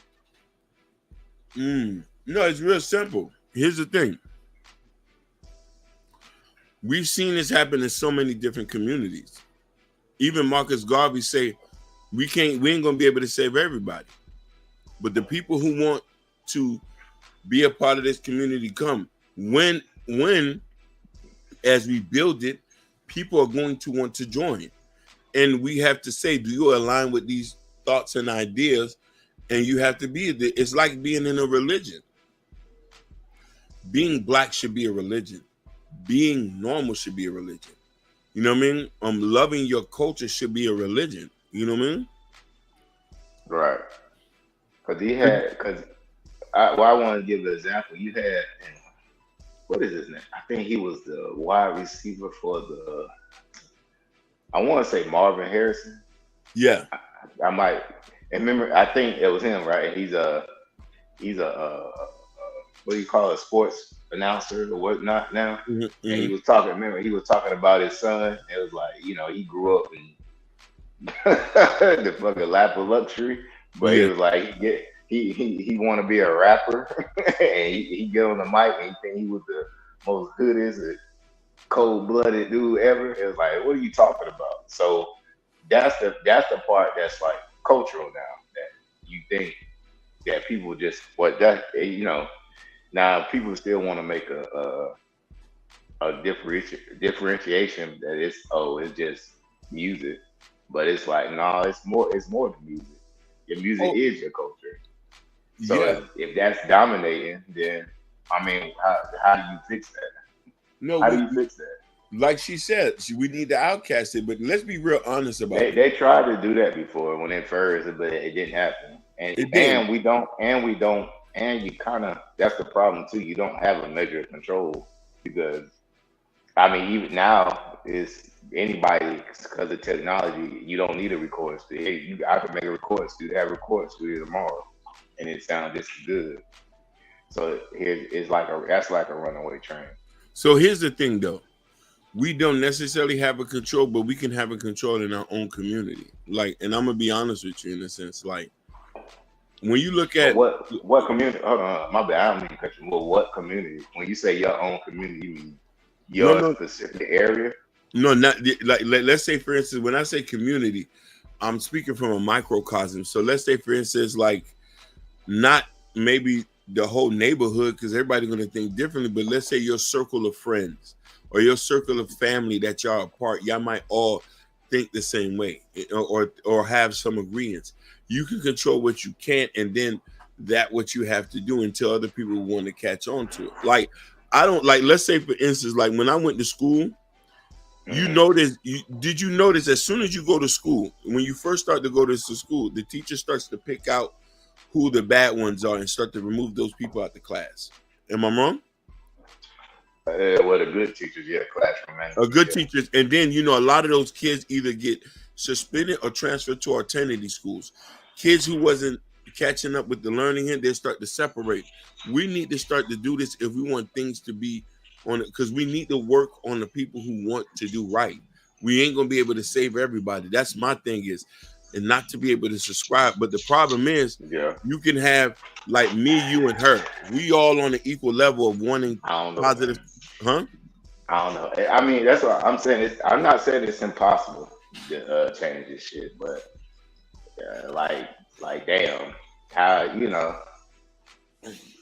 how Pink was, and she getting all irate and stuff. That's how bad it is. No, it is. Damn. She's a special case. She just has a lot of energy. I don't know if she drank a latte or was it a Celsius she had. You know what I mean? I've never seen her had this much vitriol and so much power over, you know what I mean? She was snapping off. And, since this is a safe place for black women, I allowed her to get her shit off. I allowed her to talk about black men in the worst way because I want her to feel safe. Safe among the black men she was talking about. Although she was very more forceful, I do believe that's how I would say most black women actually feel, that even if they just don't say it. That's why this divestment stuff.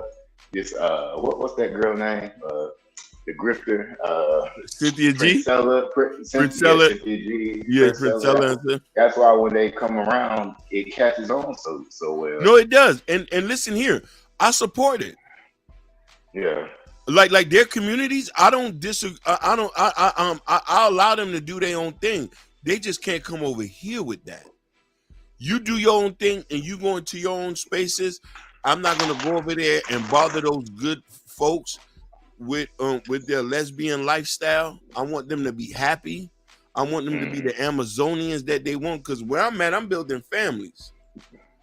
You feel me? Where I'm at, listen. I don't even think they've even been to a community center to help black youth or deal with at-risk teens. I really do this in real life. These niggas is on YouTube. Right. You see what I'm trying to say? Like, this is stuff that I wouldn't even put public because for the, you know what I mean, for the safety of the kids and stuff like that.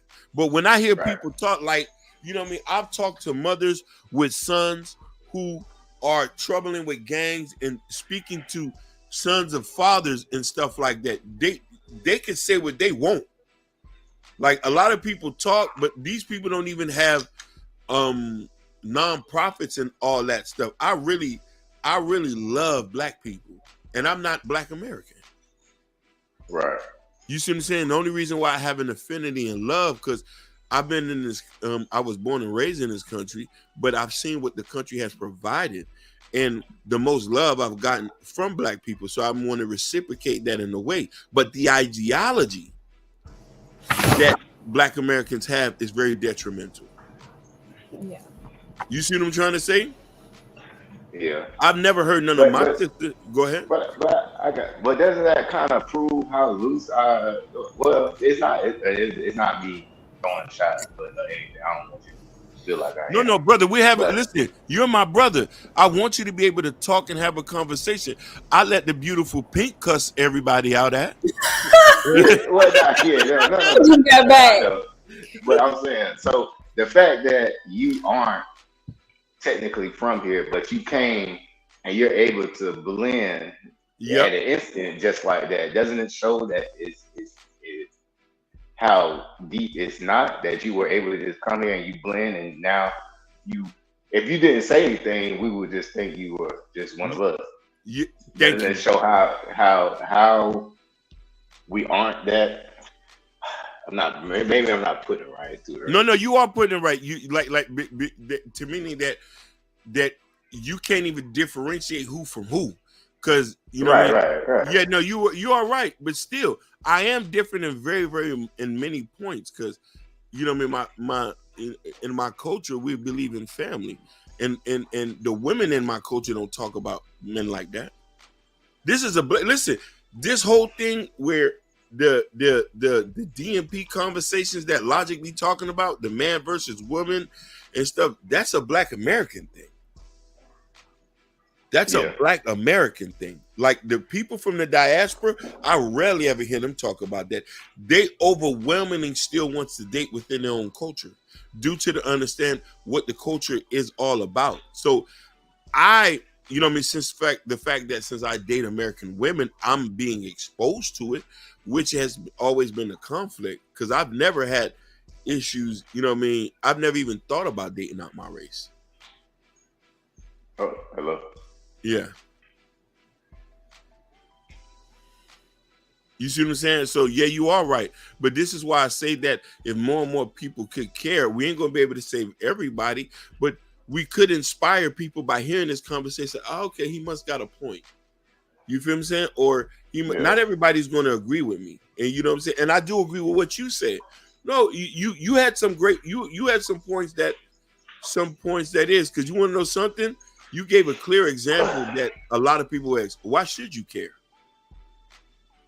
Or not all of us are going to stick together. It's a known fact. We see that in everything. Is Pink had a lot of points where we're so divested, and so this, you know what I mean, because of a rap song, they just killed that young boy in Tampa. Yeah. You see what I'm saying? But even that, that's even a subculture.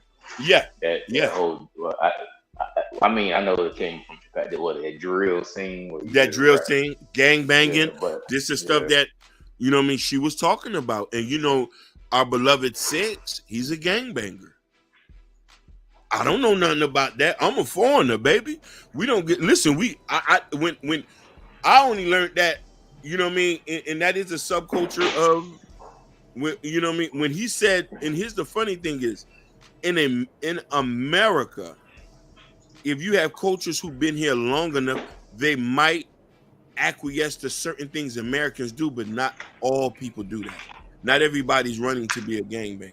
Like, and I want to say that there's nothing wrong.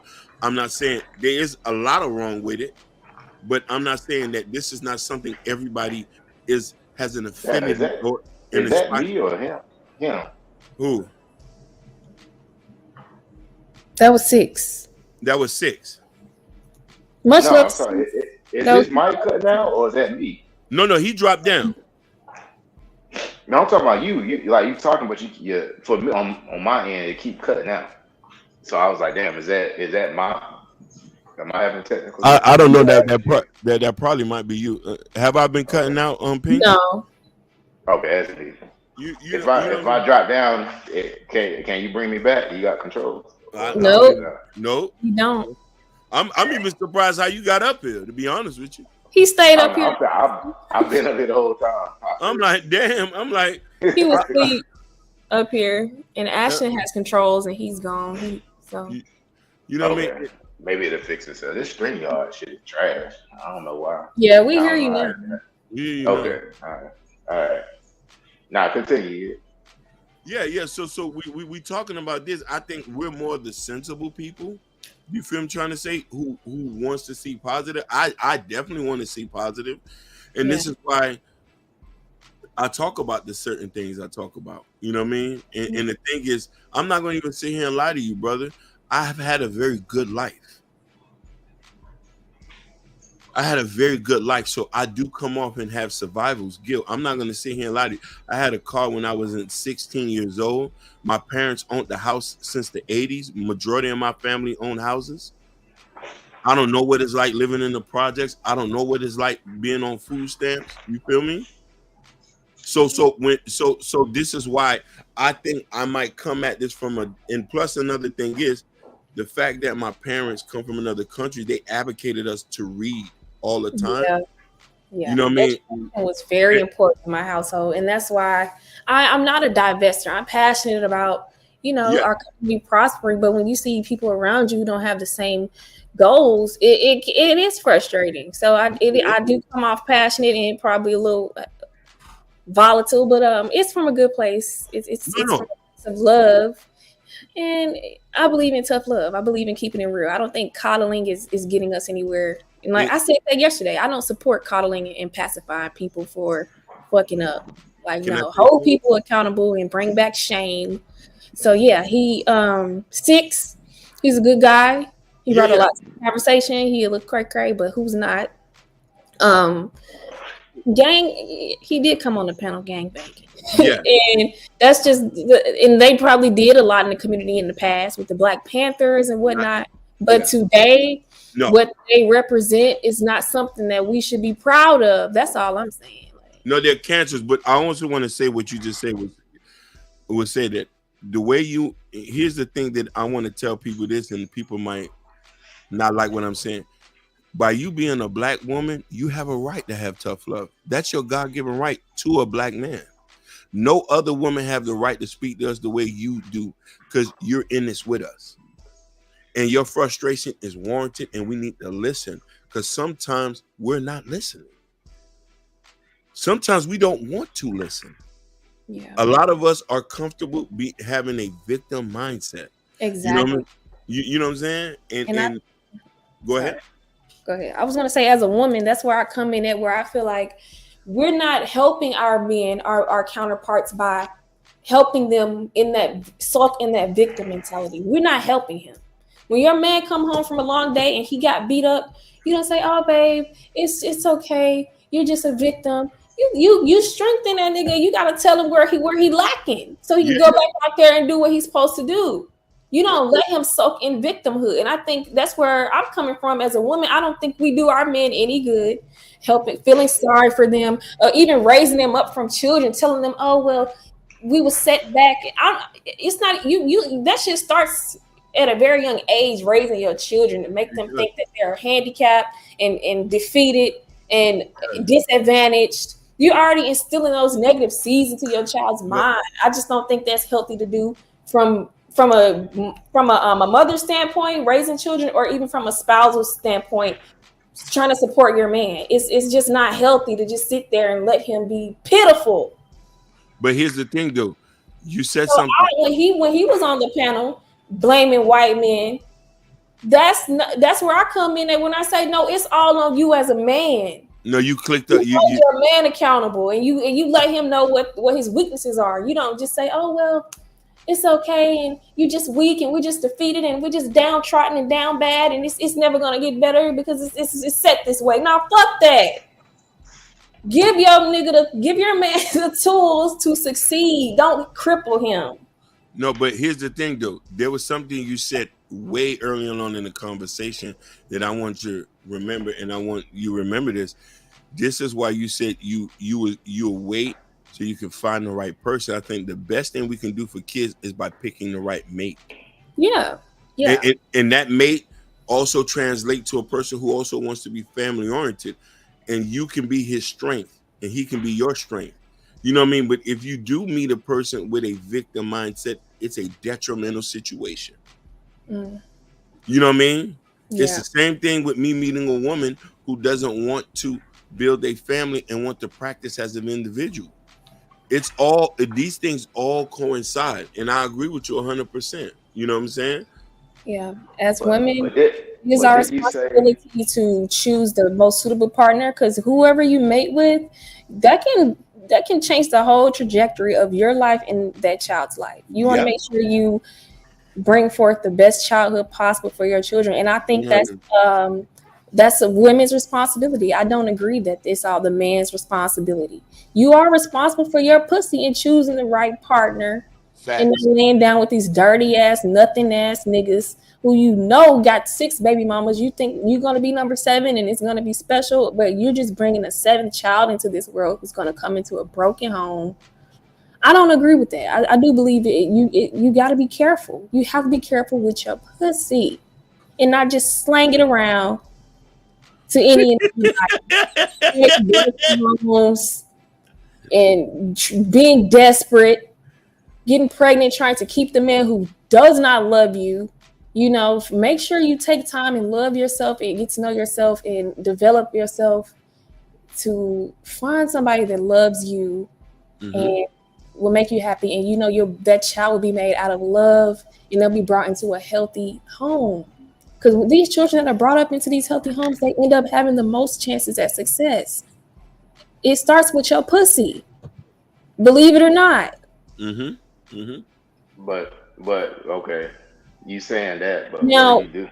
So what do you do to the woman that's when they actively choose that? But that's because that's what they actually want. Well, no, I'm not done, because it is up to me too. Once y'all do get these children, you want to make sure you got to stay in that child's life.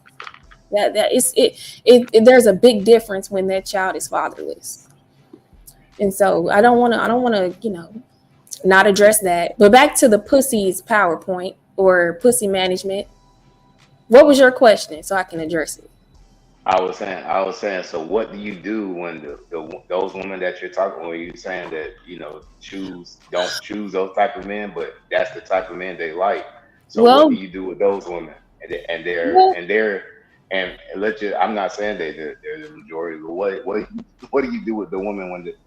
Well, that's why I say bring back shame. I believe in bringing back shame. That's all it has to boil down to. Is women, we've become very shameless and beside ourselves. We've just become heathens, and it's crazy. I can talk about this another day, but we was not the original hoe, and we really not even hoes for real now. This is fake. I'm not even talking about being a hoe. I'm talking about what they're attracted to. Well, okay. Because I was trying to go off on a tangent and talk about these stripper rappers. Yeah. Sexy Red, Megan Thee Stallion. Fake self-confidence and the fake hoe image. And Black women, we was never the original hoe. Never. And we even not hoes now. If you go to any website, our pussies is not all on the web, all the internet. This is some new shit. I don't like this new image that's being put out there that we are just hoes and twerking everywhere with loose pussies and everything. Dick crazy, dick obsessed. What a dick at. All that stuff that's being promoted nowadays is just making us look like we don't know how to manage our bodies. I don't like that. So you have to bring back shame. I don't know what else to say. I just really don't agree with that. I don't like our image being put out there like that. Like we just nasty hoes. Because we're not. When you really peel back that veil, and you go on these porn sites, you see whose pussy is all over the internet. So why are we even acting like we about that life? We really not even really about that whole life. We're not the most porn stars. We really are not that promiscuous. And there was a time when Black women preserved our image and we took pride in having class. And and we shamed the freak hoe. I don't know where it even came from. It's okay to have sexual empowerment or whatever they call it, and sexual liberation. I'm not against that. It's the image for me though. Yep. Because people will start confusing you for that. Yeah, and I think that's where bringing back shame comes into play. And that's why I like to speak on being a woman. Like I don't like sitting blaming men all day because I'm a woman at the end of the day, and I know I can only manage women in our actions. So when it comes to women that get pregnant by these bums, we got to just start shaming them and ostracizing them, like so they know that I'm seeing you in a new light. Oh no, I don't like that shit. I don't know. Pink, I'm seeing you in a new light now. Oh, well, okay. I think I might get a Tennessee Titans jersey today. Anyway, I really want us to reel it back in as Black women and just appreciate. I feel like we're the most beautiful, intelligent. Y'all are amazing. We're such amazing women. So I don't like this image that's out there. Coco. Another twerk rap song, I'm gonna throw up. Chocolate. And you know what's crazy? Let me show. Never mind. I would have cammed up, but I'm not. Is women, we are naturally beautiful. We have body, but it's not for the world. It's just not. It's just tacky. I don't know. No, I don't want to seem like a hater though, because I have the body that bitches go take to their doctor. I was born like that. My mama was bad, so it's not coming from a place of hate. It's really coming from a place of love. Love and you want them to conceal it like a Muslim girl for their Black man. No. I don't know about all that. I don't know about that, but I'm just saying, like, we just need to clean it up a little bit in the media, because these little girls are watching. And that's where I come in at. I don't have kids yet. I want to meet the right person, but I have nieces and nephews that look up to me. Literally, I can come visit them and I could be wearing a red shirt. Guess what they'll go do? They'll go put on a red shirt. That's how much of an influence we are as women to these young girls. So just imagine she turning on the TV. She sees some girl with a big fake booty, or just twerking, just being a sexual deviant. They're gonna idolize that. I just think we need to be careful. You don't have to be a mother to be a good example. And I live by a train station, so hold on. I gotta mute up. All right. Man, just like and subscribe. It's 116 people in here. Please hit that like button. Let's run the numbers up. I need 116 likes. Run the numbers up. We ain't asking for too much. But I do want to say there are women that are setting a good example. I don't want to make it seem like all women are out there twerking and shaking ass with their tongue out, rapping about eating ass. I don't know what's going on, but popping a Plan B. But of course that's the minority. That's the extreme. Yeah, that's the minority. But, and that's what irritates me, is that the minority is just out there acting like we're the majority. Like, we're not about that life. We just started sucking dick. Black women just started sucking yesterday. We not like. I can go on about this, but that's another topic for another day. The Black woman hoe versus the white women hoe. We're really not hoes at heart. We're really good, loving, nurturing, soulful women. And I just want us to try to get back to that as far as the media goes with music. So you're saying you wear a polka dot dress with apron on? Let's change the subject. Because you. We coming up on the 12-hour mark in like 10 seconds. 10 seconds, man. We about to be out of here. Well, make sure y'all like, comment, and subscribe. Run the numbers up. Hit that like button. Nation. And Ashton would say this. You know, he ain't asking for too much, but the Cash App is at the bottom. Oh God! I gotta say his punchline because my brother not here. Pink, you have another lady and say you are really cool. Thank you. She was confused, but she understands you now. And she was confused, but she gets you now. I say, hey, Pink is a fireball. I'm great. She's a phoenix. She's, you know what I mean? She's That's it. You know how them Titans are. They just like that. So we just gotta give them room to breathe. You know. But that's what it is, though. I need to go do some yoga, so I'm gonna go. All right. But I hope everybody has a blessed day. You too, now, Queen.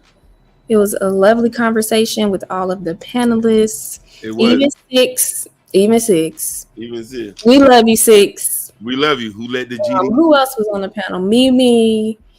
I think Jalen was up here before I got here. Okay. Here's Sophia. I love Sophia. Who else was up here? She's a firecracker like you. That's why. Shout out to Queen. Oh yeah, Sophia is cool. I like Sophia because she's very well rounded. I think she's she sets a good example of what women should aspire to be, especially like intellectually and as far as life experience. I love that she has her life experience to add to the conversation. She does. I really appreciate that. She has a wealth of knowledge and she's feminine too. Which is very important. Yes. Which is very important. You know what I mean? But yeah, gotta go. All right. Have a good day, mama. All right. Bye, y'all.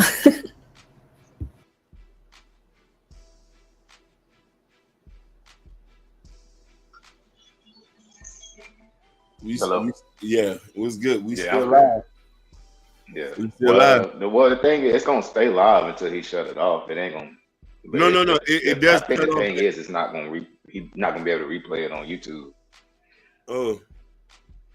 Once it crossed that. I think it cuts off at the 12-hour mark, as far as being able to rewatch it for post. I think. Yeah. That's why they do go long. They try to cut it off at the 12-hour mark.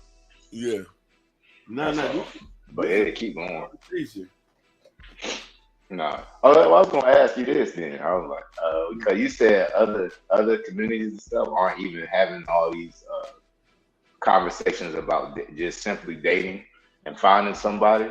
You know, that's like the nigga hot topic with the Ebony K. Williams and the panels and can't find nobody and the dating pool is trash. You got peeing and all this stuff. So if we came in and do that at a fundamental level, how we gonna have all these strong feminists if we can't date? If dating is the issue.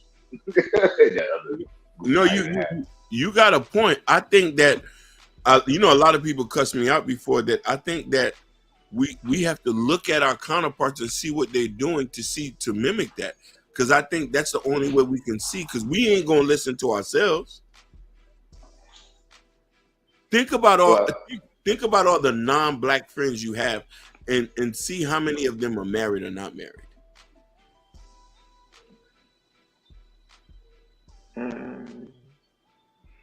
Yeah. You see what I'm saying? These are the ones we need to talk about so we can see what tips and tools and tricks to bring into that. Now, mind you, I told you I'm Caribbean, but I grew up around Hispanic people, so I come from those different elements, and I bring that into the thing. But the problem is, I date black women, so a lot of black women, when I tell them certain things from where I'm coming from, it seems kind of foreign to them. So the thing about that is, we need to stop the DMP conversations, and the relationship is not working for us. We don't need to listen to Ebony K because she's a single mother now. She advocated for it, and she was a divester. You feel me? and she still hasn't won. So the thing I'm saying is this: if the conversations are not working, let's start putting some things into action. Because I'm telling you, a lot of people, a lot of black men and women who are getting married, they're not on YouTube. They're not hearing these rhetoric, because if they did, they wouldn't be together. You know I'm telling the truth, right? Yeah, but I mean, they don't have a voice though. They don't have a voice. You know what I mean?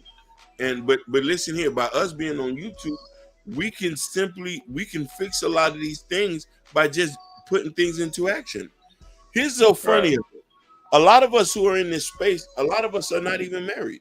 Why don't we just get married? A lot of us don't have kids. Why don't we just get kids? We sit here and allow people to spew their rhetoric that are divisive, and nobody's getting nowhere. Half these people don't even do nothing on the outside. And you know, some of these people get on these panels because it's a money grab, but do they actually want to see people together and see people to this? This is what I'm saying. Like I pray, I'll be telling people, show me a podcast where the Arabs are talking about it's hard to find a wife, or it's hard to get their wife to submit. It's hard this. And then when we do talk about this in our community, we go back to slavery, we go back to gang, we go back to a lot of things. And I say, okay, let's solve this stuff. Find you a good man and get married. And be friends with another black woman who's married and has a wife. Be friends with them, and y'all create a community. But isn't that kind of, don't you find it odd that, okay, we both black men and black women, we grew up around in the same culture and the same households, but when it comes to dating, we are at odds with what we want. How is that even possible if we grew up in the same area, same community, yet we own, or seemingly on two opposite ends as far as our attraction to each other, as far as what we want out of a mate? How does that happen? If I tell you, you might laugh at me. That's why I start to think it's a conspiracy. I think this is by design. How is it before 1980, black marriages and family were at an 85 percentile? Now in the 2000s, it's as worse as it's ever been. It's so bad. It's so bad. Women and men are meeting up. She's getting pregnant and she's not even talking to the man no more, and she's pregnant. Yeah, right. You see, they're finding out they're pregnant after she broke up with the dude, and it's only been like 4 months. Well, I mean, shit. I met women. I've heard women talking about they don't want to be bothered. They rather go to the sperm bank. they don't want to be bothered with the dude, or they just want to have the dude have a baby, and they don't care if the dude's there. They prefer the dude ain't there, because now it's somebody they don't have to work with, or co-parent with, and they're just setting up their kids for failure because they think they don't need. Those are people who didn't grow up with families. Yeah. Like a lot of people don't like to bring up white folks. We always talk about us, but I say these other people are doing the things that we don't want to do. We all moving, the Indians and the Hispanic people all moving into the house. If that, you know what usually happens when there's an issue with a marital issue in the house with an Indian and an Indian man? What, they go to their go back to their family, or they go talk to their family? The parents on both sides get involved, or the uncles and the aunties get involved to resolve the thing. The Nigerians do this all the time. Right. There's what's it called, like mediation with mediation. The families? Yeah. And mind you, if the man had cheated, the family gets involved. You know that? Yeah. Well, yeah. It's all. Everything is handled in house amongst families. Amongst families. Right. Listen. Even because I seen a court show where this was a Nigerian court show where they was talking about how the family and them had to discuss with the husband since they was divorcing about him paying the school fees. Right. We don't have that. How many women you know? You ever been in this situation, brother? Yeah, I'm still. How many women have you known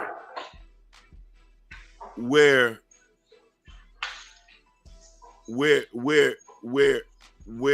she had a boyfriend or she had a baby daddy, and the daddy and mama and the family ain't knew who the nigga was, and they had been together for years? Not yet. Well, yeah. I think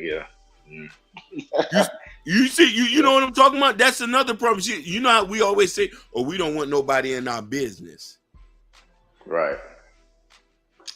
But that's part of my point. It just like we see how other cultures work, right? And we see the end result, and we'll sit there and say, well, that their result is better, but we want the same results without the same groundwork. But I think a lot of people don't even look at, like, we're discussing how the shit's set up now. They not even looking at that or thinking about that. They just think it's supposed to just happen because they wanted to happen, like, without laying the groundwork. Like you said, like, your family's supposed to be in and mediate on y'all relationships, and there is some type of even having your family and you going outside of your family, what your family wishes, and then being able to ostracize you, and you losing access to their support system. But we don't have a great support system, so you came and you put that in place to where, if you marry this man or if you marry this woman, you cut off because you're not, or if you don't go to school and do this, you're cut off. It's like, shit, cut off from what? Y'all ain't got shit, so that's fine. So it's like, it's a lot of the working pieces are missing. No, you're 100% right. I think that there's those nuances that has to be talked about, and I think that this is where it goes back to say that we got to get with people who's willing and want to get into those type of situations. You get what I'm trying to say? Yeah. You know what I mean? Like it's a beautiful thing when you can find a woman who wants to be a wife and wants to be a mother and wants to work with you. And I think that's what we're going to have to start leaning to, and having to stray away from that, and having to start to educate our partners to be like, hey, your homegirl Shalonda, she be with that feminine stuff. She might poison your mind. You're going to have to choose. Do you want to be about that, or you want to try to build this family? Because sometimes our friends have ideologies that are detrimental to ourselves, and they shouldn't even be a part of our community. It's a hurtful thing, but like, we notice who's winning and who's not. I think the fact of the matter is, going back to the original thing, is that the individualism is an issue. Yeah. Well, it's an issue. It's an issue. It's an issue because, like, we're having a conversation about I guess, mimicking other groups or the success of other groups. Yeah. But is it an issue because, you heard of, like, ethnocentrism. I might be saying it wrong. Ethnocentrism. No. You said it right. I understand where you're coming from. So is that just our culture to be hyper individual? Therefore, it's not even really an issue. It's like, that's just our culture. It is what it is type thing. Because it's similar to me. It's our culture at present. And I understand that, but here's the funny thing is, as I'm talking about us mimicking, we don't want to mimic nothing. Right. Well, yeah, that's what I'm saying. Yeah, as most people, like, we're having this conversation, but most people aren't having this. Like, no, they're not. Aren't having this conversation. They don't care to have this conversation. No. They're going to talk about more DNP conversations and how much they hate single mothers, how much somebody on welfare, how many rim bros there are. Right. You know what I'm saying? And like I don't even care about none of that stuff. And it's so crazy. Like, the one who coined that, he's married. I've yet to heard him say that I want people to get married and build a family. When have you ever heard that in this space? Who? What are you talking about? Just in general. In general, like you hear. No, I can't say I hear it. I do hear it all the time. It's married, but I think that the problem is with the married thing. People use it. Oh, just go get married. They don't give you no foundation or anything. They talk as if just being married is the one the one size fits all fix for everything. Just well, you just need to be married, but you give people no foundation or no basis of what to find or what marriage is even about. People just say do it, like even okay, we'll use the single mother thing. Like people will say, well, you should have just married your baby daddy, as if that would have just fixed everything. It's like, well, no, they should have. You ain't giving them no foundation on how to be married or how to pick a marriageable person or what marriage would even mean or how marriage would even fix it. But you're just saying that you should have just gotten married. So to be fair, you are right, but I do think that when we do get on these panels, we don't have enough time to give context for a lot of these things. We say it in good faith, and I'm gonna give you honest to that. We say these things in good faith, but you are right. There's a lot of nuances and there's a lot of mechanics to getting married, and you know what I mean. This would be the point where we would have to sit down and have a whole class on it, on why black men would get married and why it would benefit the culture, the community, your daughters and stuff like that, and how using discernment and finding a good mate. That we have to package all that in one. And we also got to be disclaimer, because I could tell you seem like you're an objective type debater. Some people might not want to get married. You know what I mean? And if they don't want to get married, they can't be a part of the community. Because when we see communities, when we see Eastern Europeans, when we see Egyptians, when we see Arabs, when we see this, all of them are married. I don't see nobody in that community that are supporting and uplifting people who are single. Tell me where you see that at. I don't know. But also even with that though, I have to be fair that I'm not looking in those communities. To be fair, they could be talking about all this shit. No. On some level, but I'm just not privy to that information. Like our shit is online, and even with our shit online, a lot of it is just amongst us because most people don't care. Now where it bleeds over to where everyone is privy to the shit is when you have like the actual shit that be on TV, because like you got, like I said, Edna K. Williams and dope, those ladies literally sitting down on them. Was that aired on TV or am I tripping? See? No, it wasn't aired on TV. Okay, that wasn't even aired on TV. It wasn't. It was on the internet. Yeah. Okay, but okay. Like, but she has like actual on air shit. So even with me just making that mistake, like, is it even out there in the open like that, or is it just because it's shit I pay attention to because I'm black? That's all. That's the media I consume. Yeah.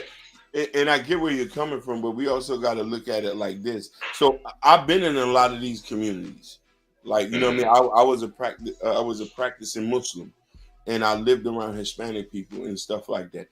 The conversations in real life that we are having, because the same thing these conversations we're having online, black people are having them outside now. And I'm telling you, other folks are not debating on getting their woman to submit or calling black men bitch ass or saying they're not. You know what's so crazy? Other races of women who take black men are not even dissing them online. You ever notice that?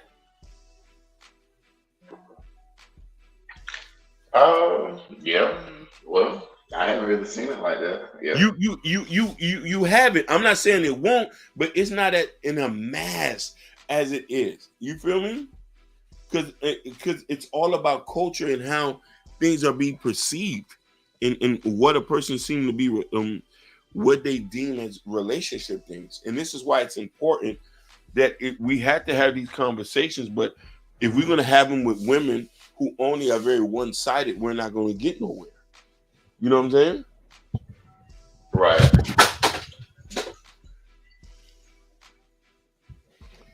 So I definitely do get where you're coming from. This is why I say that I want a traditional relationship.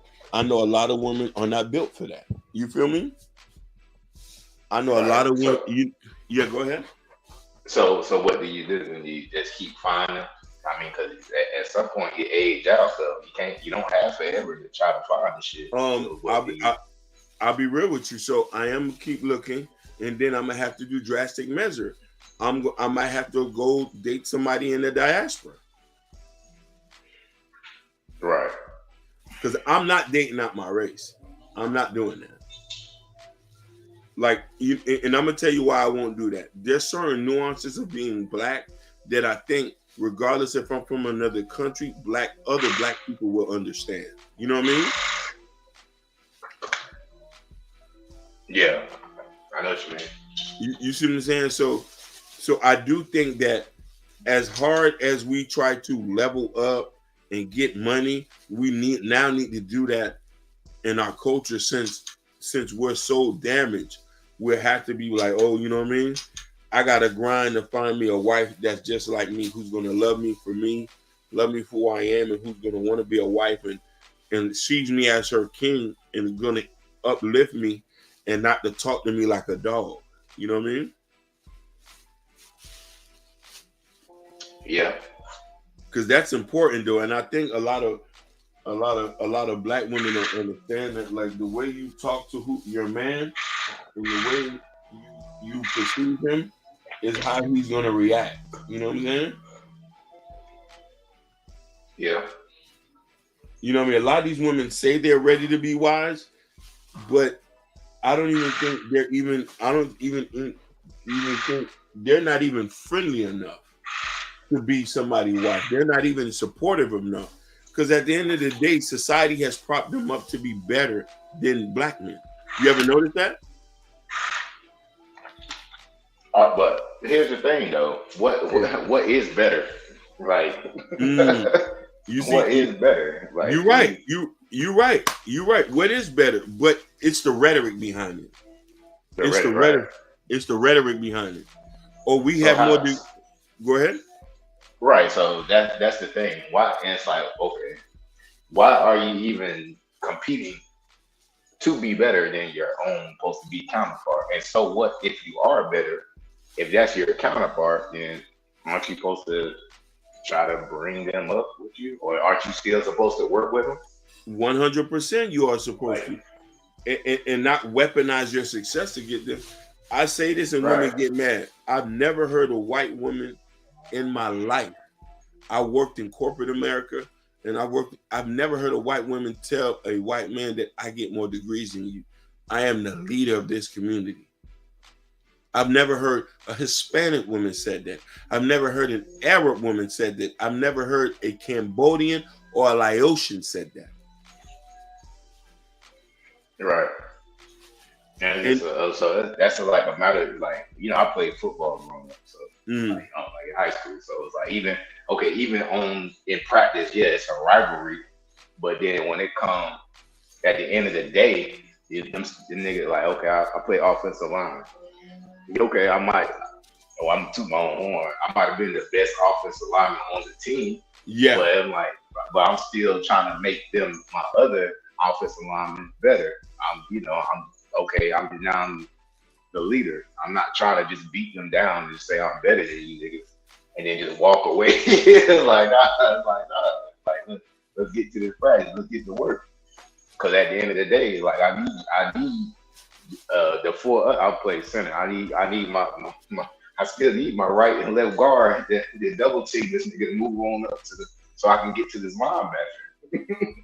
It's like I still need y'all. No, you're right. It's like, but that's what I was saying. Like when I originally came up, our ties aren't that deep. That once you take away one thing, which in this case would be having a little money in your pocket, and now you can just throw the person beside you away, then that tells me that there was nothing there in the first place. I was just a means to an end. But once you didn't need me anymore, I didn't mean shit. I don't mean shit to you. And that kind of how niggas operate, even from black man to black man or woman to woman. Like once you got a little bit of resources, like okay, now you don't mean shit to me. It's like okay, that's why when I came on, I said it seemed like we aren't really, our ties aren't that deep. We were just stuck together. Wow. And I definitely understand it. And I think that I might be a dreamer. And I might be a dreamer, but I do think hope plays a big part. And I do think there's a change that can start. And we can start it from the micro level. You know what I mean? We are not stuck together, but that doesn't mean we should give up. You feel me? Or that doesn't mean that it's not able to change. You know what I'm saying? You get what I'm trying to say? Right. Yeah. I get what you're trying to say, but yeah, I get what you're trying to say, and like, okay, yeah, that's fine that you be hopeful, but it's like, damn, it's not playing out how you're hoping it would. So it's like, what? You just keep hoping? Like, how long do you keep that hope? No, I'm until I die. Until you die? Well, until I die, and I'm gonna fight. I'm gonna fight for black people until I die. Yeah. Yeah, that's honorable. You know what I mean? Because I think that no other community is gonna want me the way no other community is gonna accept me the way a black community is.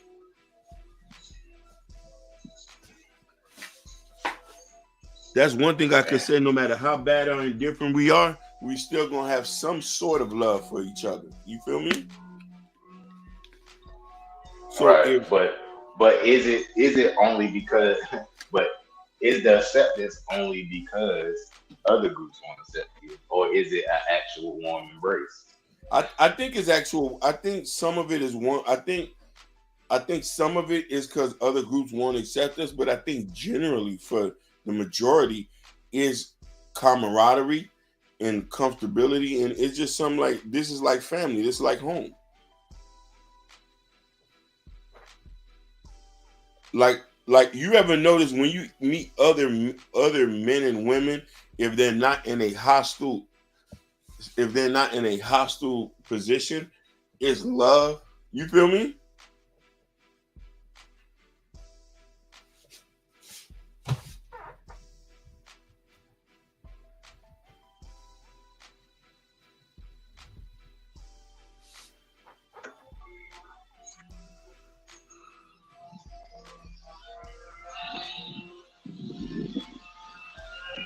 Damn, my bad.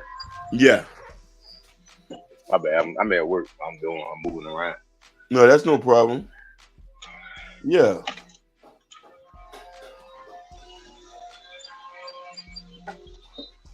But you notice like whenever you meet other black people, generally all black people do come with love. You feel me? Unless you just met somebody that one day, like I went to Chicago one time, and Chicago, this at the time everybody said Chicago was dangerous. Don't go there. I met some people who showed me so much love and didn't put me in harm's way. You feel me? Yeah. So because there's always gonna be a level of familiarity. So I get that. You see what I'm saying?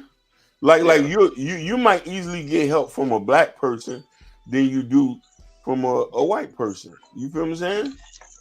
Right. But this is why I think it's imperative that if we love each other so much, we're going to fight to want to do that. You're going to fight to want to do that. And I'm saying, like, is that like you see the whole time I've been speaking, I ain't viciously spoken negative about no parts of our community, right? Right. We gotta get Pink back up here to call us bitch ass niggas again. You see what I'm saying? and you know what I'm saying, and like you could tell that she's coming from a place of, you know what I mean. And she said she told me no, that's not true. But some people are coming from a place of hurt, and a lot of people have experiences that let them to feel that way. You know, lots of times you hear women talk like that, and I'm not saying particularly her because I don't know her story like that, but the women I met, when they start talking like that, I said, okay, you went through something with one black man that you blanket over all black men when you know all black men ain't like that. Right. You know what I mean? Yeah. All black men not. Well, it was that, and yeah, it's a lot of what you call disappointment that you hear. Like even what Pink was saying is like a lot of disappointment. Yeah. But then it's another adage. Okay, don't they always say comparison is the thief of joy? Yep. So that's why I'm saying maybe my mindset different, because I'm like a lot of the shit is like, well, that's why I keep asking the question. Maybe things are as they should be. Like somebody, like even in life, you're not gonna win. Some people gonna be on top, and some people gonna be on the bottom. That's human nature. Even if you took it and it was all black people, humans gonna find a way to divide.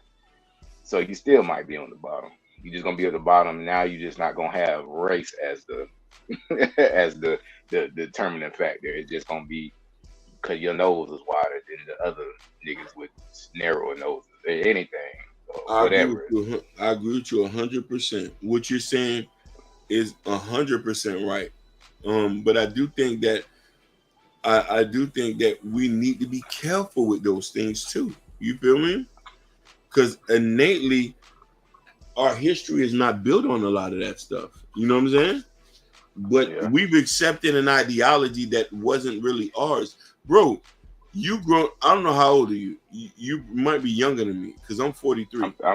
I'm 35. So you're 35. Haven't you noticed growing up the shifting of the way the community shifted and the way people was acting towards each other towards now? We was a lot more family back then. Yeah. You know what I'm trying to say? So I'm saying is like it's not hard to get back to that. It's just about how if we really want it.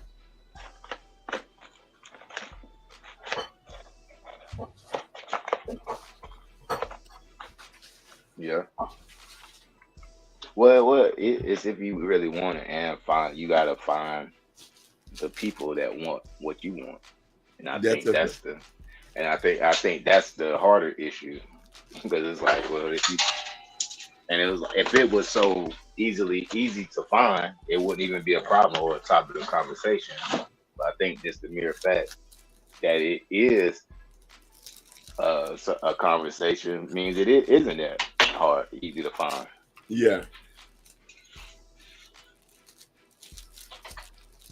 Or either you're capping and you're not really looking. Basically, maybe you might be.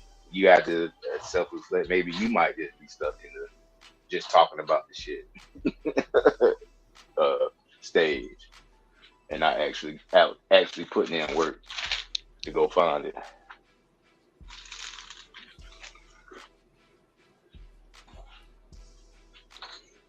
Because that might be part of it too. You just want everybody to be on your type time, so you can just walk out your front door and it just hit you in the face. But it's like, nah, you're gonna have to go find that community of people of like-minded black folks.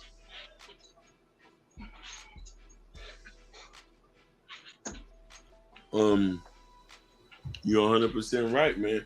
And this is what this is all about. We're finding people with that community of folks. I think that's why I say the internet is so powerful. Because imagine this: if it wasn't here, I wouldn't have been able to hear your perspective or Pink or mine, right?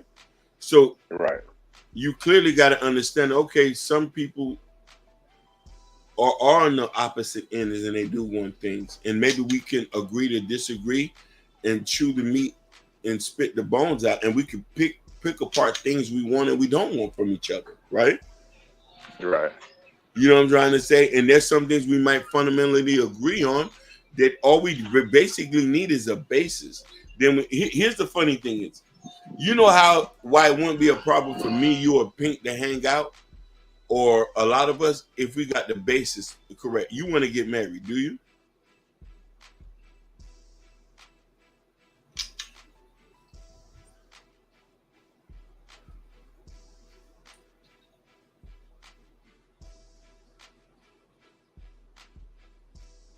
Hello, you there? Yeah, you cut out. Yeah. What I was just saying, like, sometimes. Oh yeah. Do you ever see yourself getting married? Nah, not at this point. Not at this. Have you been married before? Nah. I'm that's a whole nother can of worms. Okay, yeah. What? Bro. I ain't been successful at all. Any dating, relationships, all that stuff. I got too old. Hey, me and you on the same level, but I think I'm still a dreamer. But let's say, for instance, now, if all of us have an idea of wanting to just be in a companionship, how about that? You know what I mean? If we have that basis intact, we can grow on that and we can build on that. Just like if we have a basis of, I say, hey, do you love black people? And sometimes all it takes is the smallest thing, so we can build on that and we can learn from each other. You know what I mean? And then we can interact and exchange certain things to try to help grow what we can grow. Sometimes you can't grow with somebody if there's no base. You get what I'm saying? Right. You know what I mean? Pink says she wants to get married. She wants to have kids. That's a base. So I can grow on that with her on that level because that's what I want.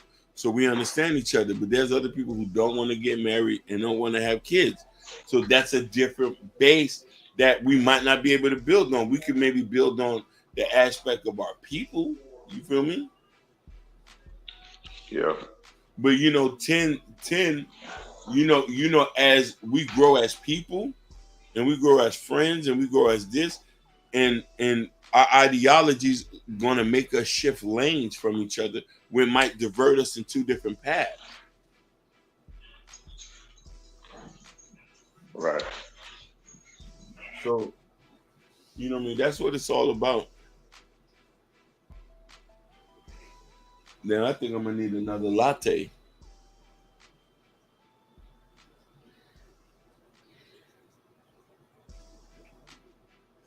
Jesus, hello. I'm crazy for being on this long. I'm back. It's crazy.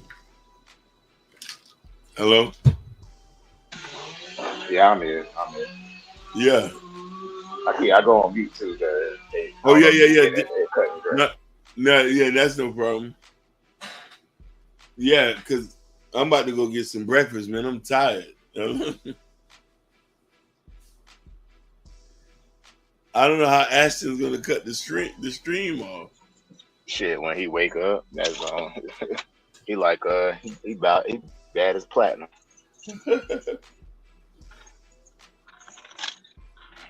But nah, well, I'm about to say something to you. Mm-hmm. Shit, it flew out my head. Oh, that's what I was gonna say. Even I use Pink since she was up here, you used that as an example.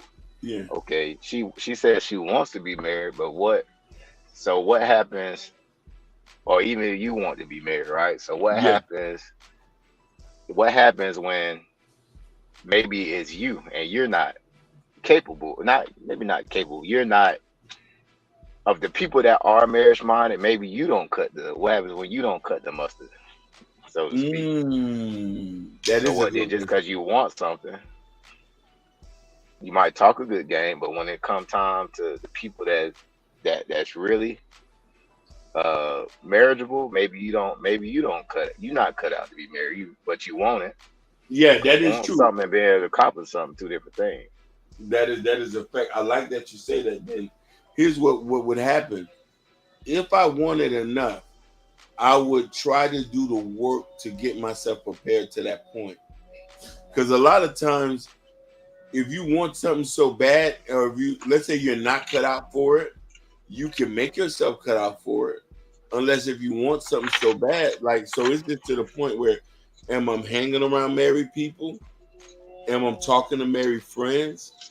Am I trying to see things about myself that are negative? Then I have to start to be self-aware. It's like, okay, hey, I'm a fucked up person. I don't like to listen. I'm selfish. I'm this. I'm that.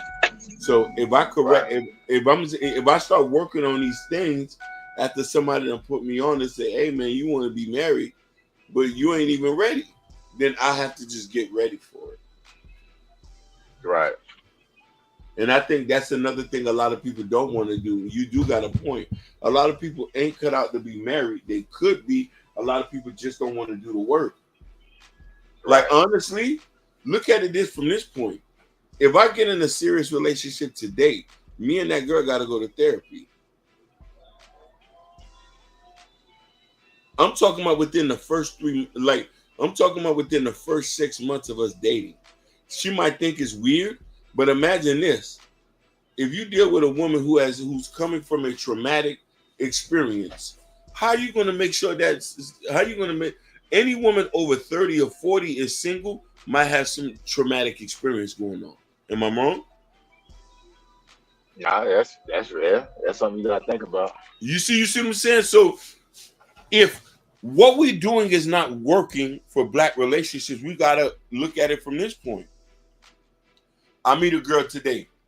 We done got past the talking phase. And there's some things I like about her.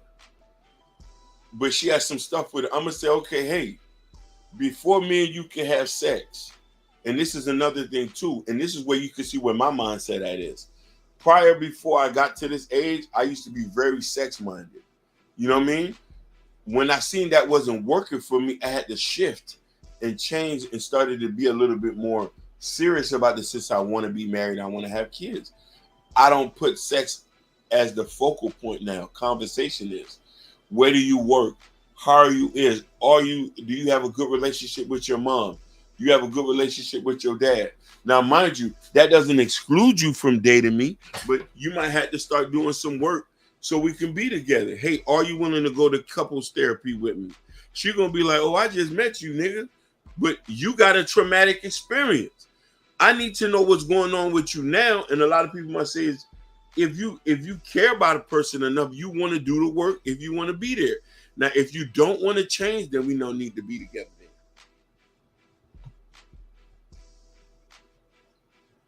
How many people you meet are willing to go to therapy? Not a lot of people are, but a lot of people are willing to get in bed with each other. It doesn't even take too much for you to get a woman to sleep with you without a condom nowadays. You feel me? But if you tell a woman, you see what I'm saying? But if you tell a woman, let's go to therapy, because you know what I mean? Because you don't want to, you know what I mean? You want to know where your mind. And sometimes, brother Ed, sometimes getting a woman to go to therapy will reveal some things about her that'll let you know if this is right or not. Because some black people ain't supposed to be together. I can agree with that.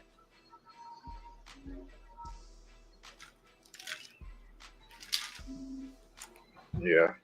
You know what I mean? But you got to see how much you're thinking about this shit. Mm-hmm.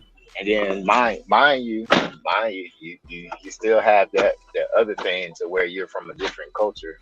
Yes. And different background. So yes. What do you do when most of that shit is erased? and it still took you to, like you said, to that age to put that on the forefront. Oh man, and now it goes back to a lot of it has to do with individualism. I wouldn't lie to you and sat here and tell you that a lot of Black American culture I didn't like acquiesce to. I did. Like fucking hoes, not wanting to get married. Like I started to accept those type of lifestyle. You feel me? Because even how you speaking, like because that you can't come out unscathed from the environment. No, you're not. You're not. You're not. Once you're in it, you're in it. There's no way of it's just how you pivot from it and how you maneuver from it. And I had to go back to the basics of things. Be like, oh man, you tripping, bro. Like this shit ain't copacetic. When I started having failed relationship after failed relationship after failed relationship, that's all due to mindset. You feel me? Right. Now I'm saying is like, let me talk to her first before I try to get in her pants. You know what I mean? Like, even though I might want to smash something, you know what I mean? Sometimes you don't want a headache. You feel me? And I'm at an age right now where time is ticking, so I need to know everybody who's on the same page. You know what I mean? And Were you married before? No, I was never married. I have been engaged. Mm. I have been engaged, and I've been engaged, bro. And you want to know what happened? What happened? She didn't want to go to therapy. She didn't want to. That was it? That was it. She did not want to go to therapy. What culture was she? She was Black American. Just right, yeah. We are. A lot of us do have a aversion to like therapy. We think that's like one of our biggest things. We don't. Well, it's becoming because they made it cool now. I guess it's a trend. It's a trend now to talk about therapy. But in a lot of people, they just talk about it. They don't actually go, or they tell people they need to go to therapy as a diss. Really, it basically says something wrong with you. Basically, but that and life insurance and having a will. That's like, bruh, is them type things.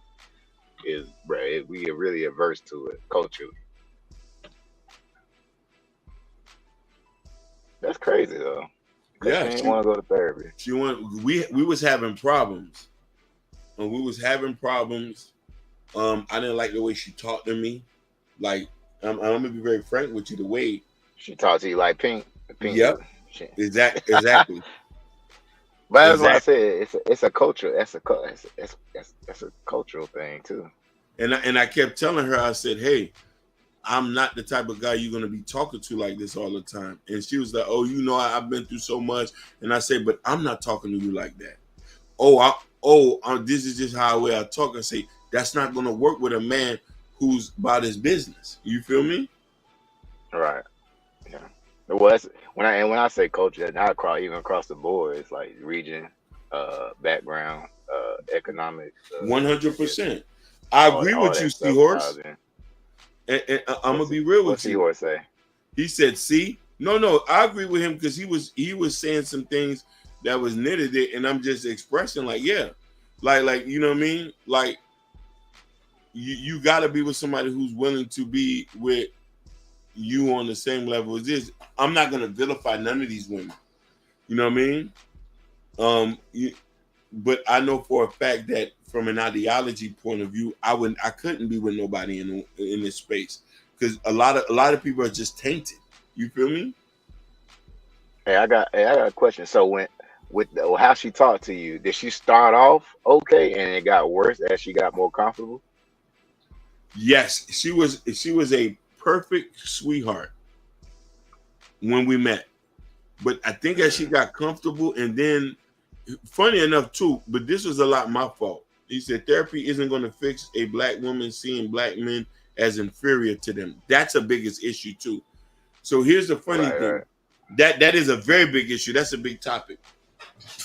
When me and her were together, she was sweet and nice.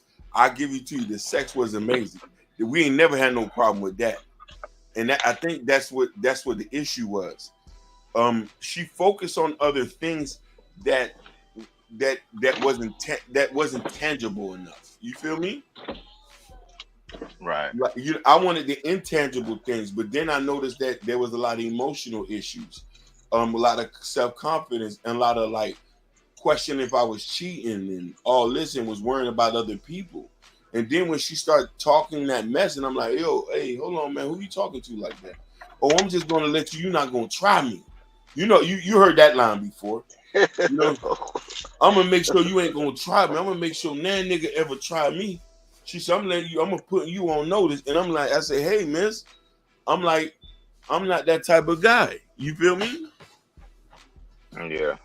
You see what I'm saying? And then it used to be the point of she used to throw her job in my face. Oh, I made $20. I made $20. I'm doing this and that. I say, and then you remember I said earlier, society has made black women feel that they're better than black men. When it's ironic, other races are going to even get the bottom tier black men. Stop me when I'm lying. How many broke black guys that white girls have scooped up off the streets? Probably, probably a lot. I don't know. Probably a lot. I'm telling you a lot. Where are you from? I'm from North Carolina, Raleigh. You from Raleigh, Durham. Matter of fact, my homeboy just left Clayton. You know what Clayton at? Yeah, Clayton. Yeah. Clayton, Wilson. Clayton, Wilson. Yeah, I've been up there. My friend was married to a woman. Funny enough, my friend was married to a black woman there. She divorced him, sold the house, and he was sleeping in his car. Yeah, that sounds all too common. You know what I'm saying? And so you meet these women in these certain spaces, or meet them and they have this idea that they're in the wind. And I always tell people, white women are twice as intelligent, but I've never heard them throw their education at people. This is why I didn't say this. This is why I had to change the way I date now. I don't care. Listen. I'll date a woman even if she ain't had no high school diploma. Good morning. You know? Yeah. Because it's all about being humble. Right. When the last time you met a humble black man? I mean, but when I meet up, well, I guess that's the difference too. Like I meeting somebody in passing versus being in a relationship with them. Like I don't like it's not even a topic of conversation. No, you're right. But I guess if you trying to move forward and all that stuff, then it becomes important. But that's what I'm saying. I don't think at this point I don't think you fix that. As far as her going like she threw that her how much money she made and her education and whatnot in your face. That is the culture now.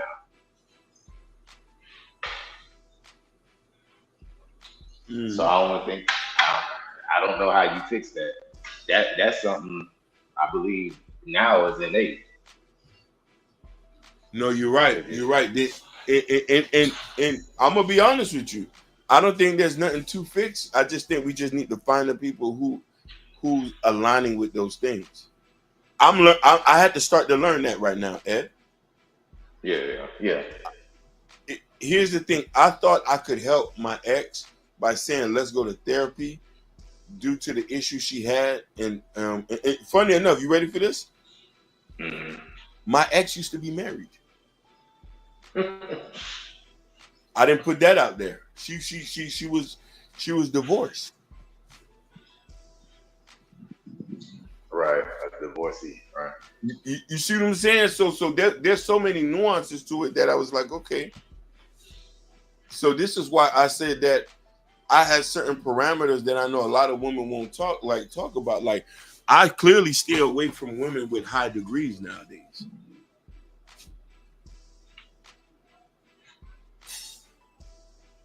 Right. That's crazy for me to say that, right? Well, it's crazy. No, because wouldn't that be part of your for lack of better term, trauma, because you already tried that and you see how that worked. So now that's something you're gonna avoid. 100%. That's a natural reaction. 100%. You're 100% right. I'm not gonna be with somebody who's gonna be disrespecting me, because I've dealt with that 100 times, and I've noticed they're not as humble as somebody you just meet working at Checkers. Right. Or Bojangles. But damn, that's crazy. But when you want somebody that's kind of dang, that's crazy though. Yeah. When you want somebody, that's the opposite of what you want. But it's just that you don't. That's compatible. Being compatible with that person, you just not though. Because how they gonna react? Because when you want somebody that's into education, I want somebody into your children. Yeah. You cannot have a degree and instill education in your kids. We need the attributes of a good, loving person. Let's be honest. The women of today are not like our grandmothers. Yeah, you talking about the nurturing part? They're not. They're nurturing. Some of them are not even humble. Some of them are blade up egotistical, blade up disrespectful, blade up self-centered. Why would you even want to be with somebody who has a negative opinion or view about black men?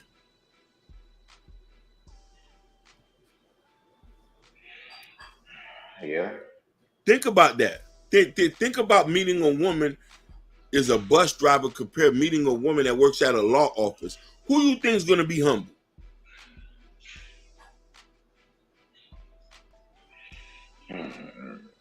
Yeah. Well, damn. You know what though?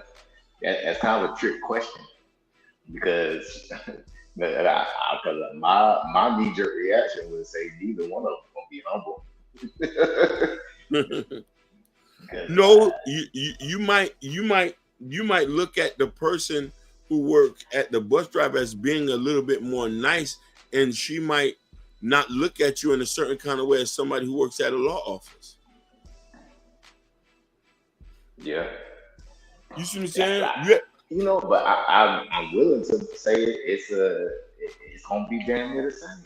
But that's just me. That's me being an asshole, though. I guess. Basically, because I'm like, because like I said, it's innate. So she gonna in her bubble, she gonna think, well, shit, I got a good job. I'm a butcher. I make this, and this. So she's still gonna have because it don't take much. But it don't take much. Now the one with the lawyer is more of a definite. Yeah. But then the bus driver is still a toss-up. Not necessarily, because I'm saying look at it for this. What you think? Listen. Let's say, for instance, we meet the lawyer or the bus driver female. You listening? Yeah, I'm listening. You tell them, hey, I'm a construction worker. One person's going to look down on that. Let's just get that out the way. Right. Oh, you don't make enough to be with me. Or if you tell a girl, oh, I work for the city. I work for the city of Raleigh. A woman who worked at the district office or is someone working, boy, like you only make 40K. That's not enough. When we know 40, 50K is what average people are living money off of. You feel me? Right. So this is why I say I had to start to change up my way of thinking, because I strictly only dated women with high degrees and who were at the upper echelon, and the juice is not worth the squeeze. A lot of people say it's emasculation. No, the humbleness is not there. Well, yeah, but it's the humbleness, and then it's like, well, okay, so like you said, the woman you engaged to, yeah. Why are you trying to compete with me if we're in this shit together? Thank you. I want you to win. I hope it's like I don't care if you made $100 an hour. I want you to make $100 an hour. We on the same team. So how would that not be better for us? I'm gonna give you something. I'm about to give you something that's gonna get a lot of people mad. Women, regardless of how good they're doing, they want you to do better than them, so they can have something to talk about. They don't feel adequate enough unless you're in a position of power over them. This is why most women date rappers and entertainers and put themselves in serious situations. Yeah.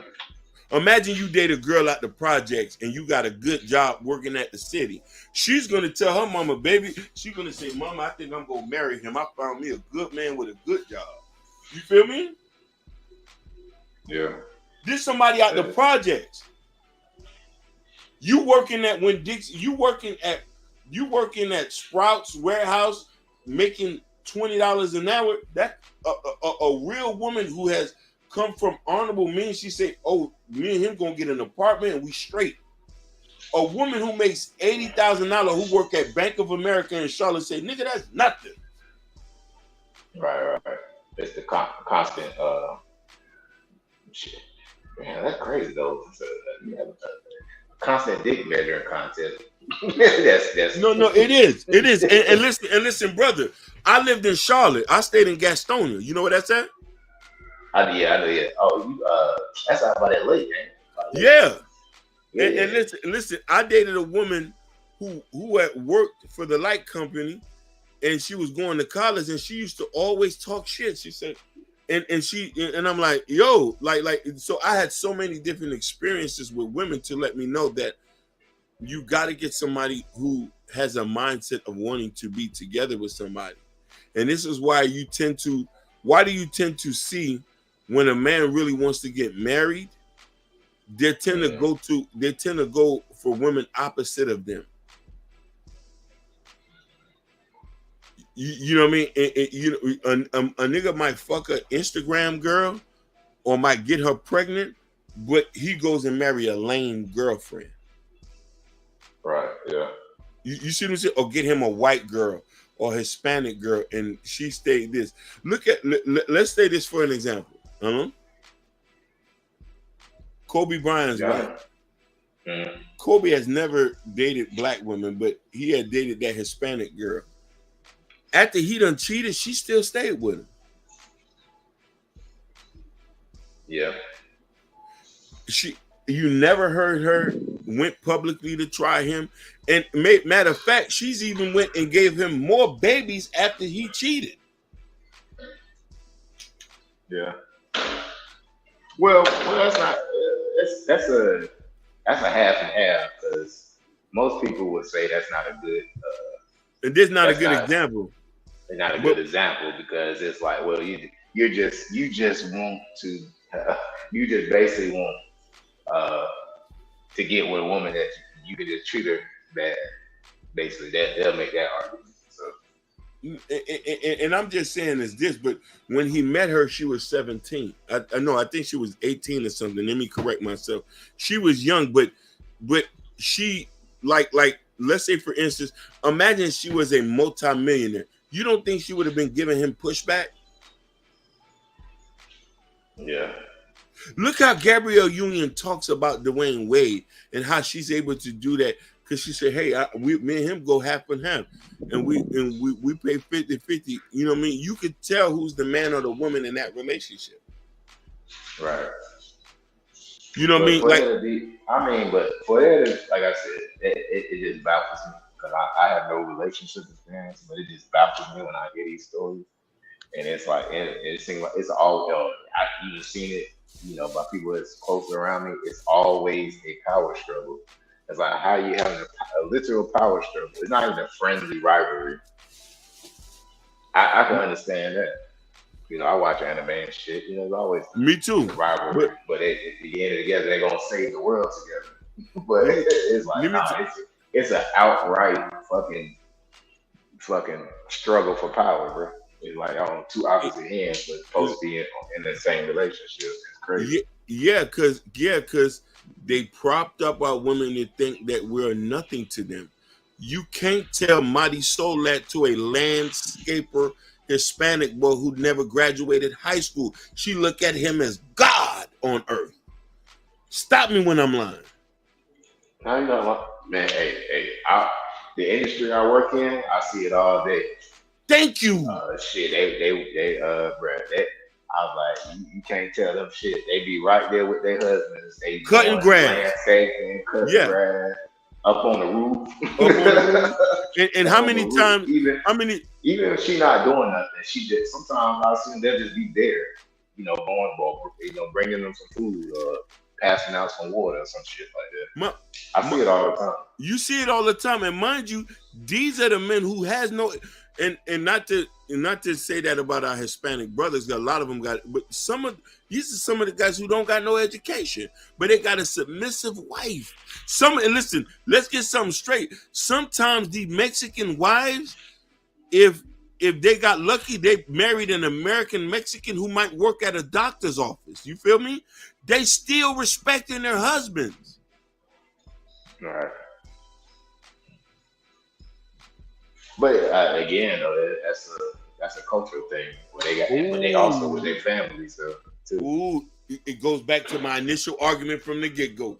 Culture and family. Black people have culture. Y'all been had culture prior before 1980. Y'all was all about family. Y'all was all about the community block. If we get back to that, we won't have no problem. Listen, you're from Raleigh. They used to call Raleigh Black Wall Street. Yeah, Durham. Yeah, Durham was Black Wall Street at one point in time. Yeah. Banks, all that. Matter of fact, the famous guy Frank Matthews, the gangster, was from there. Yeah, it's still a predominantly black city. Actually, I don't think it's. I think it's. Well, depends on the area, of course. You got because it's the whole county, Durham County. Durham County. I think it's still like even when you add it in, I think it's probably like half, damn near 50% black, which is that's a lot.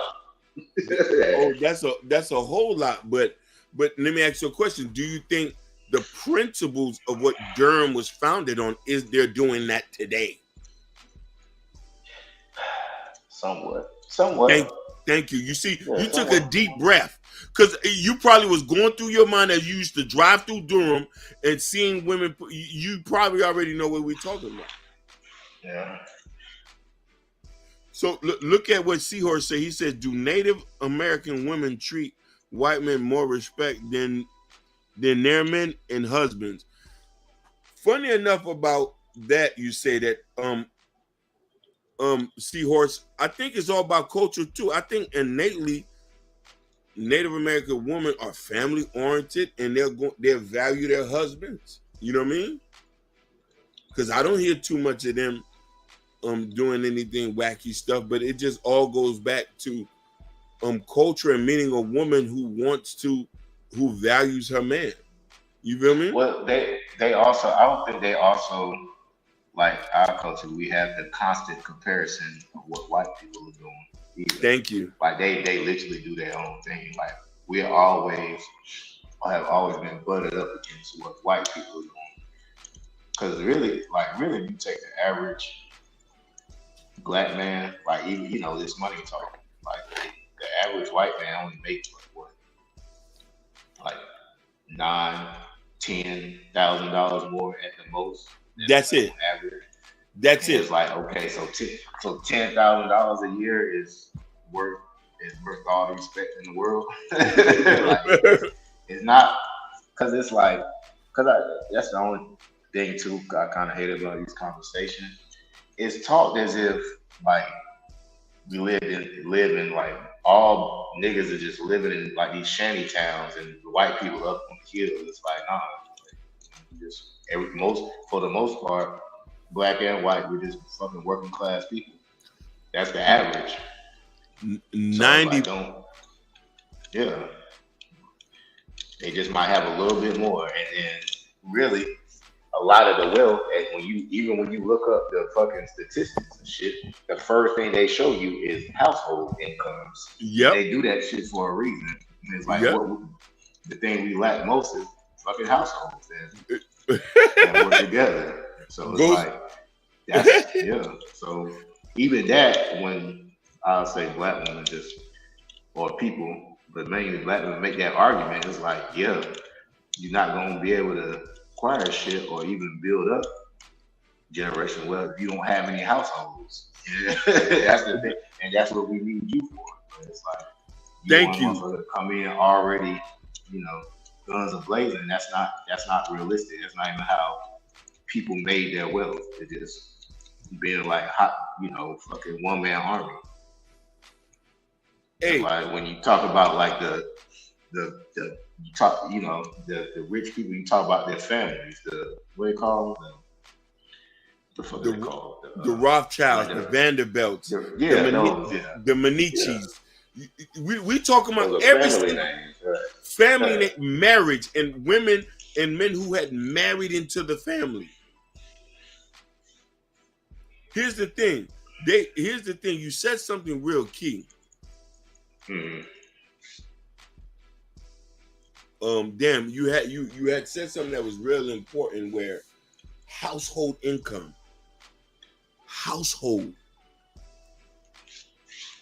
You know what I'm trying to say? And when a lot of people these says that, oh, I'm doing this and then, I'm like, yo, it all goes back to that key fundamental. While we're practicing individualism, white people are still getting married. And here's the point I wanted to tell you. Why black women think the way they went. They are in spaces where black men are not. If majority black women are working as executive assistant and secretaries in these white companies, a lot of black men end up in those places. We're out doing construction, lawn service. We out driving trucks. So they're around different types of people, bringing back rhetoric that doesn't even apply to them. You feel me? Yeah. No, give an example. Give an example of some rhetoric they bring back. Bring back. My coworkers going away for the weekend. They own a house in the Cape. Oh, she doesn't really have to work. Or you know what I mean? You could have a black woman working at Bank of America downtown Charlotte. 90% of her coworkers are white, and she's the only one that's not married. And all of them have wedding rings, and all of them are talking about bringing stuff to their husbands. Or some of them saying, my husband told me to leave the job. You feel me? Mm-hmm. There's so many examples I can even go by and talk about how where let's say for instance where like you have a lot of women who are working these places, and these women are dating, but they're talking to their friends who are married, and they're trying to force marriage things to a man they're just dating with. You hear that? Okay. Look at it from that point. Imagine this. She working at a place and she said her husband pays 90% of the bills and she just there and she gets to keep their money. We don't know what dynamics her and her husband has. We don't know if she helped them got his CDL license. We don't know if she helped them build it. That little bank job is the reason what got her white man up to there. A lot of people don't like to talk about that. You feel me? Oh yeah, like you said, the nuances. So, but let's say for instance, she's dating Jim, who work at Jeffrey Lou. She goes and tell him, Sarah told me her husband paid for everything. You're not moving far half enough. They're married. Yeah. They're married. You're not married. And she's been with him longer. What if she had been with him since 16? So there's things that our women in our community be bringing to us. They'll be getting them from different spaces, or they see things that their counterparts are doing and say, okay, I'm dating this guy. I've been dating Tyrone for 7 years. Why are you still dating him for 7 years? Right. Mighty soul. In the spirit of fairness, do you think we are doing the same thing? As black men doing the same thing? We expect the shit that we know we're not gonna get. 100% we are. No. I can agree. You want to know why we're able? Let me tell you something. We're able to do this because they're allowing us to do it. Because there's no standard. Imagine this, Ed. If you can go get with a girl, and she'll let you fuck, and she'll cook and clean, and she ain't gonna mention marriage, you gonna get over. A lot of us had gotten over. You feel me? Yeah. And She's because you want to know what she's saying. She's expecting us to do what Tom would do. Because when Tom get with Sarah, it's less than 6 months. Tom already saying, "Oh, I'm trying to put a ring on it."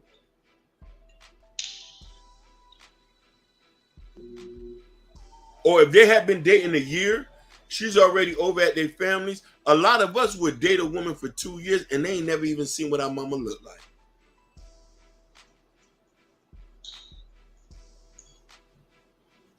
I know women who have kids and were dating dudes and sleeping with dudes.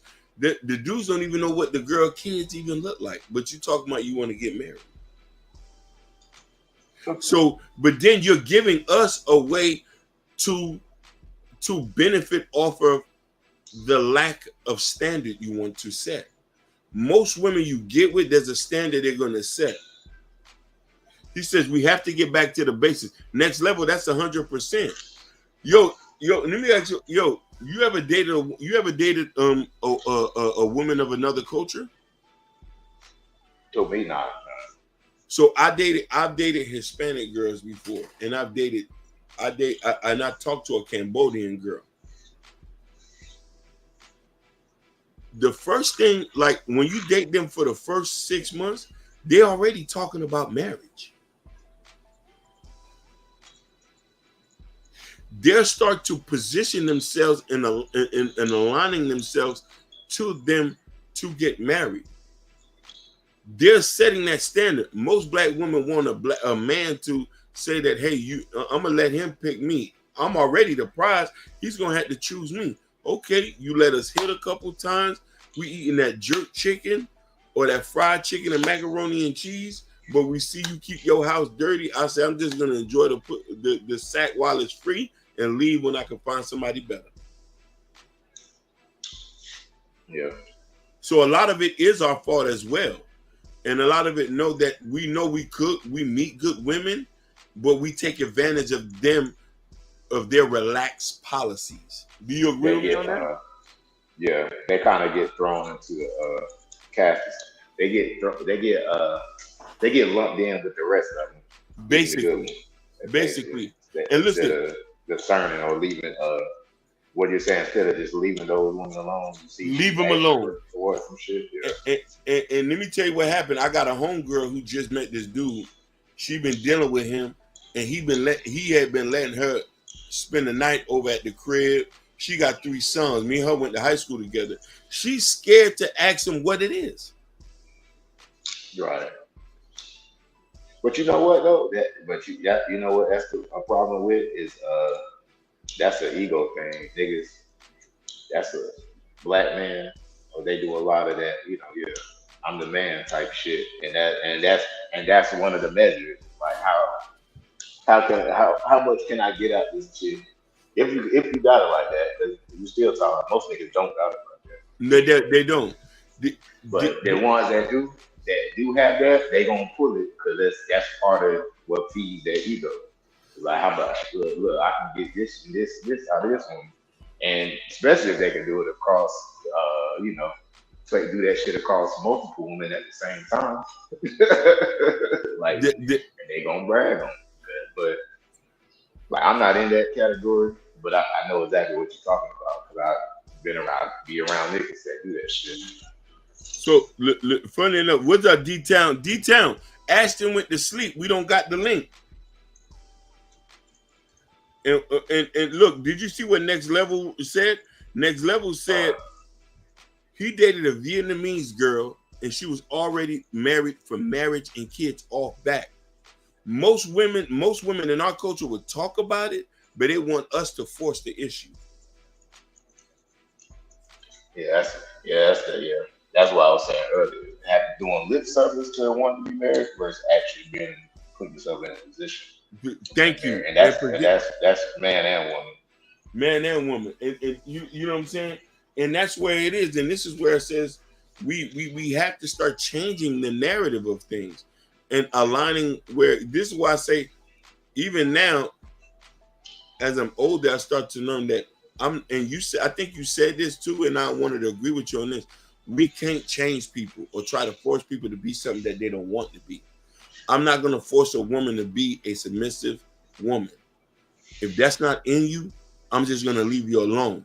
And you have a lot of women who want you to change the way you are to appease to them.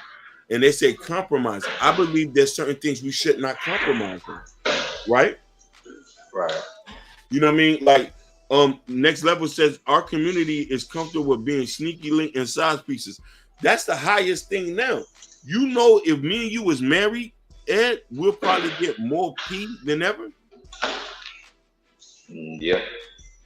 But I think that's across the board, though, to be honest. I think it just magnified with us because we aren't really married. We got this baby daddy.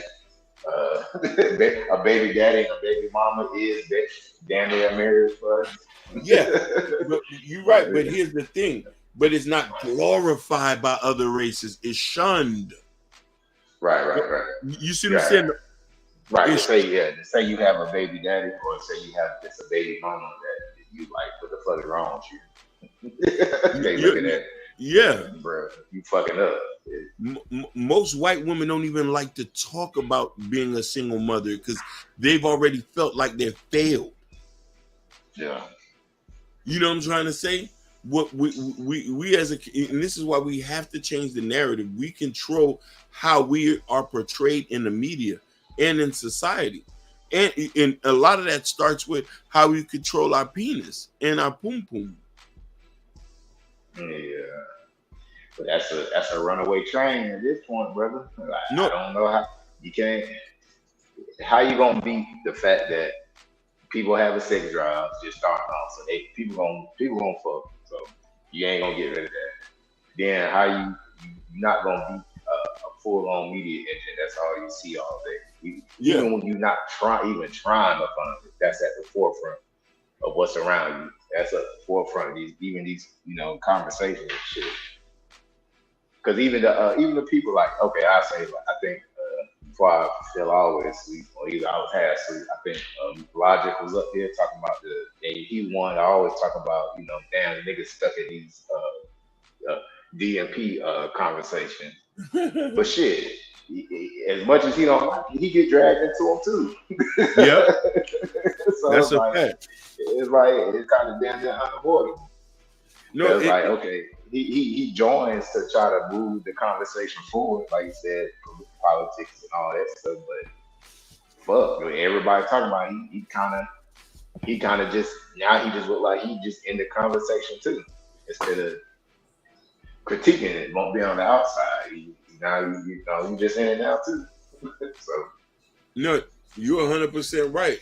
And I think he just, since he's a part of this culture, he just, okay, I'm accepting, I'm gonna just continue it. And this is why I said we don't have to continue it. It's just how we move. And we go where we treat is best. You know what I mean? Right. You know what I mean? And I listen, I let women talk what they want to talk. I love them with all my heart. That doesn't mean I support a lot of that goofy shit. Right. Yeah, there's no need to shut that. Yeah. That's a thing too. Like my man was up here and he's super passionate and super he think he was doing his best, like cutting off the conversation. But basically, like, it's not you doing that is not going to actually flush the shit out. You gonna be looking irate and looking crazy, and then they just still gonna think what they think. So just why not just go ahead and have a conversation and flush it out and see where they coming from. No, 100%. At least you understand, right? You know what I mean? But sometimes a lot of us do think they were right. You know what I mean? This is why you see the whole time I was quiet. You ain't notice that? Yeah. Listen, I believe in having engaging conversation, even with women I might disagree with. You feel me?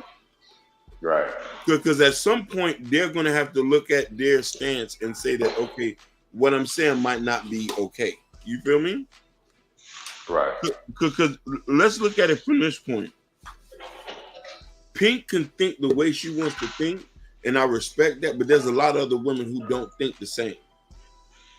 Right. You know what I mean? There's a lot of other women who would not have you disrespect a black man or call him any kind of word. There's a lot of other women who believes in marriages. There's a lot of other women who are good at discernment. Some women are lucky to just find them a good husband. There's black women still getting married to good black men.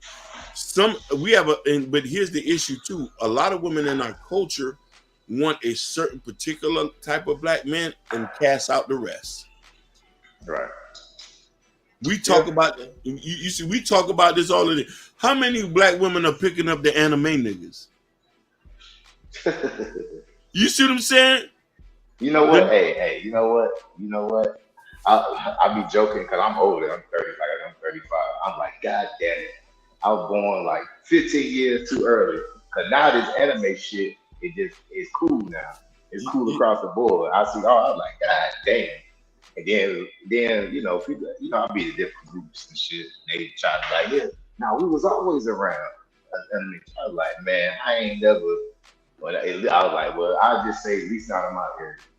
I ain't never just happened across no chicks talking about fucking any anime and shit. Even niggas, like the most they would do was maybe Dragon Ball Z. That's it. Because people are like, man, what the fuck is this shit, man? Basically. But now it's cool. You see all the shirts in Walmart and all the care. I'm like, come on. I was like, man, get the fuck out of here. I often joke. I was like, man, God damn, I was born 15, 20 years too early. Listen. Now all this shit is cool. If you can't tell me what Akira is, a Tatsuo me, you're not no anime nigga. Damn, I ain't even that deep. You see what I'm saying? No, I ain't even that. Go look, it's an old movie from the 80s from it's called Akira. You know what I'm saying? Oh, Akira, yeah. Man, just say it the American way, man. You said you pronouncing it all correct. I actually, my homeboy I got the VHS Akira with him on the motorbike. I don't know if it's value or not. I got one of the VHS. Yeah. Go dig it out. That might be a collectible. No, that is a collectible. Go watch the remastered version. The remastered version, oh my God. And you know what I mean? Full Metal, what's it? You got Full Metal Alchemist. And you got the they redid it, Full Metal Alchemist Brotherhood, Soul in the Shell. Yeah, Ghost in the Shell. Ghost in the Shell, that's what I mean. And they remade that one like 40, 50 times, you know what I mean? So yeah. So but they even had, I don't know how I got that shit. I just happened across. I played the Ghost in the Shell video game on PS1. When you played as the what you call it, Tachcom, the little tanks that they put the consciousness in. Yeah, that shit was fire. No, definitely. But how many women were snatching niggas up like that? None. And we know there's a lot of women in our community, even the most educated one, they always wanted gangsters. Mm-hmm. Well, it's on both sides. It's like that's just culturally that's what. Okay, damn, I'm about to start. I ain't starting shit. Fuck it, bro. Look, even in this space, like that's why people. JP, that's my nigga. That nigga wild. Bro, I be saying he be going from panel to panel, and like the woman in the chat, like it'd be on somebody else, and one in the chat be talking shit. I'm like, I'll be right there. I was like, yeah, JP and fuck all you hoes talking shit about too. Yeah, you call him a poopy and all that other shit. Yeah, he'll have furry deals and run through all y'all. So I don't know why y'all ain't get catnip. Look. Yo, he was able to bag Flora, and she educated. Right. Exactly. But I ain't talking that. That's not me talking down. No. I'm just saying what people say that they, women say that they ain't gonna fuck with. That'd be the first thing they fuck with. That is true. Like you said, Flora calling everybody bandits and all bandits. That shit, like, you see what I'm saying? Look what Seahorse said. That's what you like. Yeah. Seahorse said, okay. He said, okay, so you said it yourself, Prince Hakeem. why then should the men they don't want be invested in the community and not individualized? And I get that, and you're all right. Here's the thing: I'm still a dreamer, Seahorse. You feel me? Yeah, because I asked you the same thing essentially, but yeah, he said he's still gonna dream. I'm still gonna dream, but I do feel like men and women should go where they're treated best. Like a lot of the anime niggas and the nerds tend to end up like, listen, the tall niggas with big feet, the fat boys, and the nerds all end up with white and Hispanic women. Let's just get that straight.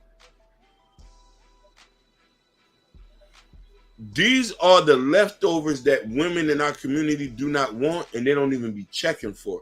It be other races of women who scooping these guys up. Stop me when I'm lying. Lots of times we avoid these women because we still try to keep it black. Am I wrong? Yeah. But even Pink said loud, but she was talking about black men, how we are education adverse, like we kind of clown with it. And shit. I think that's changing. Yeah, that is changing. Yeah, that's changing. But she put it on black men, but that's a black thing because even with women, they be right there clowning niggas too. Or even if they won't saying shit, they won't going behind everybody back and trying to get to these niggas. So they go with the crowd too, and they the same. They was like the same shit. So what difference did it make? No, you're right.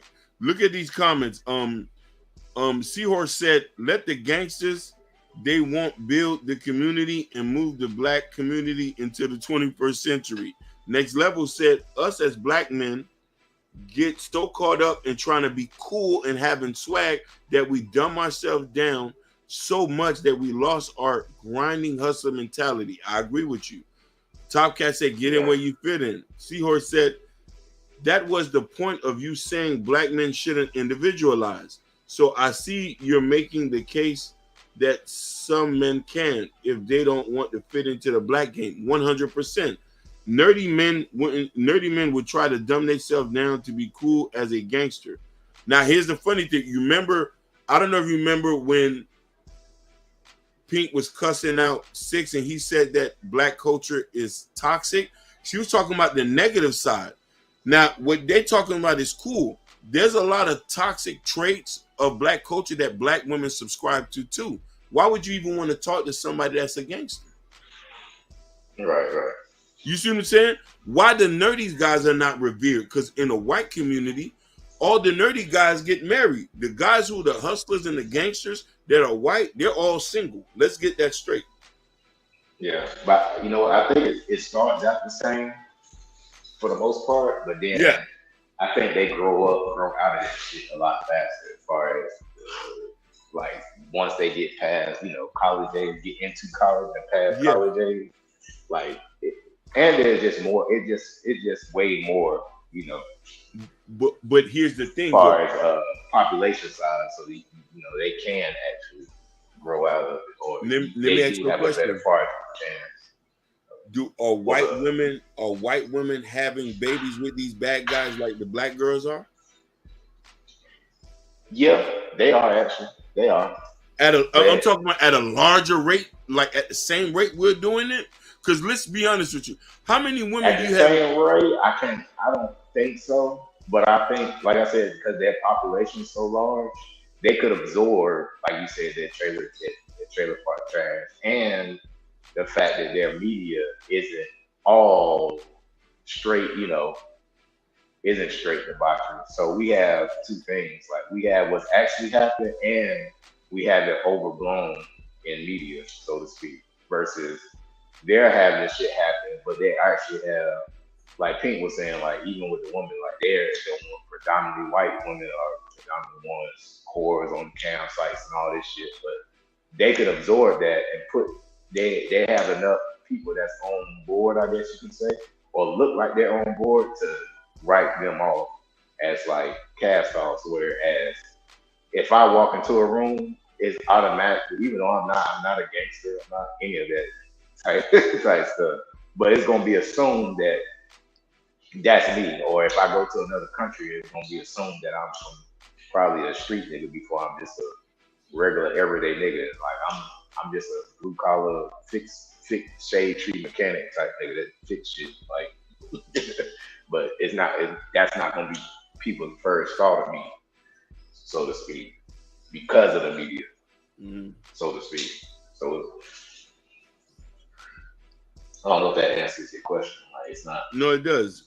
Seahorse said that's my point. She only interested in a gangster. The other guys she skipped completely over and jumps into divesting.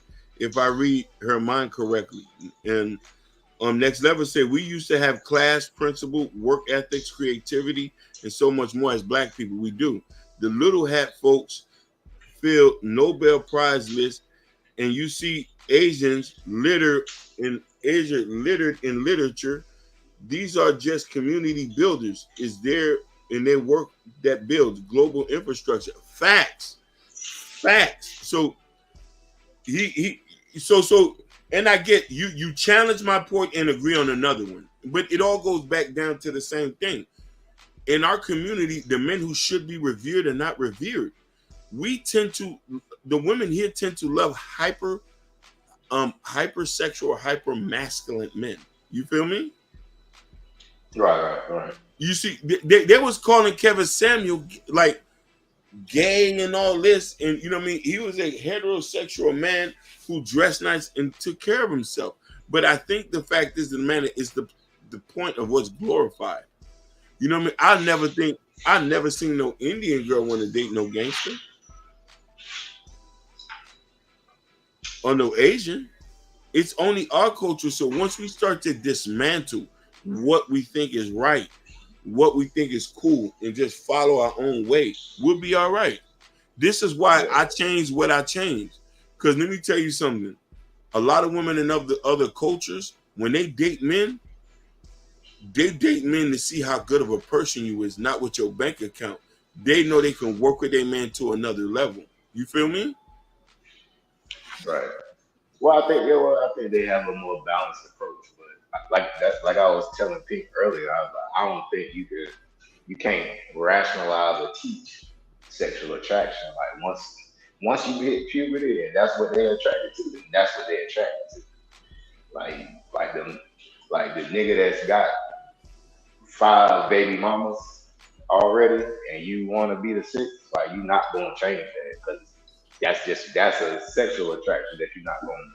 But that's not a thing you fix. Let me ask you. But where does that attraction come from, Ed? Why would that even be attractive? Talk to me, man. Why would that even be attractive? I would say that it's a cultural thing. You see what I'm saying? Cultural, and like you said, like you were just saying, like there's an invisible middle there. Like you say, you know, from one extreme, like we operate like one extreme to another. Like if you're not a gangster killer, or whatnot, portray yourself that way, then you automatically it goes to the other extreme. It's like, oh, you just some wimpy ass nerd that can't do shit. Or you can't protect nobody. I've heard women say, I heard that. Yes, I don't know how I heard that shit. I've never said that shit. Oh, I want somebody who I know can protect you. I say, calling police is protecting you. Like, and these are the extremes that we're talking about too. This is why a lot of women bash me on that day when I say I don't date women with degrees. They say, oh, this and that. I say, when you start looking at that situation, you're looking for somebody who has their focus. When you're so focused on career, you don't care about family. You don't care about building anymore. You feel me? Right. You got money. You don't need a man. Go cash a man. You want, you know what I'm saying? Like you want somebody to match. You know when they say match my energy? What energy you talking about? You talking about pay raise? That paycheck could be taken from you any day.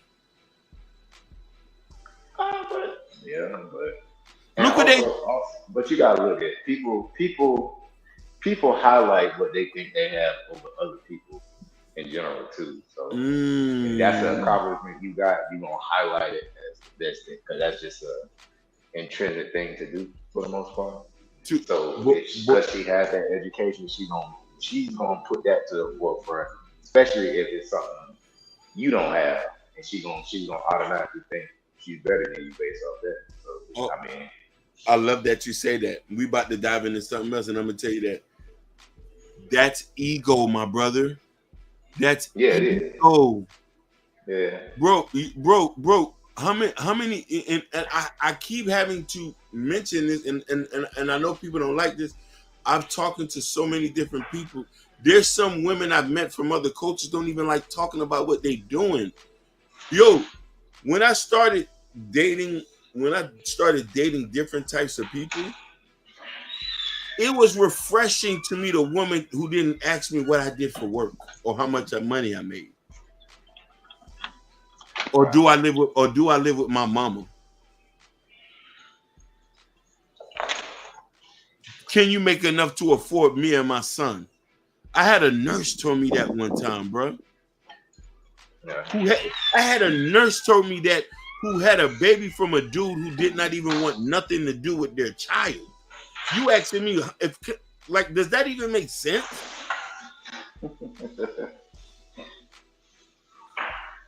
Well, obviously it did. She said it.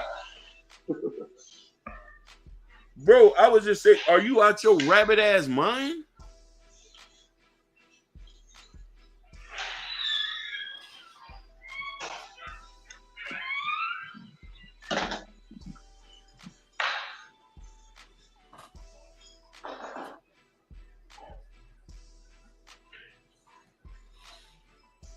So we got to look at these type of things and not let people like mess with us, bro. Yeah. But, so, but like I said, I don't know how you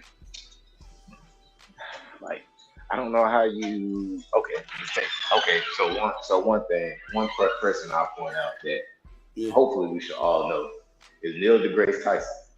Yes. You know that is, right? Yeah, he's the neophysicist. Yeah.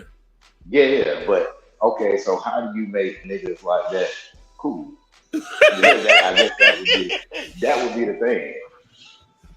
Like I've always been fat, even though I ain't that smart, you know what I'm saying? But I tried to do the whole, I'm gonna be an engineer type shit. It's like that math part. Yeah, it's not for you, buddy. But I tried, so, you know what I'm saying? But I'm just you know who his wife is? Who is his wife? That's another thing. Who is his wife? It's a white woman, Alice Young. Oh, well, I should have known.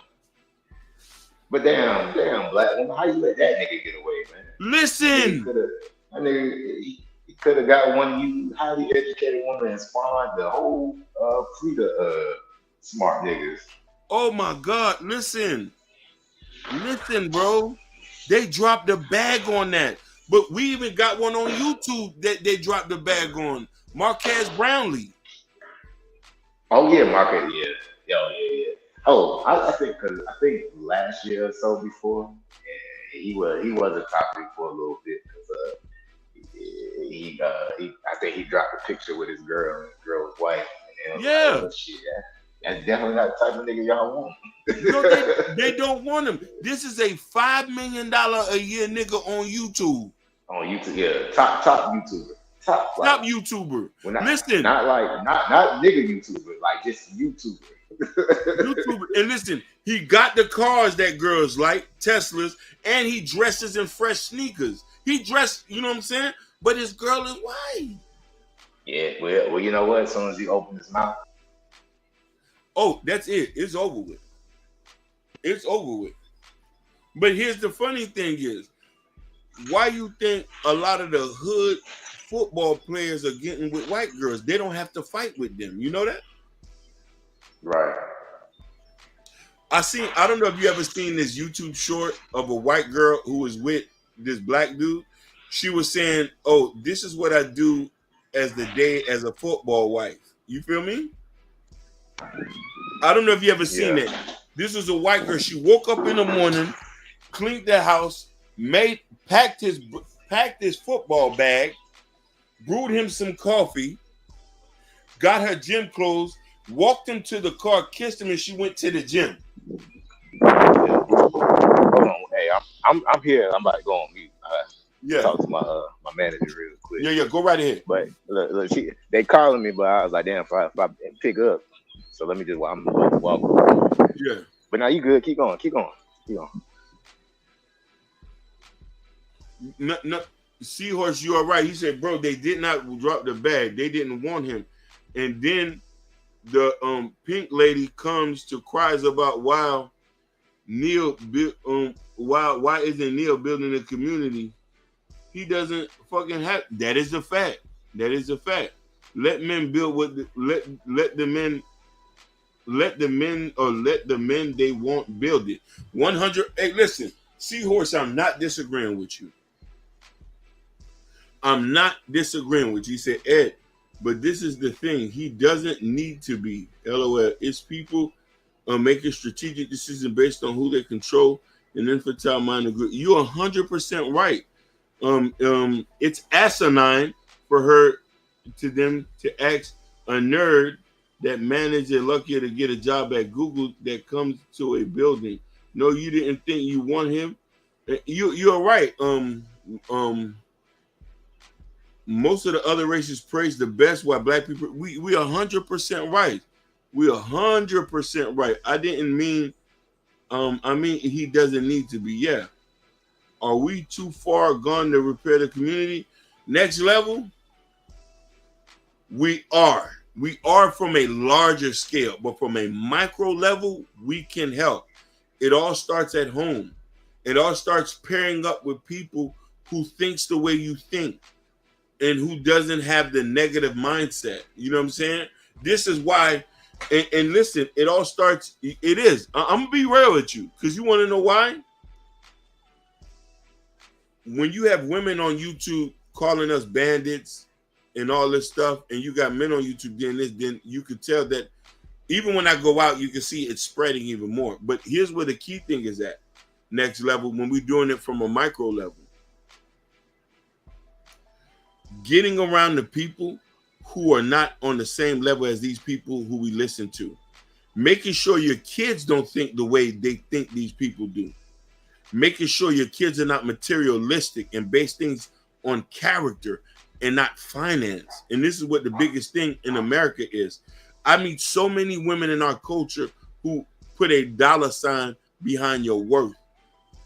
Or you make $100K, or you got fresh sneakers, or you don't dress nice, or you got dirt under your nails. You might be, you know what I'm saying? So there's so many nuances to these things. You feel what I'm saying?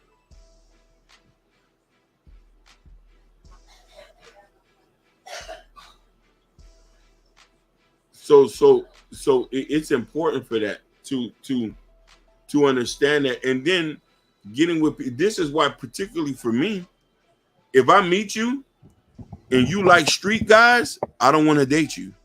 If your baby daddy was a street guy, I don't want to date you. If you had a baby daddy, I might not date you because I don't have no kids. If your mindset is disrespecting black men, I don't want to date you. If you think little of black men, I don't want to date you. If you feel that education surpassed all that, I don't want to date you. Damn, dumb street. Yeah, Ed. Did it knock you out?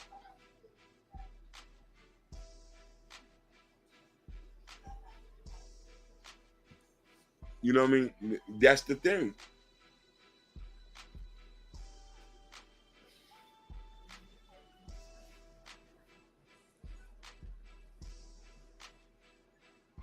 And that's the situation with that.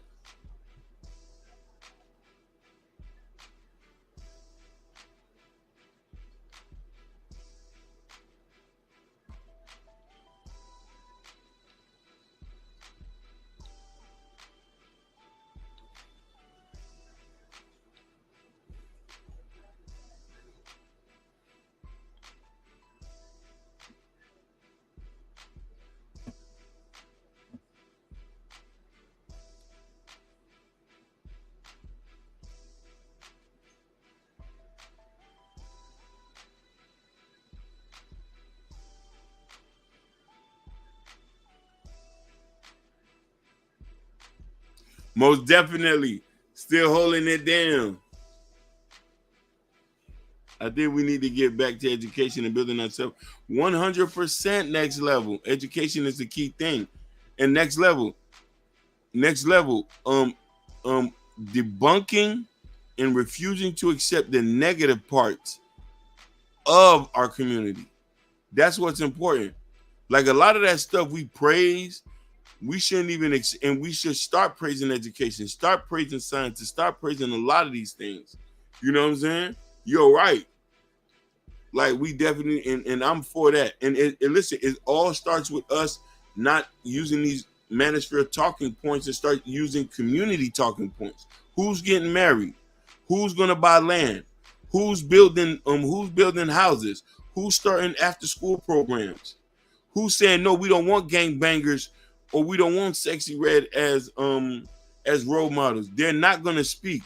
There's so many other people who are doing bigger things that we can have to come speak. Adam, there's so many people we can name to go do this.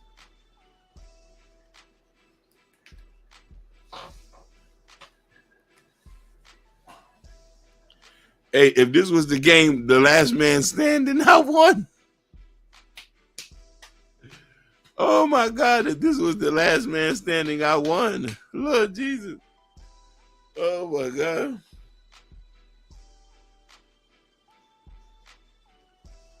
Hallelujah. We push entertainment and athletics, but not education and entrepreneurship. 100%.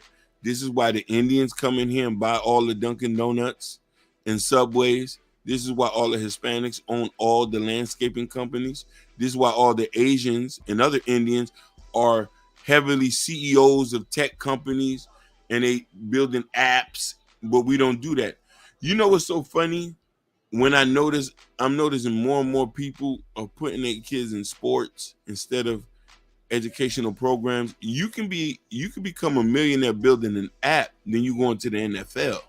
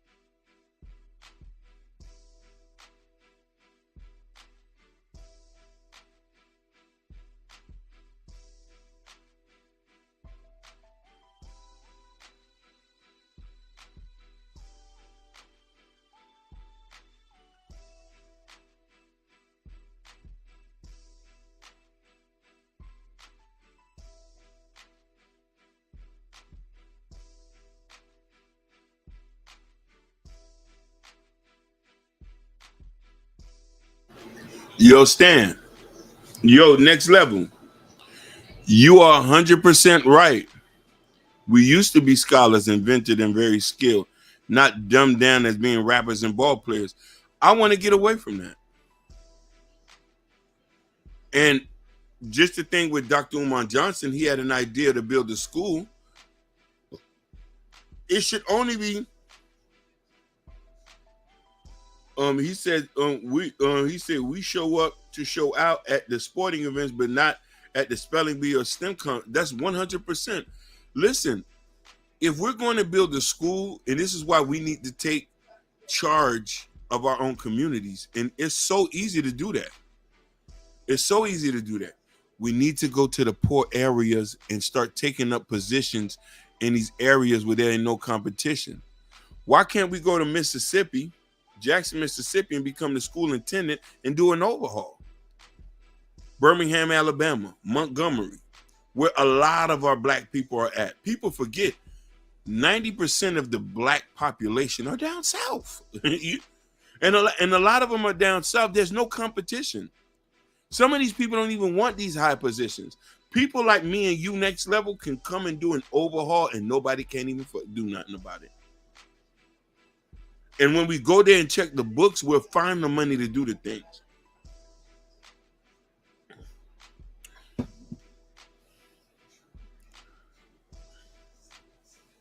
It's all about building the next generation.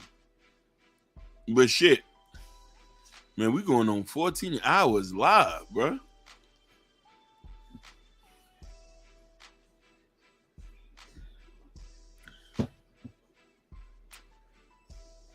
Nine watching. I'm about to drop down.